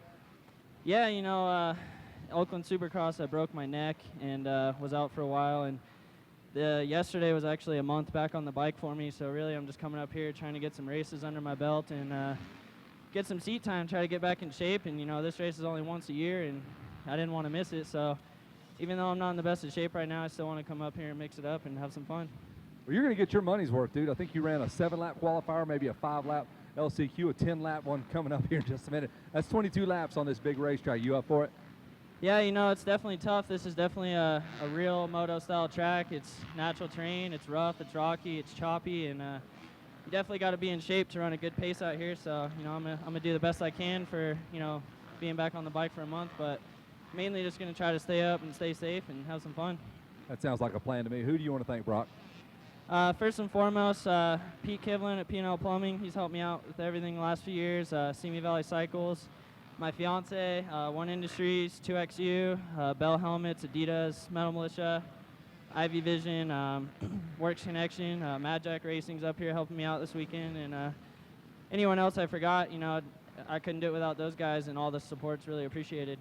Awesome work, man. The number 448 wins that LCQ. Is going to be in the final. Give it up for Brock Shoemaker, who will nail down that LCQ win. Everybody going to make it in there. We're going to slide over here to the number 766 of Michael Fontana. He is your Lucas Oil Hole Shot Award winner. And Michael, hey man, $50. You're going to go race that final here in just a minute. It's not a bad thing as soon as we get your helmet off. Try to get you out of here pretty quick because I know you want to rest, fuel this bike up. Tell me about that hole shot. I just got off to a good jump and just held on to it. It's a fun start. I love this start, so I've always had some good luck with it. And this time I got lucky again, so. I think you're good, man. You want to thank your sponsors? Yeah, I'd like to thank, first, I'd like to thank my dad. Without him, I wouldn't be here, so thank him, Blonix, and Dirt Tech MX. And yeah, that's pretty much it. All right, brother, go have some fun in that final, man. We'll see you out there. Get that hole shot again. Grab yourself another Lucas Oil $50 hole shot check. And we are going to have a little bit of radio silence, if you will, because Tom's coming down the hill. I'm going up the hill. And we've got some finals about to happen here in just a moment.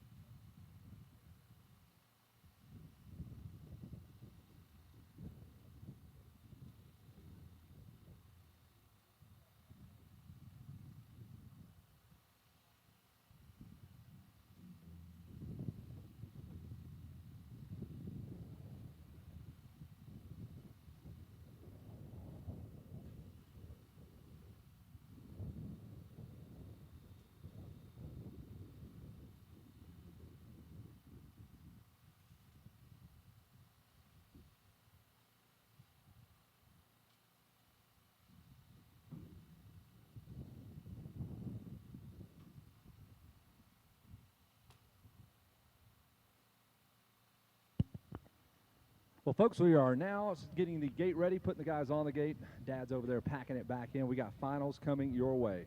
We've got 5 finals, in fact. Open B now on the gate. Open C final coming up. They're in staging. Race number 20, Super Mini All-Stars. They're going to be going 5 laps. Then we'll have a sight lap, a little bit of a break, if you will, a couple minutes, and then we'll put race 21, the Schoolboy 2 final on the gate, going 7 laps, and then we will wrap up the day's racing with race number 22, a 10-lap affair. The Open Pro final, we had the divisional races, and now we've got it all sorted out. Gate picks have been handed out, and we are now getting ready to go with finals day 1 on the big bikes. And I want to give a shout out to all the sponsors here. Can't do it without the sponsors. They are really what make this thing move forward. Of course, Monster Energy, a big sponsor here. Ford, 2X Promotion, Meyer and his company, really stepping this race up in conjunction with the mountain here. Lucas Oil, GoPro, Racer X, Fast House, Fly Racing, FMF, Harton Huntington, Pirelli, Thousand Oaks, Moto Pro, Fox Racing, Mechanics Wear, Von Zipper, EVS, Bell, Spy, VP, ODI Grips, Brett Downey Safety Foundation, AmeriCorps SMX, AXO, Carson Motorsports, Davis Motorsports, Dirt Tech, Dubach Racing, EMT Racing, EBS Sports, Factory Connection, Fox, Gail Webb, she's out here snapping some photos, HyperX, Matrix Concepts, Mechanics, Moto Pro Graphics, ODI Grips, On Track Schools, PDA Jerky, Pro Circuit, Race Tech, Scott Sports, Spy, Summit EDU, Von Zipper, VP Fuels, X Brand, Moto Playground, Cobra, Kawasaki, KTM, Honda, Husqvarna, Suzuki, and Yamaha. And again, we want to welcome everyone listening and watching online. The first ever live streaming broadcast of this event, the 49th annual Monster Energy Mammoth Motocross Race. This is your Open B final. I'm excited to be up here to call the action for you. Tom White down there is going to be talking to some pretty happy guys out there. The Open B class winning their divisional races. Francisco Ureta, Max Markoff won his out of South Carolina. Cade Authenwright and Gage Scherer both finished up second in their divisional races. Third place finishers were Braden O'Neill, Corbin Hayes. Fourth place finishers were Willie Simmons Jr. and Chase Pelong. Rounding out your top 5 in our divisional races, Derek Kelly and Grant Wall. Race number 18, your first final of the day, 7 laps. The bikes are up and running. Give a shout out to my buddy Don Collins all the way from way up in New England, getting here overnight to come out here to get this live stream together for you guys. And I can't wait for what they've got in store for next year, the 50th running of the Mammoth Mountain Motocross Race. More cameras, more fun, more coverage than ever before. And we're excited to bring you the live stream live. For those of you back on the East Coast, the crown jewel of the West Coast, in my opinion, is Mammoth Motocross. A beautiful scenic race at 8,000 feet we race. So it's a different beast altogether. Kind of highlights of the day, Yamaha. These guys have done a lot of winning. Derek Drake has picked up a couple of 125 wins over Pierce Brown. In your Open Pro classes, Sean Cantrell followed for a little while behind Ryan Surratt before he made his pass, winning his divisional race. And Bradley Taft pretty much gapped the field on his Horton Yamaha, doing the same there. So we'll merge those two together, and we'll see what happens when we put all 40 riders on the gate. And we go racing here. Day number 1, June 24th, 2016, the big bike day. We had minis before this, vets and vintage days before that. This is a 10-day long event pretty much. Lots of racing, lots of families moving in and out. If you have not done this race, you're really doing yourself a disservice. It is an incredible family vacation. There's so much to do. Yosemite, you can be there in 45 minutes. You got Mammoth Mountain here. You can go ride mountain bikes. They were skiing as well, so you could do just some incredible things here. And the gate is about to drop. The cart is about to go sideways, and we are off and running. Open B class final coming at you. Oh, look at that. Max Markoff out of South Carolina, the number 827 KTM. That spells trouble for everybody else. I had him carded as your winner, and I'm going to go on and say it. If he stays on 2 wheels, nobody's going to touch this kid. He's got style for days. The 827 of Max Markoff out front on the KTM, the 7 gear. Watch him go, folks. And Max immediately opening up that little hole shot and gapping everybody as we get rolling. Max has been slowly making his way out west. We found him at the California Classic. He had just gotten injured, so he just kind of hung out with us. And Max now back on 2 wheels and up and running. getting ready for his shot at Loretta Lynn's. He just needs a good few months, and this kid can go out and lead motos. He's showing you right now. One rider having some problems. He'll rejoin the group, the peloton, if you will. And they're all going after the number 827 of Max Markov out of South Carolina. A couple of my redneck buddies, Jordan Bailey and Max Markov. Some of the only East Coast guys I even recognize as being out here. But look in your mirror, Max. You got some company, buddy. They want to come play with you. Working on our first lap. Some changes to the racetrack. I'm sure most of you guys know. Just a couple of slight little changes, but man, I tell you, it's really helped out with the passing. Some of the more iconic portions of the racetrack. Jeremy's pad, that big off-camber turn that causes problems for everybody. This big downhill that sits right next to us here at the announcer's tower. You can win a race if you can get down this hill quickest. Now, past the podium, we'll pick it up with the KTM Speedster, Max Markov. He's bringing the Yamaha rider right with him, and the Suzuki rider right there in tow.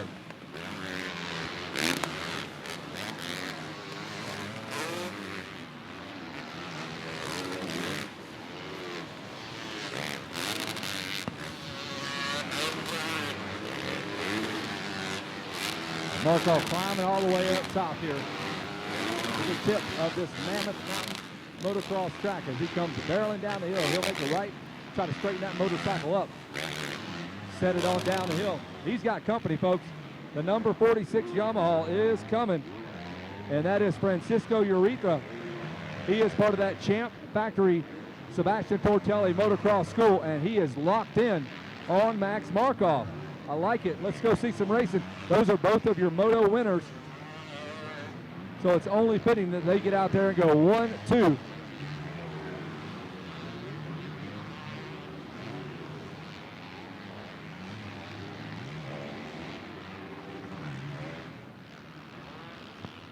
Back towards that back portion of the racetrack. The trees kind of cover it from view, so they kind of have the track to their own devices. All the crowd sits way over here in the pit, so we kind of got to peer through the trees.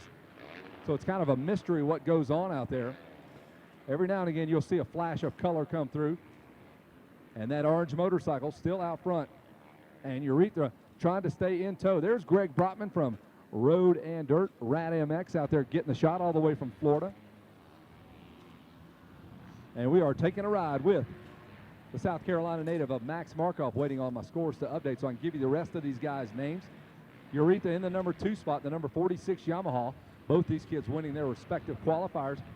That portion of the racetrack called the freeway. A little bit of a decision maker going into the finish line turn. You go outside on the big berm or go inside on that off camber. Up and over the finish line tabletop, you'll bust a right. And it kind of tightens up right in front of the mechanics area, the spectator area.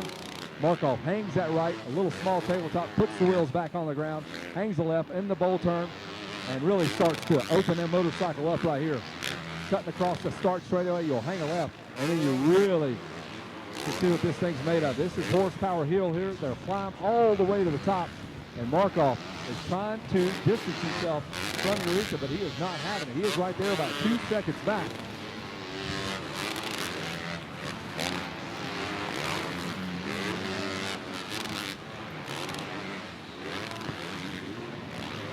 Here's one of the cooler parts of the racetrack, about 7 lefts and rights.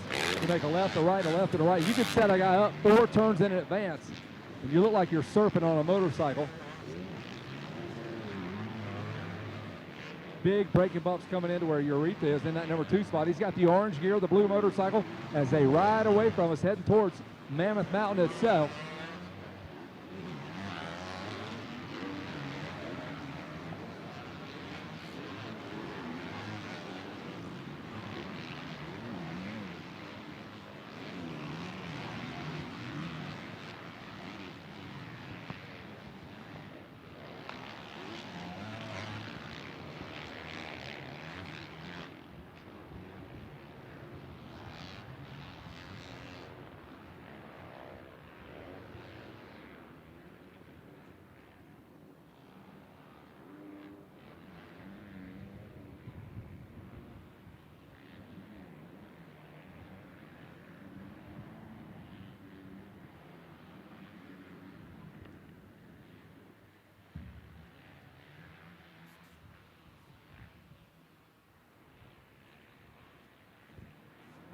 Still trying to get our live results up and running. They are very temperamental here.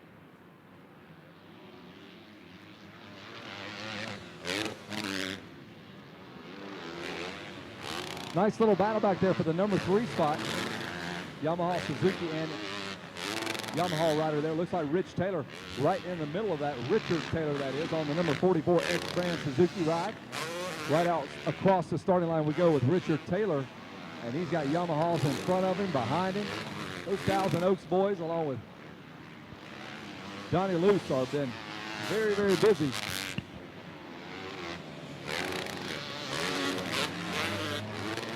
Right past us here, the 827. There's your leader, the 46.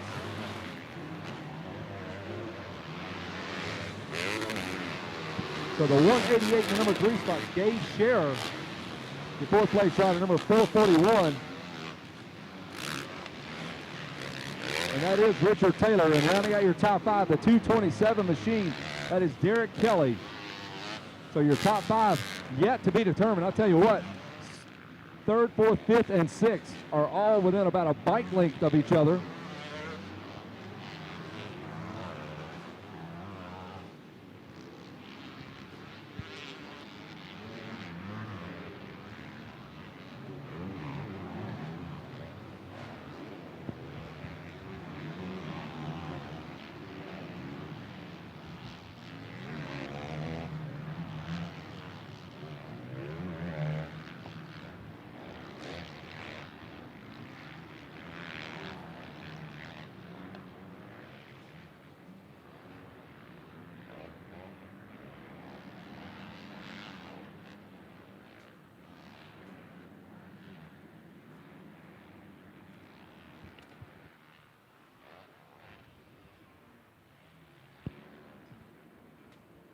About the same gap, maybe a second or so more now for the 827 South Carolina native. The Orange Brigade 7 racing ride of Max Markoff.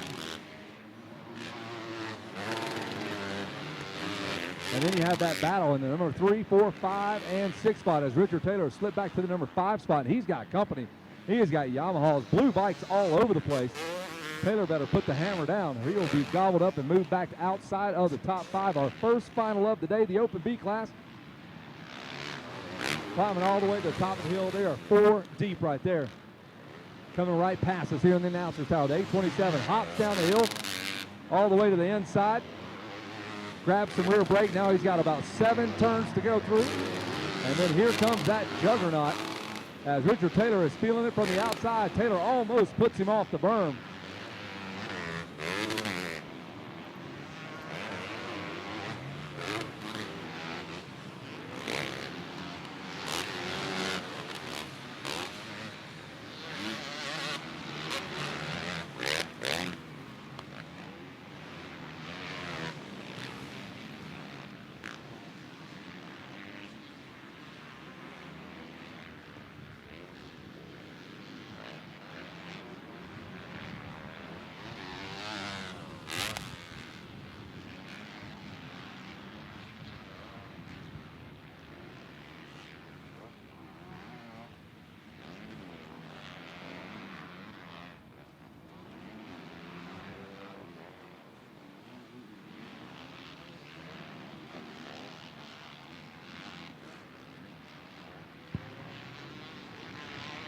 Don't forget to spread the good word. Let everybody know that they can watch the live streaming broadcast of the Monster Energy Lucas Oil Mammoth Mountain Motocross race. Pass the word on. We've got links all over the place. We've been spreading it throughout social media, so hopefully everybody back home is getting a taste, just a sample of what Mammoth Mountain's all about. Still got to see it for yourself. And Max Markoff has got the bird's eye view right now of this racetrack. He gets to choose whatever line he wants. Nobody there to force him into a bad line or a good line. And that race for the number 3, 4, 5 spot across the start line. Look at that. That's not a parade lap. First and second kind of secure, but that battle trio of Yamahas way back on the bike, tucked in below the handlebars. My man in the number 4 spot was just about to pull the trigger on a pass. Here comes Markoff right past us again. The 46 of Eureka in that number 2 spot. The 188 in the 3 spot.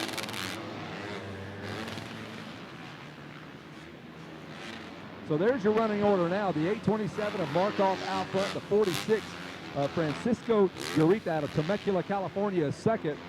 The 188 machine in the number 3 spot, that's Gage Scherer. Your 4th place rider, number 330, Cade Altenreich is your 4th place rider. 5th place rider, number 227, and that is Derek Kelly. And Richard Taylor has slipped back to the number 6 spot.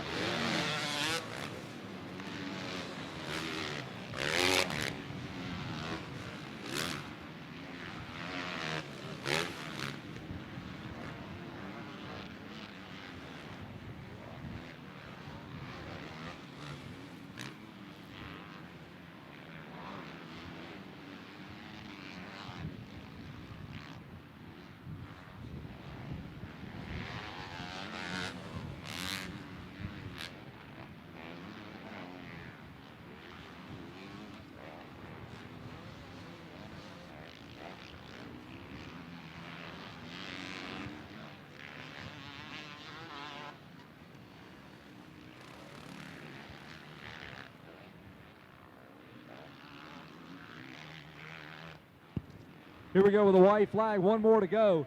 The battle we're really watching now is a pair of Yamahas are just dicing it up for that number 3 spot. That's the 188 and the 227, the 330 machine. I believe he got him.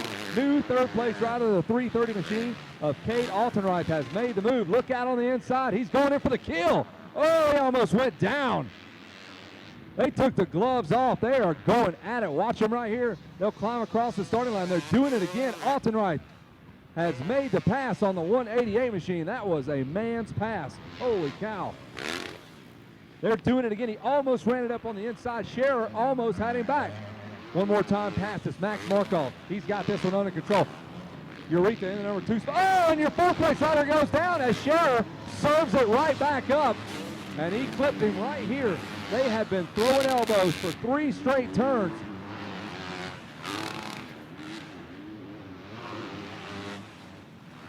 Everybody with a front row seat for that one. The 330 machine hits the deck. And Cade Altenreich and Gage Scherer were saying hello to each other. There'll be no friend requesting on Facebook for those 2 cats. Nobody got hurt, back up and running. I'm good with it. Sure he's not, though. Back on the back portion of the racetrack. A lazy day in the sunshine here for Max Markoff. He got the whole shot, never was opposed. Eureka gave it his all. He's going to finish off about 5 seconds back. And you're going to get to see what Max Markoff is all about. He gives some of the best podium speeches in the business. He ought to be a movie star. You're close enough to Hollywood, man. He'll be a James Dean before you know it. Into the freeway section one more time for Maximum. Max Markoff. And Markoff will hang a left, bust out a tabletop, do some high fives, kiss your girlfriend, slug a beer, get smacked by his dad, then go talk to Tom White. The red flag is out. Max is going to wheel that machine right on over to the podium. Don Collins is going to take a break. He is sunshine deprived there. He has gotten smoked out there doing all that filming. And Tom White, you have some happy folks that want to talk to you. Tom, take it away. Well, I'll tell you what, this has got to be the best job in the world, sitting down here getting to see happy people here. Max Markoff pulls in and he's high-fiving, everybody's happy about it. And just looking good here. So he's going to get his helmet off and have a word with us. He not only took the win, he also got the $50 Lucas Oil. So he's going to get ready and show all that stuff off here. Get ready for this Kodak moment here. Matt.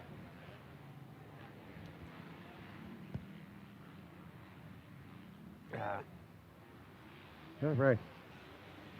Max, how about putting that thing around your neck here? My buddy Kevin Kelly up top tells me you are the best podium speech ever, and so I'm looking forward to that. I know you got some kind of an accent coming from South Carolina, But anyway, Max Markov, you got the whole shot. You got out there, jumped out ahead. You got $50 in oil, so that'll help you out a little bit. But just congratulations. Hey, thank you so much. I appreciate it. I tell you what, it's been 2009 since I've been here to Mammoth, and I did terrible. So to be here and winning, I mean, dude, it feels great. I can't thank everybody enough, man. I mean, everyone that puts on the event here at Mammoth, it's one of a kind, and it's a special thing to be here. So I can't thank everybody enough, man. I got to thank the Lord Jesus Christ upstairs for keeping me safe.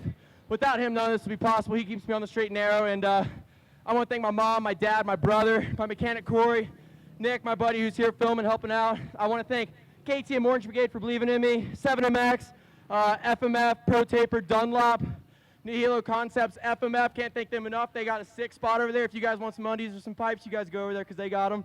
And yeah, Oakley, RPM Science, Twisted Development, Aaron at Monster. Can't thank him enough, man. He's such a big help. And yeah, I'm trying to think anybody who else I forgot. Thank you so much. I'm a little out of wind. My bad. I'll tell you what, Max, that's got to be one of the best podium speeches ever. Something tells me we're going to be hearing a lot of this guy here. But before you leave me totally here, Max, I got to ask you. You've got one bear now. Obviously, we'll get that at about 3:30 this afternoon. But you're going to be racing all weekend. I am, yeah, man. And I tell you what, I came here and I came bear hunting, man. And I brought my weapon of KTM of choice. I can't thank them enough. Like I said, man, I said that bear was in my crosshairs. I just had to pull the trigger in the final, and sure enough, we did it. So I can't thank everybody enough. I'm looking to get some more bears tomorrow and Sunday. Okay, I'm going to get Bad Grandpa out of the picture, man. We're going to celebrate here. Open B main event. Ladies and gentlemen, South Carolina taking it, Max Markov.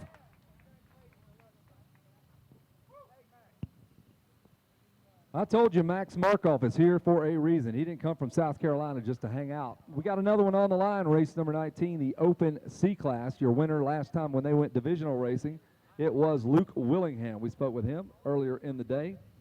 Another divisional race winner was Joshua Clark out of Oak Hills, California, number 501. Second place finishers in their respective divisional races, Garrett Huft.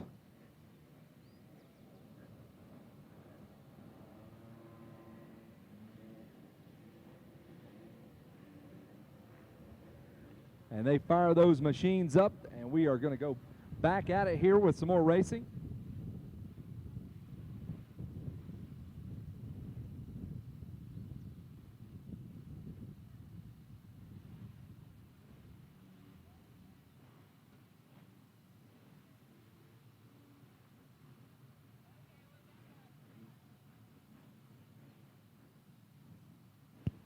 So I'll give you another top 10 rundown from that last moto. Max Markov with the win. Francisco Ureta was second. Gage Scherer was third. Derek Kelly fourth. Richard Taylor fifth. Corbin Hayes was sixth. Cade Altenreith seventh. Luke Santos eighth. Kyle Frood is ninth. And Cameron Bannock will finish up inside the top 10. That was the Open B class. Open C class now. Firing them up. We got to get these guys first few turns nice and safe. That's the trick there with these guys.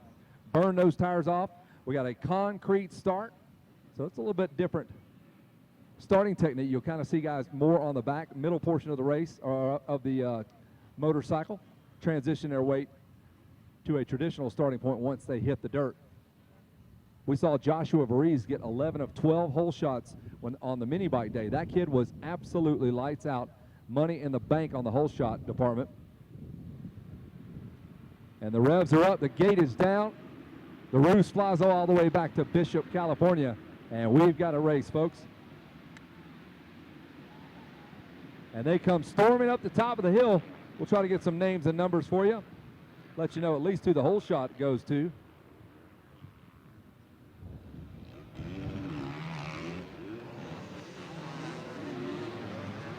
Well, the hole shot was short-lived. The 133 machine makes his way into the number 1 spot, but the hole shot went to the number 157 machine of Dustin McManus. McManus will be the recipient of the Lucas Oil Hole Shot Award. Number 157, the King of the West, red plates on his bike. He's now into the number 2 spot. Now your new leader, the 133 machine, and that'll be Cole Tompkins. Tompkins has about 39 riders who would love to take a shot at him, and we are just in the opening stages here in our second of 5 finals. This is the Open C final. Super Mini All-Stars now making their way to the gate. Schoolboy 2 final will be coming up after the sight lap, and then we'll finish up the day with the Open Pro final. We've got the live scoring up and running. You can check that up on 2X Live. You can see all the live scoring, and then you can pull up the live streaming feed there as well, and you are up to date. You don't even need us.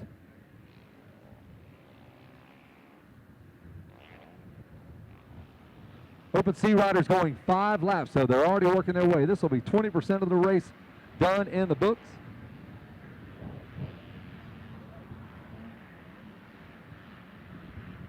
Check out the lead, folks. Open C class. We'll see you in the B class here in about a half hour. This kid is rolling out. Oh, my man is off the side. He got parked. Our early hole shot winner, the number 157, just got punted. Dustin McManus went off the side of the track. Kept it up on 2 wheels, though. So the 133 machine out front cruising. Cole Tompkins out of Lancaster, California, 16 years of age. Finished 6th in the first heat race. So Cole out to redeem himself. Cole climbs all the way up to summit Mammoth Mountain, and he will come right back down. And we're about 20 feet away from him. Cole's going to line it up to the far right-hand side of the racetrack. Stays away from all those big braking bumps. And this is where the fun begins. We'll check in with your top 10, brought to you by KTM. Cole Tompkins out front. Bryson Killer in the number 2 spot. TJ Taylor is 3rd. Antonio Calavano is 4th. Dustin McManus, your early hole shot and race leader, is 5th. Luke Willingham, 6th. Nate Billmeyer is 7th. Cody Whiteset is 8th. Austin Sherpa 9th. And Garrett Hopto rounds out your top 10. So everybody kind of spread out now. And this track, like so many have said, has really gotten rough on the backside. They added some rollers. There's a big wall back there. There's a guy with a rifle that will actually shoot you. There are live bears that you must navigate through. So there are lots of different things that these riders have to deal with on this racetrack. Like I said, it's all in the very back of the racetrack where you don't really get to see it, and that's where Mike Colbert will release a black bear about every half hour. So it's like that windmill at the putt-putt course. If you get through the windmill, you're good. If not, you'll have a 700-pound black bear on your back, and you got to try to drop him off somewhere. And we're now working on lap number 2, and our guy out front, the 133 machine, is going to pull in, top it off with fuel, check his Facebook, see what's going on there. He's got a full straightaway lead now. He's kind of backing it down now. That's Cole. Looks over his shoulder. Some guys can just really ride the mountain. Hopefully we'll see Cole down at the ranch at Loretta Lynn's, squaring off with the best of the East Coast. This is really a West Coast race with just a handful of kids come from the East Coast. We saw Lance Kovish come out here and do some work. He's not really an East Coast kid, but we'll claim him. He's from the Midwest, out of Missouri. And then we've got Jordan Bailey and Max Markoff with us for the big bikes. Unfortunately, Chase Sexton not with us. I was looking forward to seeing him kind of line up with some of the best. We'll see him at the ranch as well.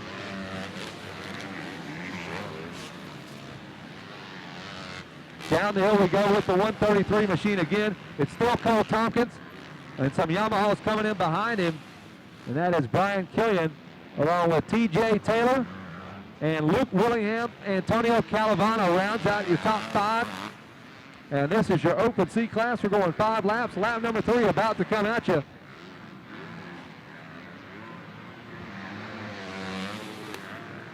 And it takes nerves of steel. If you haven't made it up to the top of this hill, get up here for the finals. You still got time.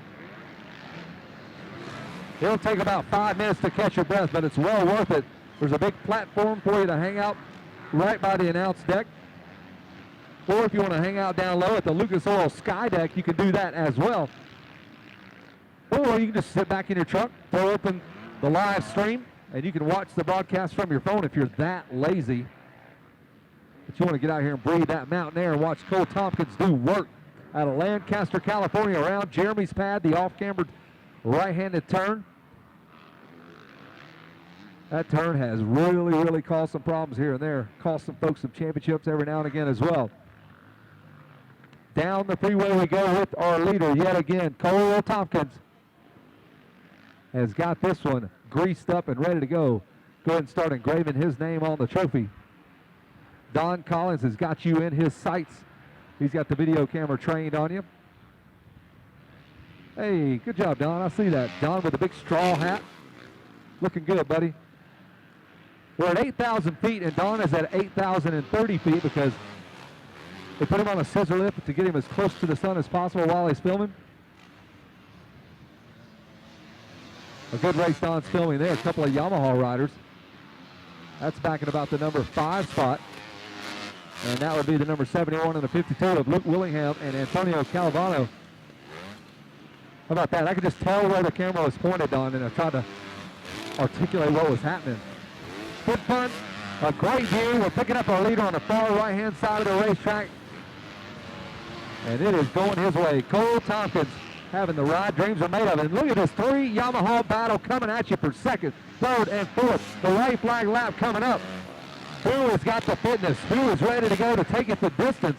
And that is a great battle between Bryce Killian, TJ Taylor, and Luke Willingham. Oh, a little bit of a slide out. He almost goes down, Willingham. And now they are all over him. Bryce Killian trying to hold on. He almost blew his ACL out in that one turn. Things are getting rough back there. Hang on. That's the battle to watch. The number 2 spot, Cole Tompkins, out to a 6-second lead. But that battle for the number 2 spot, that is where it's at.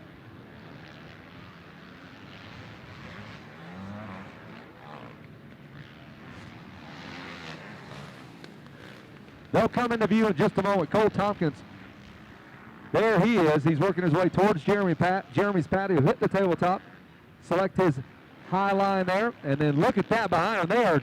There's just no room. The man in the orange gear, he is your second place rider, about to be overtaken, just like Germany was. You are done. He will move back to the number 3 spot. TJ Taylor will take that and move into the number 2 spot as they go down to the freeway on this white flag lap. A lot of action back there for the number 2 spot. Cole Tompkins about to hit it. He will bring out the white flag and look back into that finish line turn. A new second place rider looks over his shoulder. And Donnie Luce has got some Yamahas all over this racetrack today. One more time for our leader as he comes past the mechanics area. Then that trio of riders back there for the number 2 spot. There's Dad with his hat off. Gonna need Tommy John as he swirls that arm around.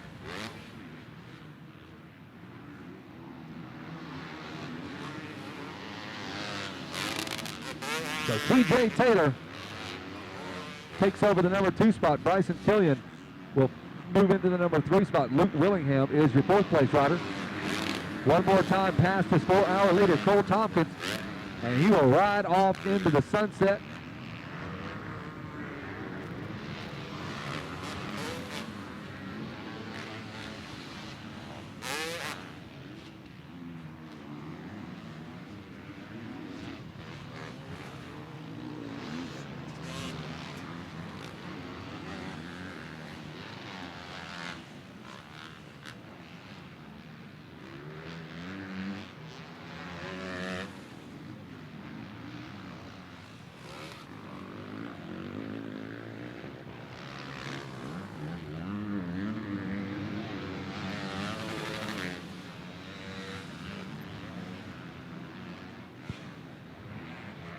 So the rest of the gang coming through on this last lap of the Open C class.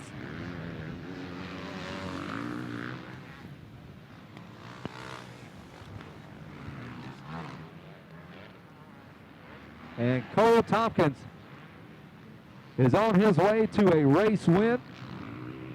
Everything kind of settled down back there for that 2nd, 3rd, and 4th place positions there. Tompkins has cleared Jeremy's pad. He will now make the left that carries you into the freeway. A couple of tabletops and a finish line tabletop are all that separate himself from Tom White, the creepy grandpa that he has got to talk to here in just a moment. And folks, there it is. The checker flag comes out. Cole Tompkins does it with a first lap pass just past the hole shot area, and he never looks back. Great battle back there for the 2nd and 3rd place finish. Your podium's going to look like this. Cole Tompkins will take the win. T.J. Taylor will finish up second. Bryson Killian will finish up third. Tom White is going to have a word with our whole shot winner, Mr. McManus, on the 157 Honda, along with your winner, Cole Tompkins. Tom White, what do you have? Well, your announcers aren't supposed to be a little prejudiced or anything like that, but I got to tell you, this one brought one home. I've seen this young man week after week, year after year out at REM, Glen Helen, Cole Tompkins. And I tell you what, man, to see him up here and take this big bear today is a magic moment for me. Hey, Dad, good job. We love it, man. This is a great moment here, getting that Lucas Oil hole shot. We'll get to him in a little bit here, but that was our good buddy Dustin McManus. He got the whole shot, but Cole, whenever you're ready to talk, man, we got some things to talk about here, dude. Man, I kind of missed the start. And then I got in about lap number 2, and I looked out, and I go, wait. I go, is that the 133? Check my sheet again. I go, hold on, wait a second. That's our boy, Cole Tompkins, man. Seeing you get this win today, and you won it convincingly, man. How does it feel? It hurts, but it feels good. But on Saturday, the week before, I went to Comp Edge, and I dislocated my knee. So thanks to my dad's wrapping skills, we just iced it, wrapped it, and freaking taped it up and went. Well, your mom was here earlier. She was going, do you have any tape, Tom? And I go, man, I don't. You go to the medics or something. Did you tape it up, though? It's taped up and good. It felt good out there. Well, I'll tell you what, man, you're going to have to buy her something special for that one. But just a cool win here. And again, I see you week in, week out there soldiering on at Glen Ellen and REM there. And obviously that's helping you. Let's run through those sponsors that helped you get to this top step and get that big old bear. For sure, my mom, my dad, my sister, Debbie and Val Racing, the REM specialists, Varner Motorsports, Yoshimura, Shot Racing, Pasha Racing, PDA Jerky, Justified Cultures, Tube Saddle, just freaking everyone who helps me out, and X-Brand Goggles for keeping my vision clear. I can't thank everyone enough. I got to get a man hug. Hold on. I gotta love it, man. Great, cool time. Here, put this thing around you here. I was supposed to give you that earlier. That is basically the medal that says you just won that thing. And also, so great. Well, great podium here. I'm going to go over and talk to the guy that got the whole shot, and I'll get out. So we'll get bad grandpa out of this picture, and you can get in there. Yeah. Hey, Mom, Dad, get in there, man. Get in there. Get your mom right there, kids.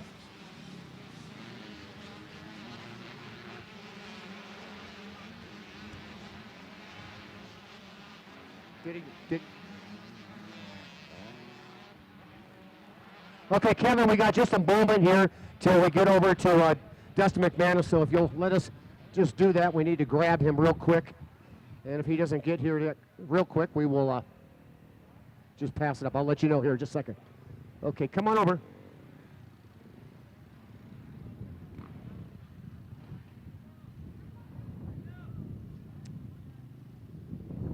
All right, back. Okay, here he comes. he's got like 5 bikes in the way here, so come on over, let's get a word here, and we'll do this real quick. Number 157, Dustin McManus, the San Jose, California rider, getting the whole shot here. Throw the bike up there, we'll have a word, bud. Just park it right here, it's fine. So, Dustin, I didn't see how you finished that one. You obviously off to a good start. Yeah, I got a great start, actually. I don't know how big it was, but I heard it was pretty big. I dropped back, though. I don't know what happened. I think I got like 7. Just dropped back, but I wish I rode better, but, it is what it is. Hey, this is what it is. Great ride for you. There's your $50. Kevin Keller, back up to you, brother. All right, thanks a lot, Tom. Man, something's weird going on here. Joshua Breeze did not get the whole shot. Joshua is about in the number 6 spot, and the whole shot went to number 31X, Tyson Johnson out of California, and he still continues to lead. I'll tell you, the man moving right now is the 122 of Carson Mumford, who is now in second. He's gotten around 4 guys. And he, in fact, passed the 604 of Max Miller. But I got to give it up to the California rider with the red plate. That means he won the big series that leads you up here to Mammoth. So a heck of a ride for this young man is some of the best of the best. He outstarted them, and he's outrunning them. Nice work, buddy. Tyson Johnson is doing it.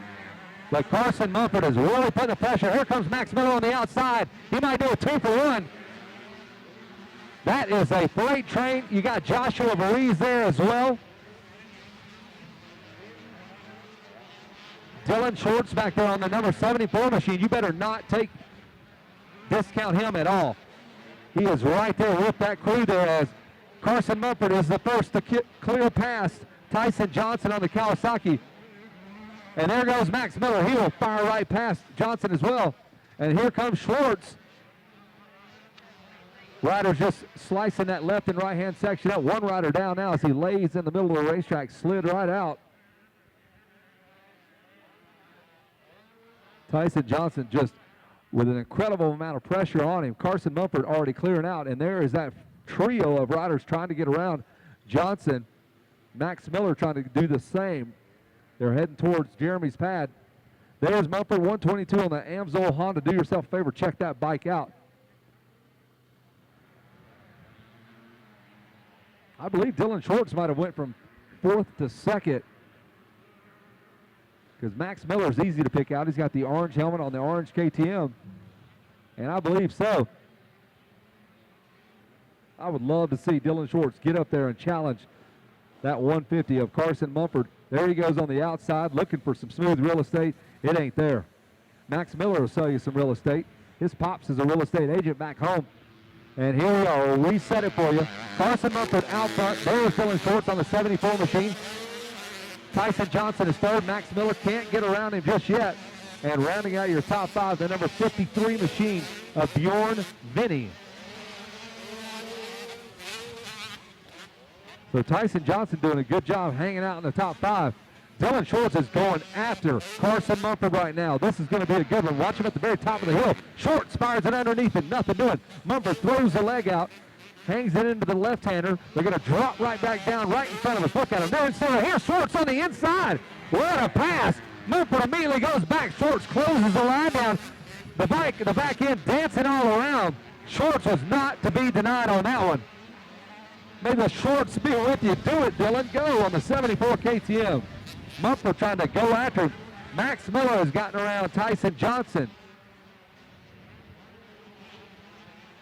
We've been waiting for Dylan Schwartz. I believe he's won a heat race or two, but this is a breakout ride for him, and he saves it for the All-Stars race. 2 more races remain on the day. We've got the Schoolboy 2 final and the Open Pro final, and then we will head on down and give out the awards for the day. Another one of the more unique facets of this race. It's like the old school races. You got to go back to the early 80s. We had a racetrack back in Atlanta, Georgia. And at the end of the day, everybody had to hang out and give out the awards, and everybody's hooting and hollering, drinking beer back way before you would get in trouble for doing that at a racetrack. And it's kind of that way here. We all hang out. We wait for the awards to be given. Everybody cheers, high fives, makes fun of everybody. Just another reason why Mammoth Mountain is different. It's cool. And the racing is always spectacular. Dylan Schwartz trying to lead this thing out, starting to open things up on the 122 of Carson Mumford.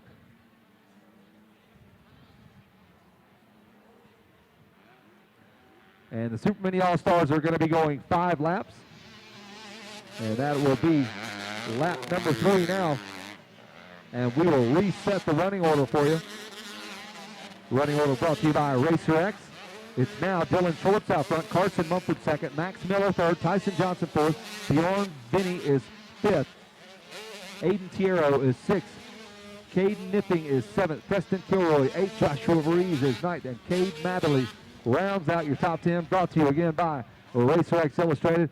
Coming on by us here, lap number 3, the number 74 KTM ride of Dylan Schwartz with that 7 gear. And if you are watching at home, I'll give you a point of reference. He went all the way down this hill. The top 3 riders never shut off until that tree down at the very bottom there. And they grab so much rear brake, glide right into that right-hand bowl berm, and get back down to business. That is deep into this hill to chop the throttle. That tree on the left-hand side with the Suzuki padding is the one I'm referring to.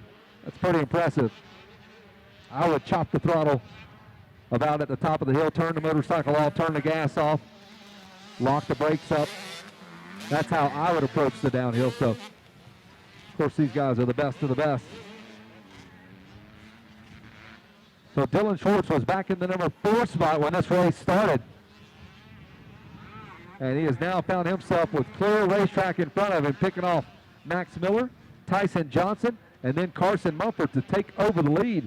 And unfortunately, it doesn't look like Carson Mumford's going to be able to do anything about it, barring any type of unforeseen problems we may have with Schwartz. He's having a fine ride out there as we're going to hit lap number 4. That'll bring out the white flag. Going to hang it into the left-hander that takes you down the freeway. Man, check this finish line turnout. There are 3 big rollers in it. That was a pretty smooth bull burn this morning. And you'll see Schwartz hit it right there, hit another one, and another one. The dirt has just been drug around. And that is a rough finish line turn. There's Schwartz. He's got one more lap to go. Clicks down, going into the right-hander. He'll sit down for a half second, hop that little tabletop, set back up for the left-hander. Looks over to his right, gives the peace sign to his old man. I got this one in control, Dad. Cutting across the starting line. And now he'll climb to the highest point on the racetrack, hugging that right-hand side of the racetrack. The boys on the Orange Brigade give him the high five. There's Pops Miller. He's pumped. He's giving Carson Mumford some love. Pointing at his kid, Max Miller, saying, go that way. That's the direction of the racetrack. And look at this battle for the number 6 spot there. 3 kids all going at it. The number 53 machine flying right by the kid in front of him. And that would have been Tyson Johnson and Bjorn Vinny. Top 3 kind of settled here. But here comes Tyson Johnson and the 587 of Aiden Tierra. Somebody's got to shut off here. Not going to be Bjorn Vinny. Vinny hanging tough on the Kawasaki. Oh, a little bit of a miscue there by Aiden Tierra, and that's going to allow those kids to kind of slip away.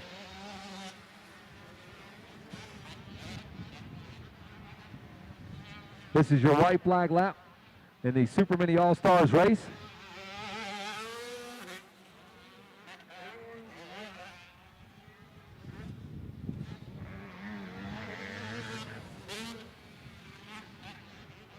Next stop for most of these kids will be the ranch. Loretta Lynn's, if you guys out west haven't made it to that one, I say the same thing about that race. You got to go see it to see what it's all about. It has grown into just a ginormous juggernaut of areas and regionals. And then when you finally make it to the ranch, holy cow. The best of the best, absolute most talented riders in America all showing up, all the way down to the vet classes. They are spectacular. And how about this? I believe Dylan Schwartz is going to knock this one out of the park. A walk-off home run for the number 74 of Dylan Schwartz. How about that? Way to cap off your day, man. I don't think he won any finals, got any big bears, and he saves the best for this Super Mini class. Fantastic ride for Dylan Schwartz. Carson Mumford will be second, and Max Miller will round out your podium, and we will send it down to the lovely Tom White with the call on the podium. Tom?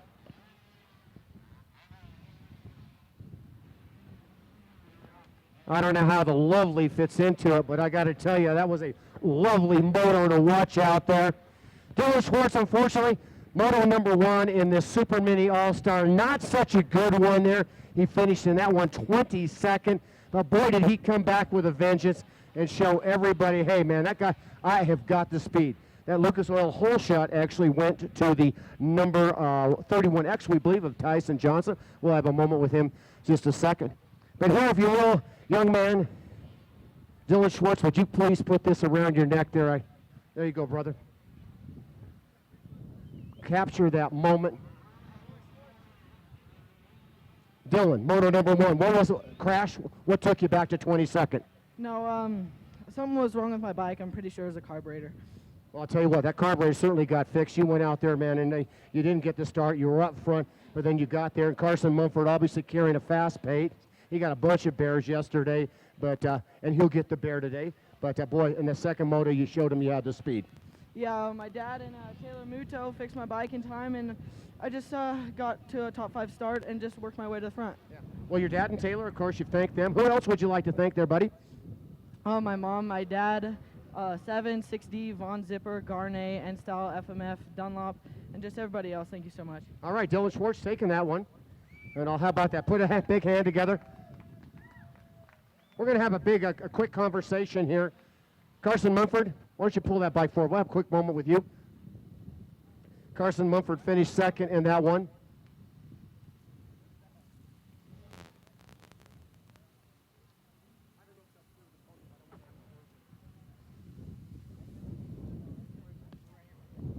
All right, let's do the hole shot before we talk to Carson. And that hole shot, good one there. Tyson Johnson, congratulations. You got out, got a good start. What'd you end up?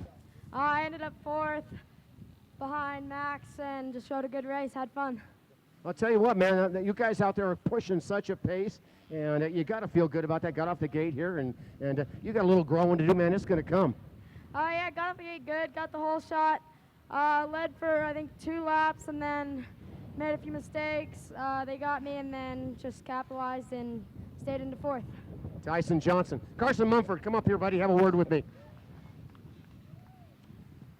Well, Carson, we'll just do it. Yeah, okay, the podium's clear. Bring it up, put it on the podium there, and we'll get that bike loaded up. That Super Trick CRF 150, that's about a $100,000 machine there, I do believe. So, Carson, you're on a bear hunt this weekend for sure, my man. You went out, I think, you went 4 bears yesterday, something like that. I'm not, over that 2 days, but a great, strong ride. They tore your motor down. They had to put that thing back together. But in that second moto, you knew you didn't have to beat Dylan, didn't you? Yeah, I got 6 bears yesterday, so I was super pumped with yesterday. And then I got the first moto win, and I knew he had some bike problems in the first moto, so I just played it safe. I was actually in like 8th or 9th on the first lap, and I made some quick passes thanks to my 150, and you know, I just did what I had to do to get it done. All right, Carson Mumford, we'll just real quick go over the sponsors here, and then we'll see you at the podium later. Renegade, Traxxas, GoPro, 60 helmets, Leah, Amsoil, Factory Connection, Honda, Yoshi, 100%, Team Dunlop, my mechanics, Christian and Sean, Alpine Star, DC, X Dubai, my trainer, John, Rob Fox, Alias, Team Verby, my mom and dad, Kibby's out here, LaRocco, everybody I forgot, thank you so much. Wow, you just knocked off a 25-lap main event right there. Great interview there. We'll see you at the podium. And back up to you, Kevin Kelly.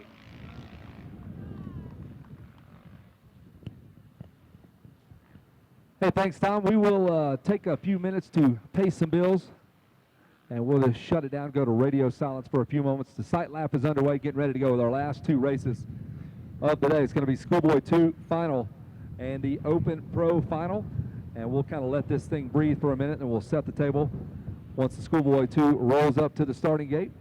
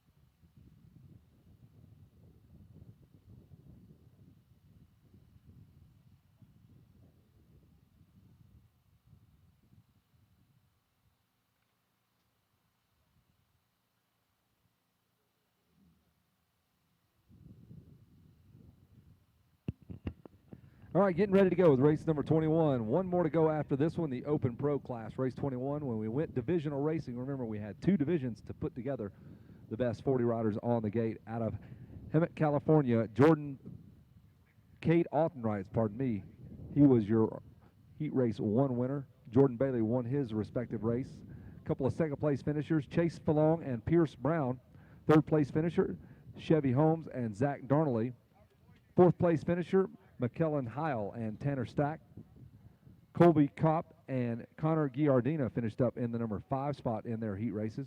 Connor Molinax and Tyler Matcham finished up 6th. 7th place finishers in their heat races, Gage Necht and Matt Benangas.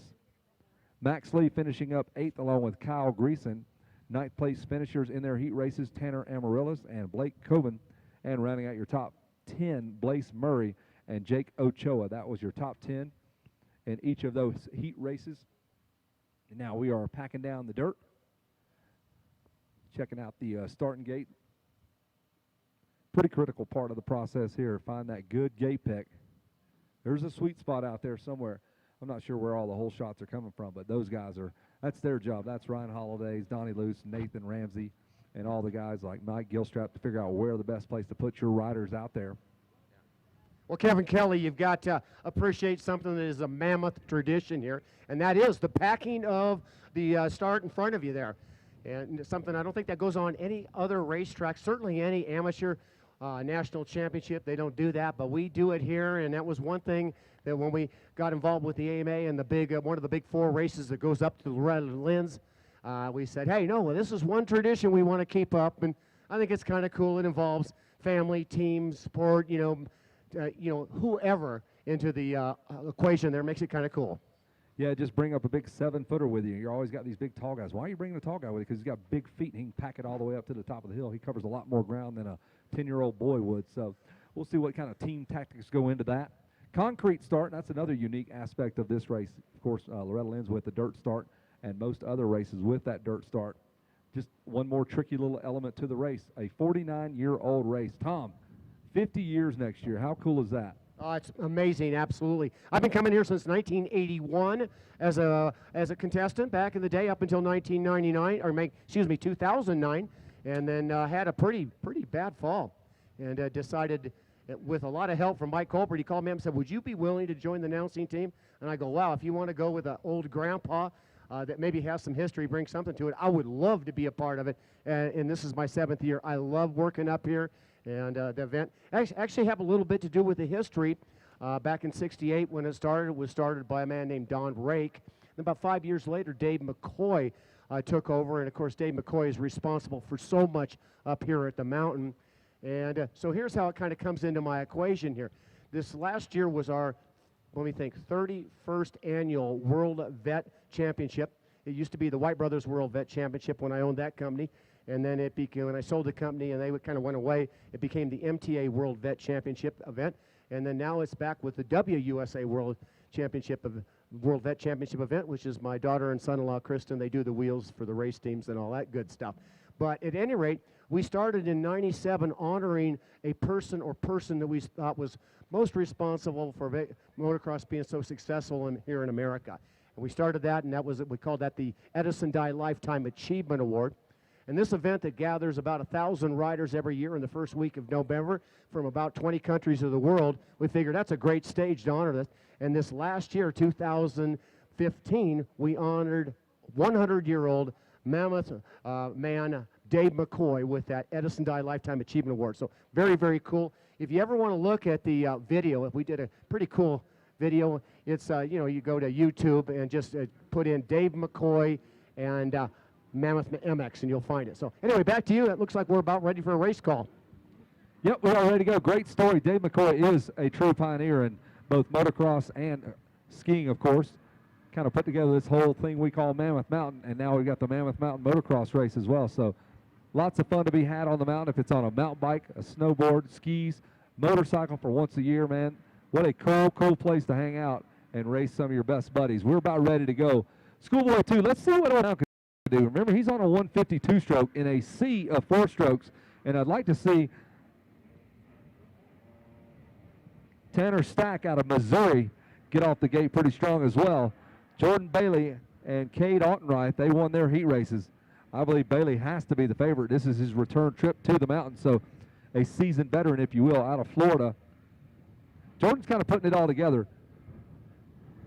Went full on homeschool after Loretta's last year. He was one of the last guys to do that, so he would have to go to school, squeeze in a ride or two a week, and then when summer came, he could then get out and train for a couple of months and try to catch up with all the kids that have been just going at it. So now he is full-time down at MTF, which is, in my opinion, the epicenter of motocross, MTF, GPF, all that down in the southeast. And it looks like things are working for the Monster Energy Team Green Kawasaki rider as he's won his heat race. We'll see. But Pierce Brown, he's one of the younger kids too. Pierce always seems to give up a year or two in age. He might only be 13 years old, but he's a great big kid. He's about right at 5'10", 5'11". He'll be on that 152 stroke, number 63, the Red Bull Jams rider. And it's all business now. Climbing up to the top of the hill. Couple of Kawasaki's. It looks like Stack and Bailey in the mix there. Hey, good starts for both those kids. Bailey will grab the whole shot. Yamaha rider in the number 2 spot.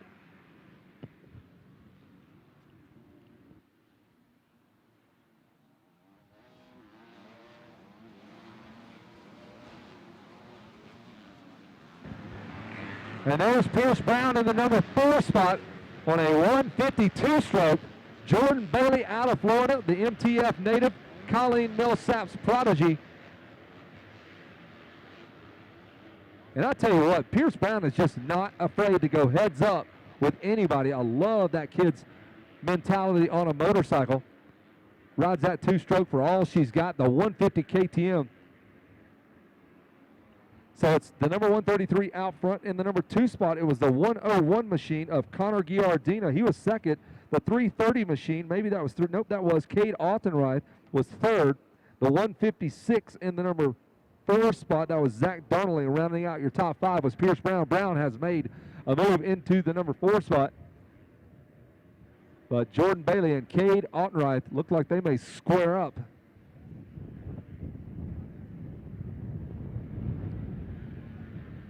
A very, very competitive schoolboy class. Absolutely one of my favorite classes to announce. There's so much testosterone and just raw talent in this class. It never fails to deliver at Loretta's. The Super Mini 1, more specifically, that all 2-stroke class. This one you can ride the 250F or the 125 up to a 150. And Jordan Bailey's got company. Pierce Brown working it. Can't quite put the pass together. He's still in the number 5 spot. There's Bailey. And there's Altenreith. This is going to be a good one. They are your heat race winners. And there is a just absolute dogfight for that number 3 spot. This one is anybody's game here. We are going to go 7 laps for these young men. Most of these kids 15 years of age, maybe 16 if you're Jordan Bailey, just got his driver's license. He is now legal. Look out, Cade Altenreith was right there on top of Jordan Bailey. Here he comes. Altenreith on the Yamaha, Bailey on the Kawasaki. On the outside, here comes Altenreith. He's going to square up, go underneath. No dice. Jordan's got control of the inside line. And then 4 riders barreling down again for that number 3 spot. Just pick your battle and watch it, folks. Jordan Bailey getting all he can handle from Cade Altenreith. And Altenreith trying to set him up, go outside, inside. Can't quite put it together just yet, just kind of searching those lines. Altenreith absolutely matches the speed of Jordan Bailey. We'll give you a top 10. It is Jordan Bailey, Altenreith is second, Giardina is third, Donnelly, Brown, Heil, Tanner Stack is 7th, Amaryllis is 8th, Max Lee is 9th, and Matan Barangas rounds out your top 10 here on lap 2. We're going 7 in the schoolboy class. Hope you guys are enjoying this. If you're here at the Mammoth Mountain Motocross Park, or if you're watching online, the live stream, you're getting treated to a good one. This is a match race here. Jordan Bailey, he won his heat race. Cade Altenreith won his. And now they have squared up, got good starts. Pierce Brown now moves to the number 4 spot. And that Jeremy's pad turn is just causing problems. Your 5th place rider slips, and he will get passed by a whole slew of riders. And just like that, the sniper strikes again. Pierce Brown lines up another one, folks. Jordan Bailey now all alone. We lost our second place rider of Cade Altenreich. So all kinds of changes going on now. So Jordan Bailey's just going to get handed a big gift from Altenreich. Now 8 seconds back is Altenreich, and he has to pick right back up because he's got a Kawasaki in the way of Zach Donnelly and then Pierce Brown on that 152 stroke.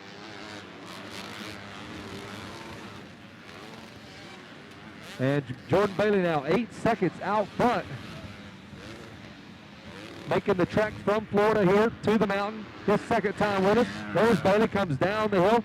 Unfortunately, we don't have Garrett Marchbanks out of Utah. Garrett was supposed to race with us. I am very excited about this kid. Marchbanks has a ton of potential. Kawasaki sees a lot in him. He had the pick of the litter as far as rides available to him. And unfortunately, he got altitude sickness. So we won't see Garrett Marchbanks here. So it'll be the ranch down in Loretta Lynn's before we get a shot at Garrett Marchbanks. And I guarantee you, he will be tough to beat. So things kind of settled down. First, second, third, fourth, all kind of relaxing. But Buddy back in about the 8th, 9th, 10th spot.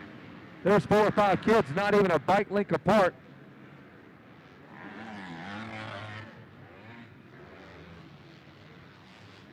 Working on lap number 2. This will be lap 3, just about the halfway point of this Schoolboy 2 race. This is a final. We have 2 heat races to decide the top 40 riders. Jordan Bailey's deciding it for you. The number 32 Monster Energy Team Green Kawasaki rider was putting up with a constant barrage from Cade Altenreich, who eventually went down. And Altenreich absolutely had the pace. Couple of tabletops down that freeway, and we'll pick up the number 32, bouncing his way into that left-hander over the finish line jump. And Jordan Bailey has seen the third lap. Altenreich trying to make a run at him. They were about 8 seconds back last time around. Might still be about the same. He shaved about a second off, but my guess is Jordan doing exactly what he wants. There's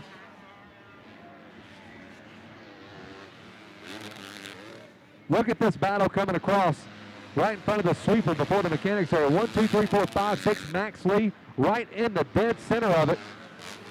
That's a heck of a battle. And down the hill we go with the 7 Kawasaki rider, Jordan Bailey, coming in about 5'11", big lanky kid. There's Cade Altenreich, still putting that charge in. Got a little bit of time. Maybe a mistake by Jordan Bailey gives new life. There's our third place rider on the KTM 152 stroke. Downtown Pierce Brown looking at a podium finish right now. And the fourth place rider of Zach Darnley.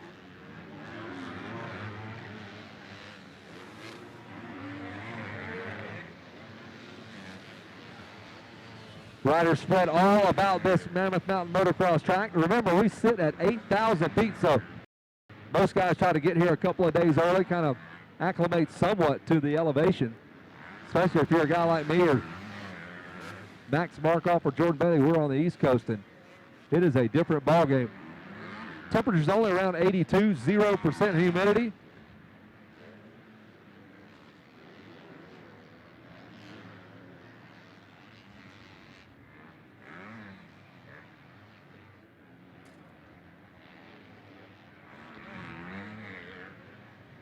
Lap number 4 coming at you, the number 32 of Jordan Bailey. He will see the finish line. Scope out his best approach up and over. Hanger rough, right? That's a tough little section. It is so beat out. You just got to stand up, bounce your way around. We'll look back to Cade Altenreich on the Yamaha. We'll follow him around the 330 Yamaha machine. Third place rider, there he is, downtown Pierce Brown, the 152 stroke. We got the camera trained on him. And Pierce just pretty much has that throttle ripped wide open and never lets up. There's Zach Darnley. He's on the green Kawasaki. He is 4th, rounding out your top 5. The number 4 machine. And that's going to be Tanner Amarellis. Bailey by us one more time. He's working on lap 5 now. Just clicking them off. A 2:05 lap time for both Jordan Bailey and Cade Arthurwright. 2:06 for Pierce Brown on the two-stroke. And then it really falls off a 2:12 for Zach Darnley, a 2:11 for Tanner Amaryllis. Kieran there, and that's our first call for him. Man, Kieran was outside the top 10. He is now 6th place out of Huntington Beach, California. He's on that Husqvarna. So nice ride for Kieran, putting a good lap time. A 2:08 in a sea of 2:11s, 12s, and 13s. Tanner Stack with a 2:08 as well. He's had his share of problems in this moto.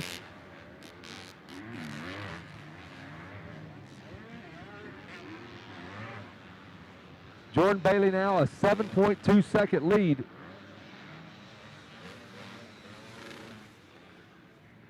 Jordan now up and over the tabletop. He hangs the right Jeremy's pad. That off-camber turn. That iconic turn. So many photos have been taken there with the mountains in the backdrop. Cade Arthurwright follows suit. They were 7 seconds back last time around. And it looks like it's about 5 seconds now, so Cade Arthurwright not giving up just yet. Lap number 5 about to be in the books. 2 laps to go.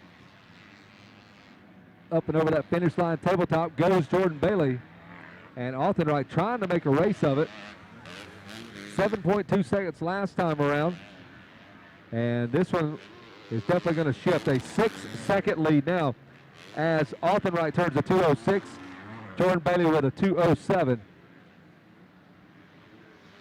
Open Pro lining up as we speak, the final moto of the day, and then we've got the award ceremony where we start handing out some bears to these bear hunters. The best award in the industry, no doubt about it. You want one of these handcrafted bears.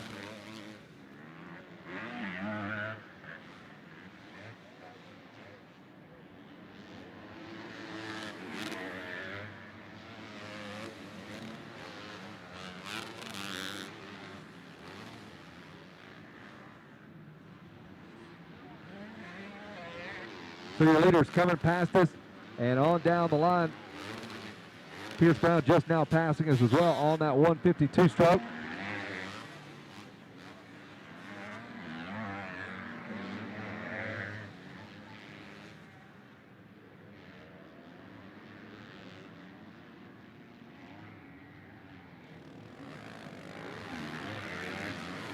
White flag set to come out for your leader. 7 laps they will go here in the Schoolboy 2, 13 to 16 class. A full gate. We whittled them down earlier in the day, and now this is a final winner-take-all affair.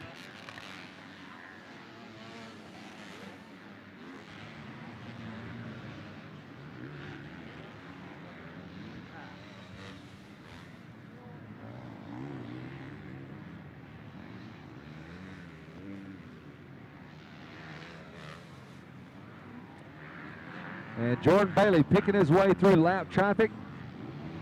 And he will now see the white flag. One more to go for Jordan Bailey. Cade Arthurwright will see the white flag once he lines up the finish line jump. That big roller section of a left-hander. Pierce Brown coming down the freeway. The Orange Brigade, Troy Lee Designs, Red Bull KTM rider, doing a great job on the two-stroke. Open Pro class now beginning their starting line preparations, packing down that freeway directly in front of them. Bradley Taft, Sean Cantrell, Ryan Surratt, Darren Durham, all about to square off. One more time down the hill. Choose your line wisely, Jordan Bailey. He is having to do just that. Lap driver really slowing down his progress. He'll make his way through here in just a moment. Got a nice, comfortable lead. Nothing lost there. He'll pass another, and he will clear the lap riders. Arthurwright will do the same here in just a moment. There's Pierce Brown barreling down the hill.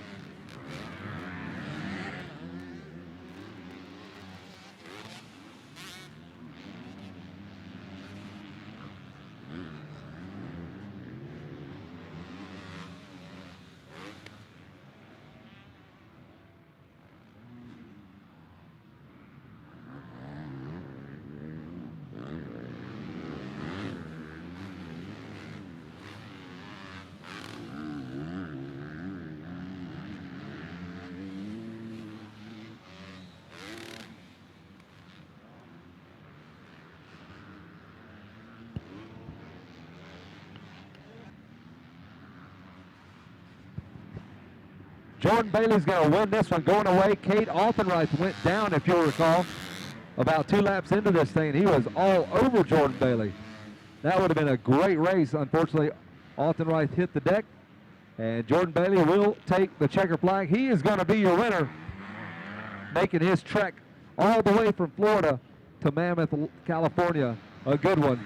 Jordan will hang a right, try to negotiate his way through a sea of folks to make his way onto the podium. Altenreich, a solid second place finish. We'll give you the rundown here. FMF results. Jordan Bailey will take the win. Altenreich second. Pierce Brown third. Zach Darnley fourth. Tanner Stack, a great ride for fifth. Tanner Amarilla sixth. Kieran Nairn seventh. McClellan Howell eighth. Connor Giardina ninth. And Max Lee will finish up in the top 10.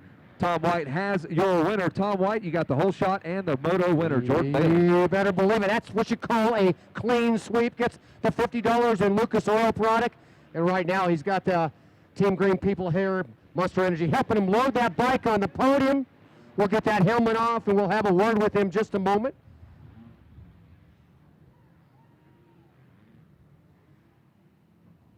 Jordan, one more item to put on beside the goggles. You need to get those in place, but we got a medal for you. Now, I know you got to organize this thing just right here. Let's see if you can slip that over your hat there. There you go, Jordan. Cool. So Jordan Bailey takes it out there. He comes all the way 3,000 miles from Orlando, Florida. He's going to get his monster right now. Enjoy that. He's got the Lucas Oil $50 here. And we're going to get some pictures here. Jordan, talk to me, man. You've been coming here for a while now. This has got to be an amazing victory for you. I see you got the kite hubs on there. That's good because that's my daughter's company sells those things. Thanks for running those. Yeah, no problem. They're handle fantastic. Never have a problem with them. Good, good, man. I'll tell you what. Again, you come here. This is the next step. You have the month of July kind of, well, not really off because you're getting ready for Loretta's. But you know, it's and a hugely different track than what you'll experience at Loretta's. But did you have some fun out there? Mammoth is always great. I mean, I have great starts here. It's definitely a really tricky track for an East Coast kid, but over the years I've gotten a lot better, and I'm happy. We've seen you get a lot better here. We certainly enjoy you making the appearance here. I know there's a lot of people that help you get here. You got the guys over there watching this. We're going to get this hopefully live streamed on video. But who would you like to thank, Jordan? Lord Jesus keep me safe, my mom and dad, everyone at Team Green, from Steve, Chappie, Casey, Jeff, Shane, Ryan, Lisa in the back office, everybody at Pro Circuit, Dunlop, Monster Energy, 7, Alpine Star, Scott Goggles, just Pro Circuit, everybody, thank you so much. You did a great job. I'm going to get out of the picture. Jordan Bailey taking the win here, Schoolboy 2, and awesome job here. Got the $50, got the medal. He's going to get a big bear in just a little bit. And Kevin Kelly, I know we got some more fun coming up, and that would be the edition number 22 of this day, and that's our Open Pros, buddy.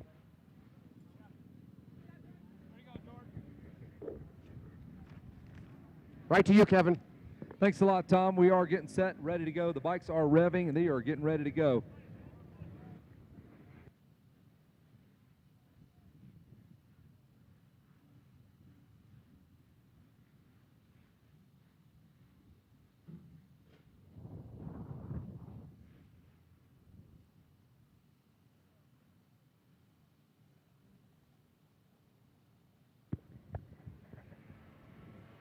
And the revs are up. Gate is down. Dan Durham with a great start.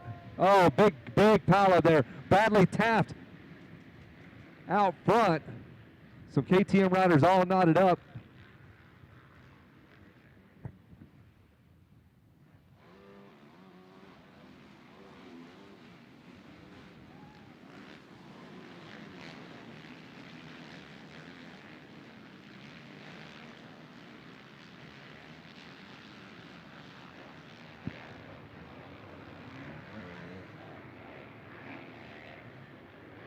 So a pretty big crash on the starting line. Looks like Sean Cantrell might be one of the riders that were involved there. And there is, looks like Sean is back up on the racetrack. That's a great sign. What a bummer. He looked fantastic in his heat race. He's on that KTM 350, his pro debut here for Mammoth anyway. He's got a lot of dirt on that right-hand shoulder. But the best thing we can say is he is up and running. The biggest scare you could possibly have for a parent, no doubt about it. And that spells trouble for the rest of them. Good luck trying to keep up with Bradley Taft. We have talked to this kid. We saw him at Freestone. Bradley Taft did work there. I will put a $100 bill that he can run away and hide from the rest of these guys. Cantrell would have absolutely been his biggest competition. And Taft already showing you he can ride a motorcycle. Taft going to go inside. Love watching these pro riders kind of break this racetrack apart. Looks like we've cleared the racetrack. That's a good thing. And there's Taft way on the inside of that little sweeper there. He's already choosing some of those different lines. The 151 of Ryan Surratt in the number 2 spot. Deegan von Losberg, hey man, good ride. Running in the number 3 spot. Cameron McAdoo is 4th. Darren Durham 5th. Eric Swan 6th. Matthew Milan 7th. Michael Moseman 8th. Tyler Enticknap 9th. And Michael Sleeter in the number 10 spot. And remember Moseman on that 250F. That is absolutely a tough bike to ride in this big 450 class. There goes Taft barreling down the hill. Surratt trying to keep up. McAdoo is still 3rd. And there he is. Eric Swan. That dude is just awesome to watch ride a motorcycle. Swan is gnarly.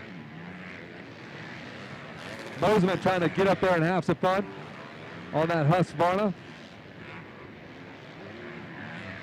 The roughest the racetrack will be all day long. We'll do it on purpose. Remember, Sean Cantrell went down on the start. He was a heat race winner. He and Ryan Surratt diced a little bit. He was able to make the pass and lead out for about 4 laps. Cantrell goes down on the start. He's A-OK. Not sure if Luke Purther went down with him as well. The number 94 of Luke Purther. Not where I thought he would be. There's Cantrell. We've seen some epic battles here with Sean Cantrell and Austin Fortner a couple of years ago on Super Minis. Cantrell got that Red Bull Troy Lee Designs ride. He will be fun to watch when he goes pro. Look at the traffic jam back there around Jeremy's pad. I mean, 7, 8, 9 guys trying to make their way through there. Bradley Taft trying to run and hide. And he is really starting to open this thing up. We'll get a lap time from Bradley Taft now once he hits the stripe. Still runs some pretty unique lines. Ryan Surratt's not a dumb guy. He's going to follow him. Hey, all right, works for him. I'll go on the inside. I'll do the same right here. Deegan von Losberg, your 3rd place rider. What a great ride for Deegan. He slipped back 1 spot, though. That's going to be Cameron McAdoo now 3rd, and then von Losberg has got the entire peloton behind him. Here they come. And it's led by the wild and woolly Eric Swan. Holy cow, Swan's off the racetrack. Look at this line, folks. Holy cow, I love it. Swan passed 2 guys. He got pushed off the track. And Eric Swan's got the, looks like he's wearing a t-shirt. He'd ride in a pair of shorts if he could. There's von Losberg. And here comes Swan working on Darren Durham. He is going to fly right into him. So Darren Durham and Eric Swan cut from the same cut of meat, in my opinion. Just free spirits. Look killer on a dirt bike. Swan would ride in his underwear if he could. He is chasing right behind Darren Durham. Eric Swan, just wherever he's at on the racetrack is where he meant to be. Whatever, if I'm off the racetrack, I'll just pin it, I don't care. A 2:04 lap time for Bradley Taft, 2:05 for Ryan Surratt, 2:06 for Cameron McAdoo, 2:08 for Deegan von Losberg, 2:07 for Eric Swan. And Taft is all but chilling out. He is running away. Kawasaki rider down at the base of the announcer's tower. He's going to crawl off the side of the racetrack.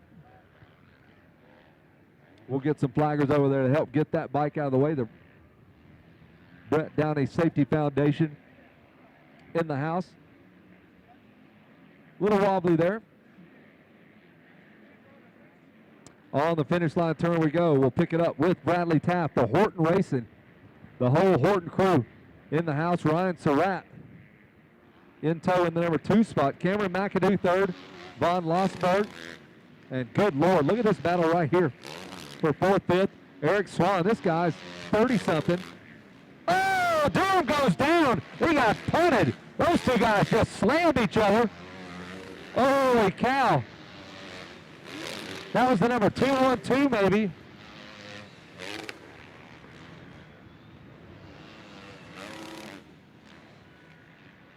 That was a slam. Darren Durham was on the ground. There's Bradley Taft coming down the hill.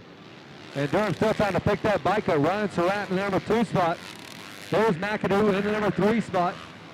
No, that wasn't Durham. There's Durham. I misspoke, but one of the riders went down. There's Durham in 4th. Eric Swan, an incredible ride back there in the number 5 spot. Intignap is 6th.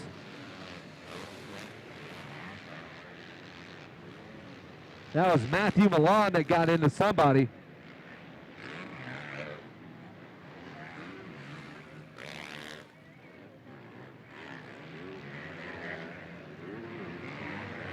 I don't know if you got that one, Don Collins, but that was a heck of a battle there.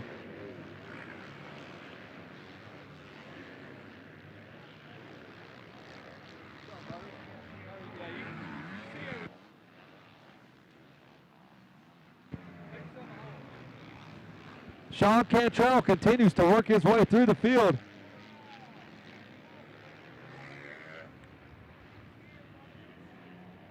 Much respect to Eric Swan, dicing it up with Darren Durham.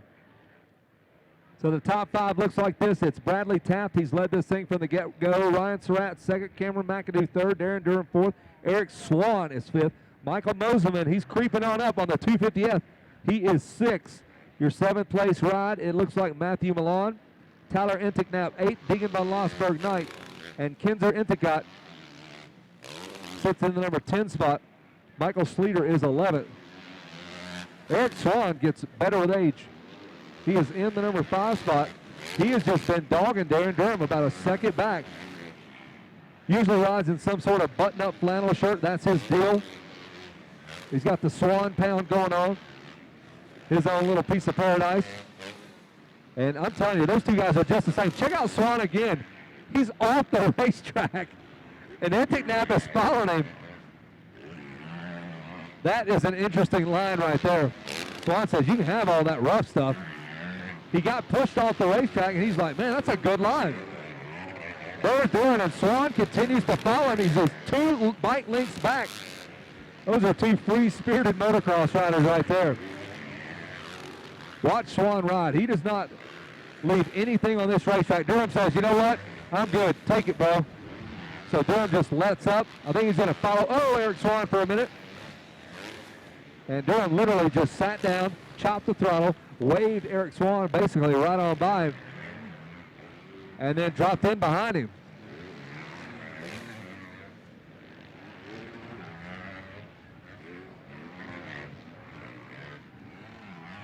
We're still watching Bradley Taft, who has a 2-second lead over Ryan Surratt. Looks like Surratt's making a charge here. We're at lap number 4. We're going 10. And Cameron McAdoo trying to creep into this. And Eric Swan in the number 4 spot. This might be his best pro finish. This is one heck of a ride for Eric Swan. Darren Durham tracking him back there in the number 5 spot. Matthew Milan back there on the number 57 machine. No, that's Tyler Intignap, then Matthew Milan. Kinzer Intignap. Matthew Milan, you would not want to put that pass that he put on whoever it was that they hit the deck on Tyler Intignap. Intignap's a big dude.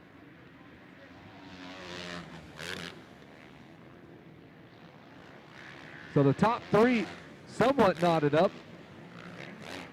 The lumberjack back there, he just blasted a lady in a tank top. Did you see that? Eric Swan went way up on a berm and just about blew the hat off of a lady spectator. He doesn't care who you are. There he goes, man. The crowd loves some Eric Swan. All the way to the top of the hill. He's probably got 700 hours on that old Kawasaki. He'll show you the hour meter. I saw him at the California Classic. He had about 253 hours on that bike. Here he comes, barreling down the hill. Eric Swan is my hero. Darren Durham just cruising around in 5th, having a good time on the 159 Yamaha. There's the 381 back there as well. And that is Kinzer Intignat, Tyler Intignat right behind him. There's Michael Sleeter, the 111 KTM ride. The test rider for KTM, helps develop those machines that you guys are riding and future machines.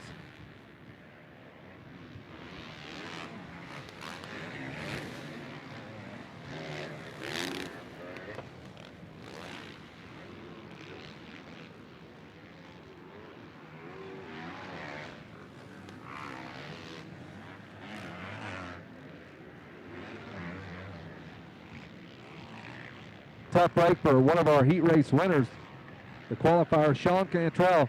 He hit the deck on the start. And he was clawing his way through the field, but unfortunately, a top 10 is a long shot for Sean.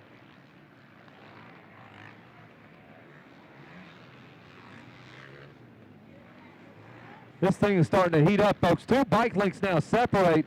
Bradley Taft, I may lose $100. Ryan Surratt says, I'll take your money. The 151 Honda ride, the crowd is into it. And we are only just past the halfway. We are at lap 6, and Bradley Taft has a rear view mirror. Here comes Ryan Surratt right on him right now. He's wasting no time. The crowd, the cheers are up.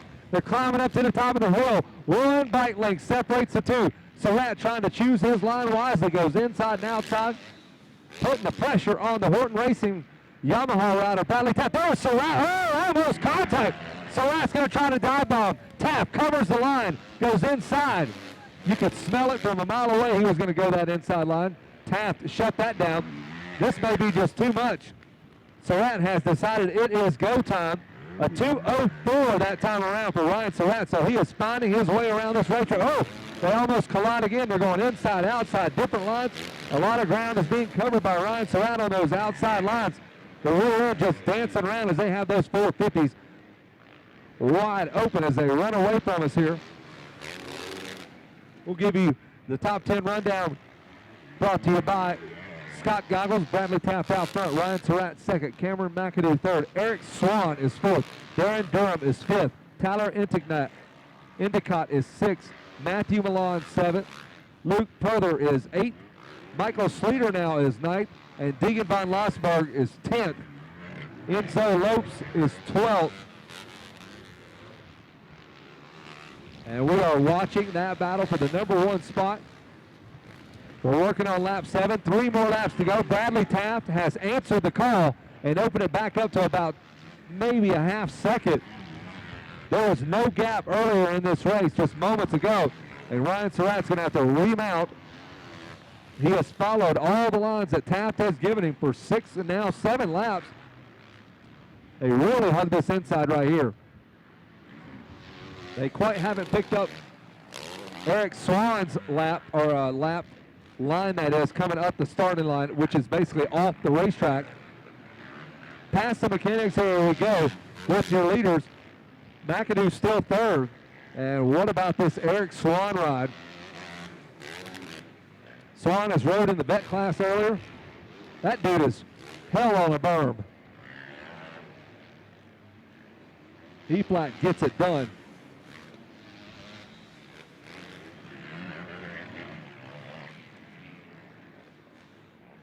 Everybody's still cheering for Eric Swan as he climbs to the top of this Mammoth Mountain racetrack, up in the #4 spot. Ryan Surratt trying to put something back together for Bradley Taft. Lap number 7 now, lap 8 coming at you. McAdoo still third. There's Swan.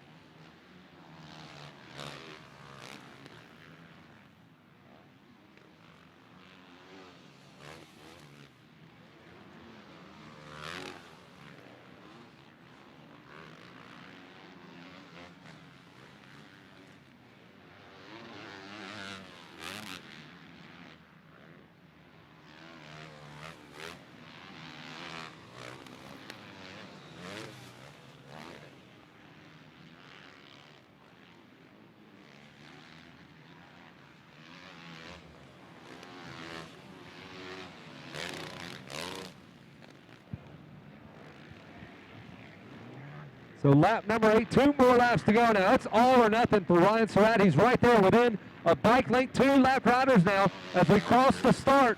This is where it's going to go down. Surratt runs it up on the inside. He crosses up, tries to go underneath. Lap riders just everywhere. Taft clears the lap riders. Summits the mountain first. He'll come down right beside us here in the announce deck. There's Taft one more time through. The crowd behind Ryan Surratt. They have lap riders all around them. Now there are 5 of them in front of them. So Ryan Surratt has to be careful, as does Taft. 6 riders in front of Bradley Taft. His job to get through there and keep Ryan Surratt behind him. Totally different lines through that section. Works out dead even.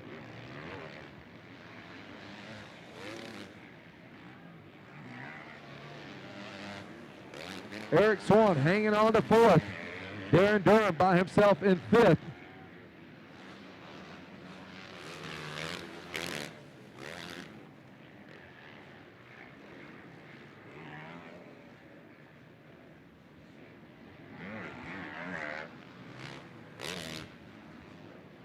Tell you what, Mike Slater's bike set up good. That thing just sucked all those bumps up going down the hill right in front of us. That was interesting. That suspension looked right to me.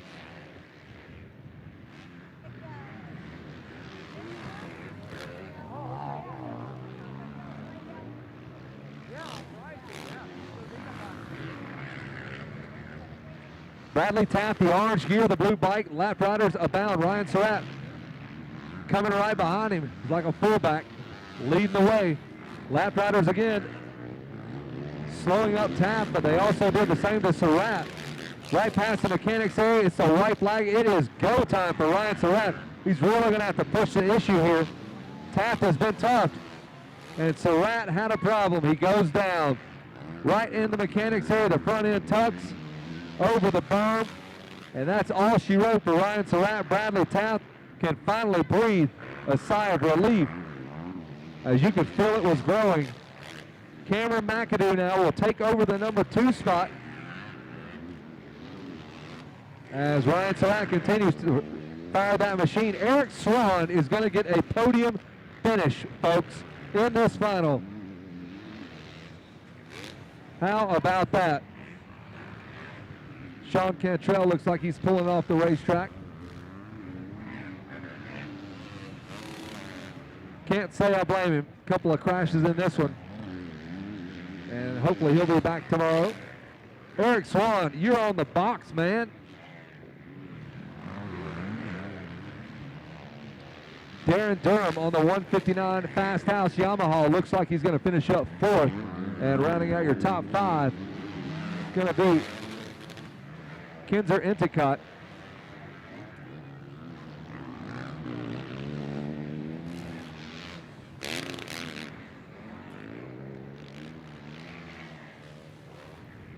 We're going to do it all over again tomorrow and again on Sunday.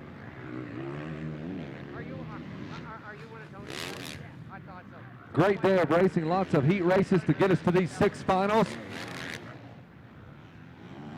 And Bradley Taft will be the big winner of the day, as we see Sean Cantrell wheeling his machine back over to the Troy Lee Designs KTM team rig. Throw that thing up on a stand, talk it over with the team. Hopefully he's all right. And the checker flag, it is out. Bradley Taft is going to be your winner. He absolutely earned that. Took a ton of body shots from 151 Ryan Surratt, who went down on the last lap. There's Cameron McAdoo. He will finish up 2nd. And here is your wild card. Check it out. He'll drink a beer right on the finish line podium there. Eric Swan. Let that dude know he just finished 3rd place. Fantastic ride for Eric Swan. He will finish up 3rd. He's pumped. You can see it. Tom White, let's hear about it, man. You're down on the podium. What's going on down there?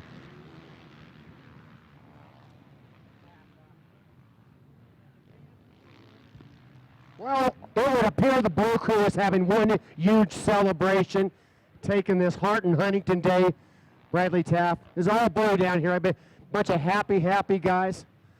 Not sure what happened to Ryan Surratt there at the end, unfortunately for him. Not good to see a problem like that right at the end after 9 laps plus about a quarter of really hard work. But Bradley Taft doing the deed. The whole shot actually went to Deegan von Lossberg, and I think he took that whole shot to like a 10th place position, so he'll be in the money and getting to the bear. But just a fabulous final. Ladies and gentlemen, I hope everybody really enjoyed that. That is just day one of the big kids on the big bikes. We'll be doing it all tomorrow with FMF, bring out those 254 strokes, and then we'll be back again on Sunday for the 450 race. But right now I have the opportunity to talk to this man from Missouri here, Bradley Taft. Congratulations. You guys had a heck of a battle. You Surratt there the whole time, and I didn't see it. I don't know what happened to Surratt. I got to feel bad that he would put in that much effort, and then looks like he didn't finish or he was back there. But, man, it was all about you, brother. You did what you had to do. You kept your head down. I don't think you ever made a mistake. Yeah, you know, just tried to get out to a great start again, and was able to start in second and just kind of made the pass for the lead and just tried to get away. And Ryan was riding awesome. I mean, I got to give it to him. So it's awesome to get a moto win and a championship. I've never won here, so I'm pumped.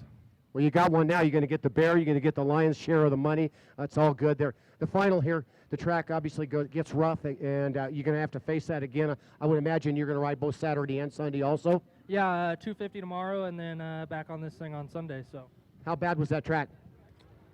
It was gnarly. It's really slick. The rocks are starting to come up, so it's really hard to not make mistakes. So you just got to be smooth and just be smart.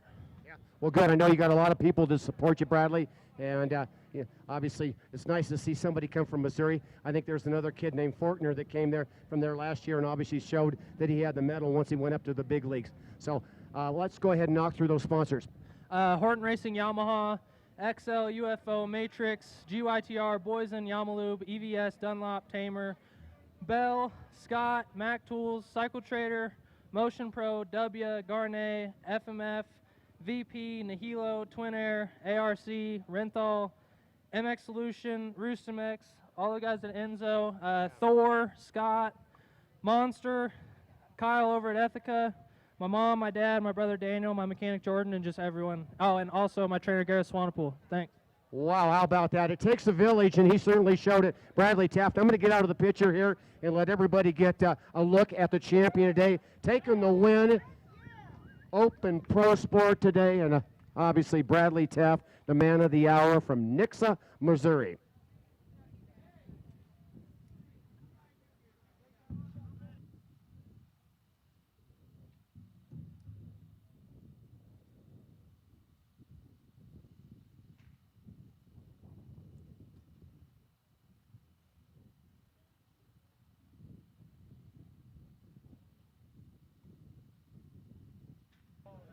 All right, we've got Deegan von Lossberg. We're going to do that right over here. So Deegan von Lossberg, why don't we pull that bike right here? Deegan, come up and talk to me, buddy. Well, that Yamaha is certainly running well. Deegan, you got out there and jumped to the whole shot. I think it ended up 10th in that deal, so congratulations. At least you're in the money, you're in the Bears and all that. But good stuff there. How'd you get off the line so quick? Fast bike. Yeah, helps a lot. You might have been a little quick with the trigger, you think? Yeah, I think so. That certainly helps. Who would you like to thank for giving you this fast bike? I'd like to thank 1000 Power Sports, RG1, everyone over at 7MX, Von Zipper, my dad, my brother for letting me ride his 450, my friends and family for coming out. Deegan, we want to thank you for coming out. I'm going to get out of the way here, let you get your Kodak moment with your family. Nice to see you do well. Get off and get that whole shot. And the Lucas Oil, $50 that goes with it.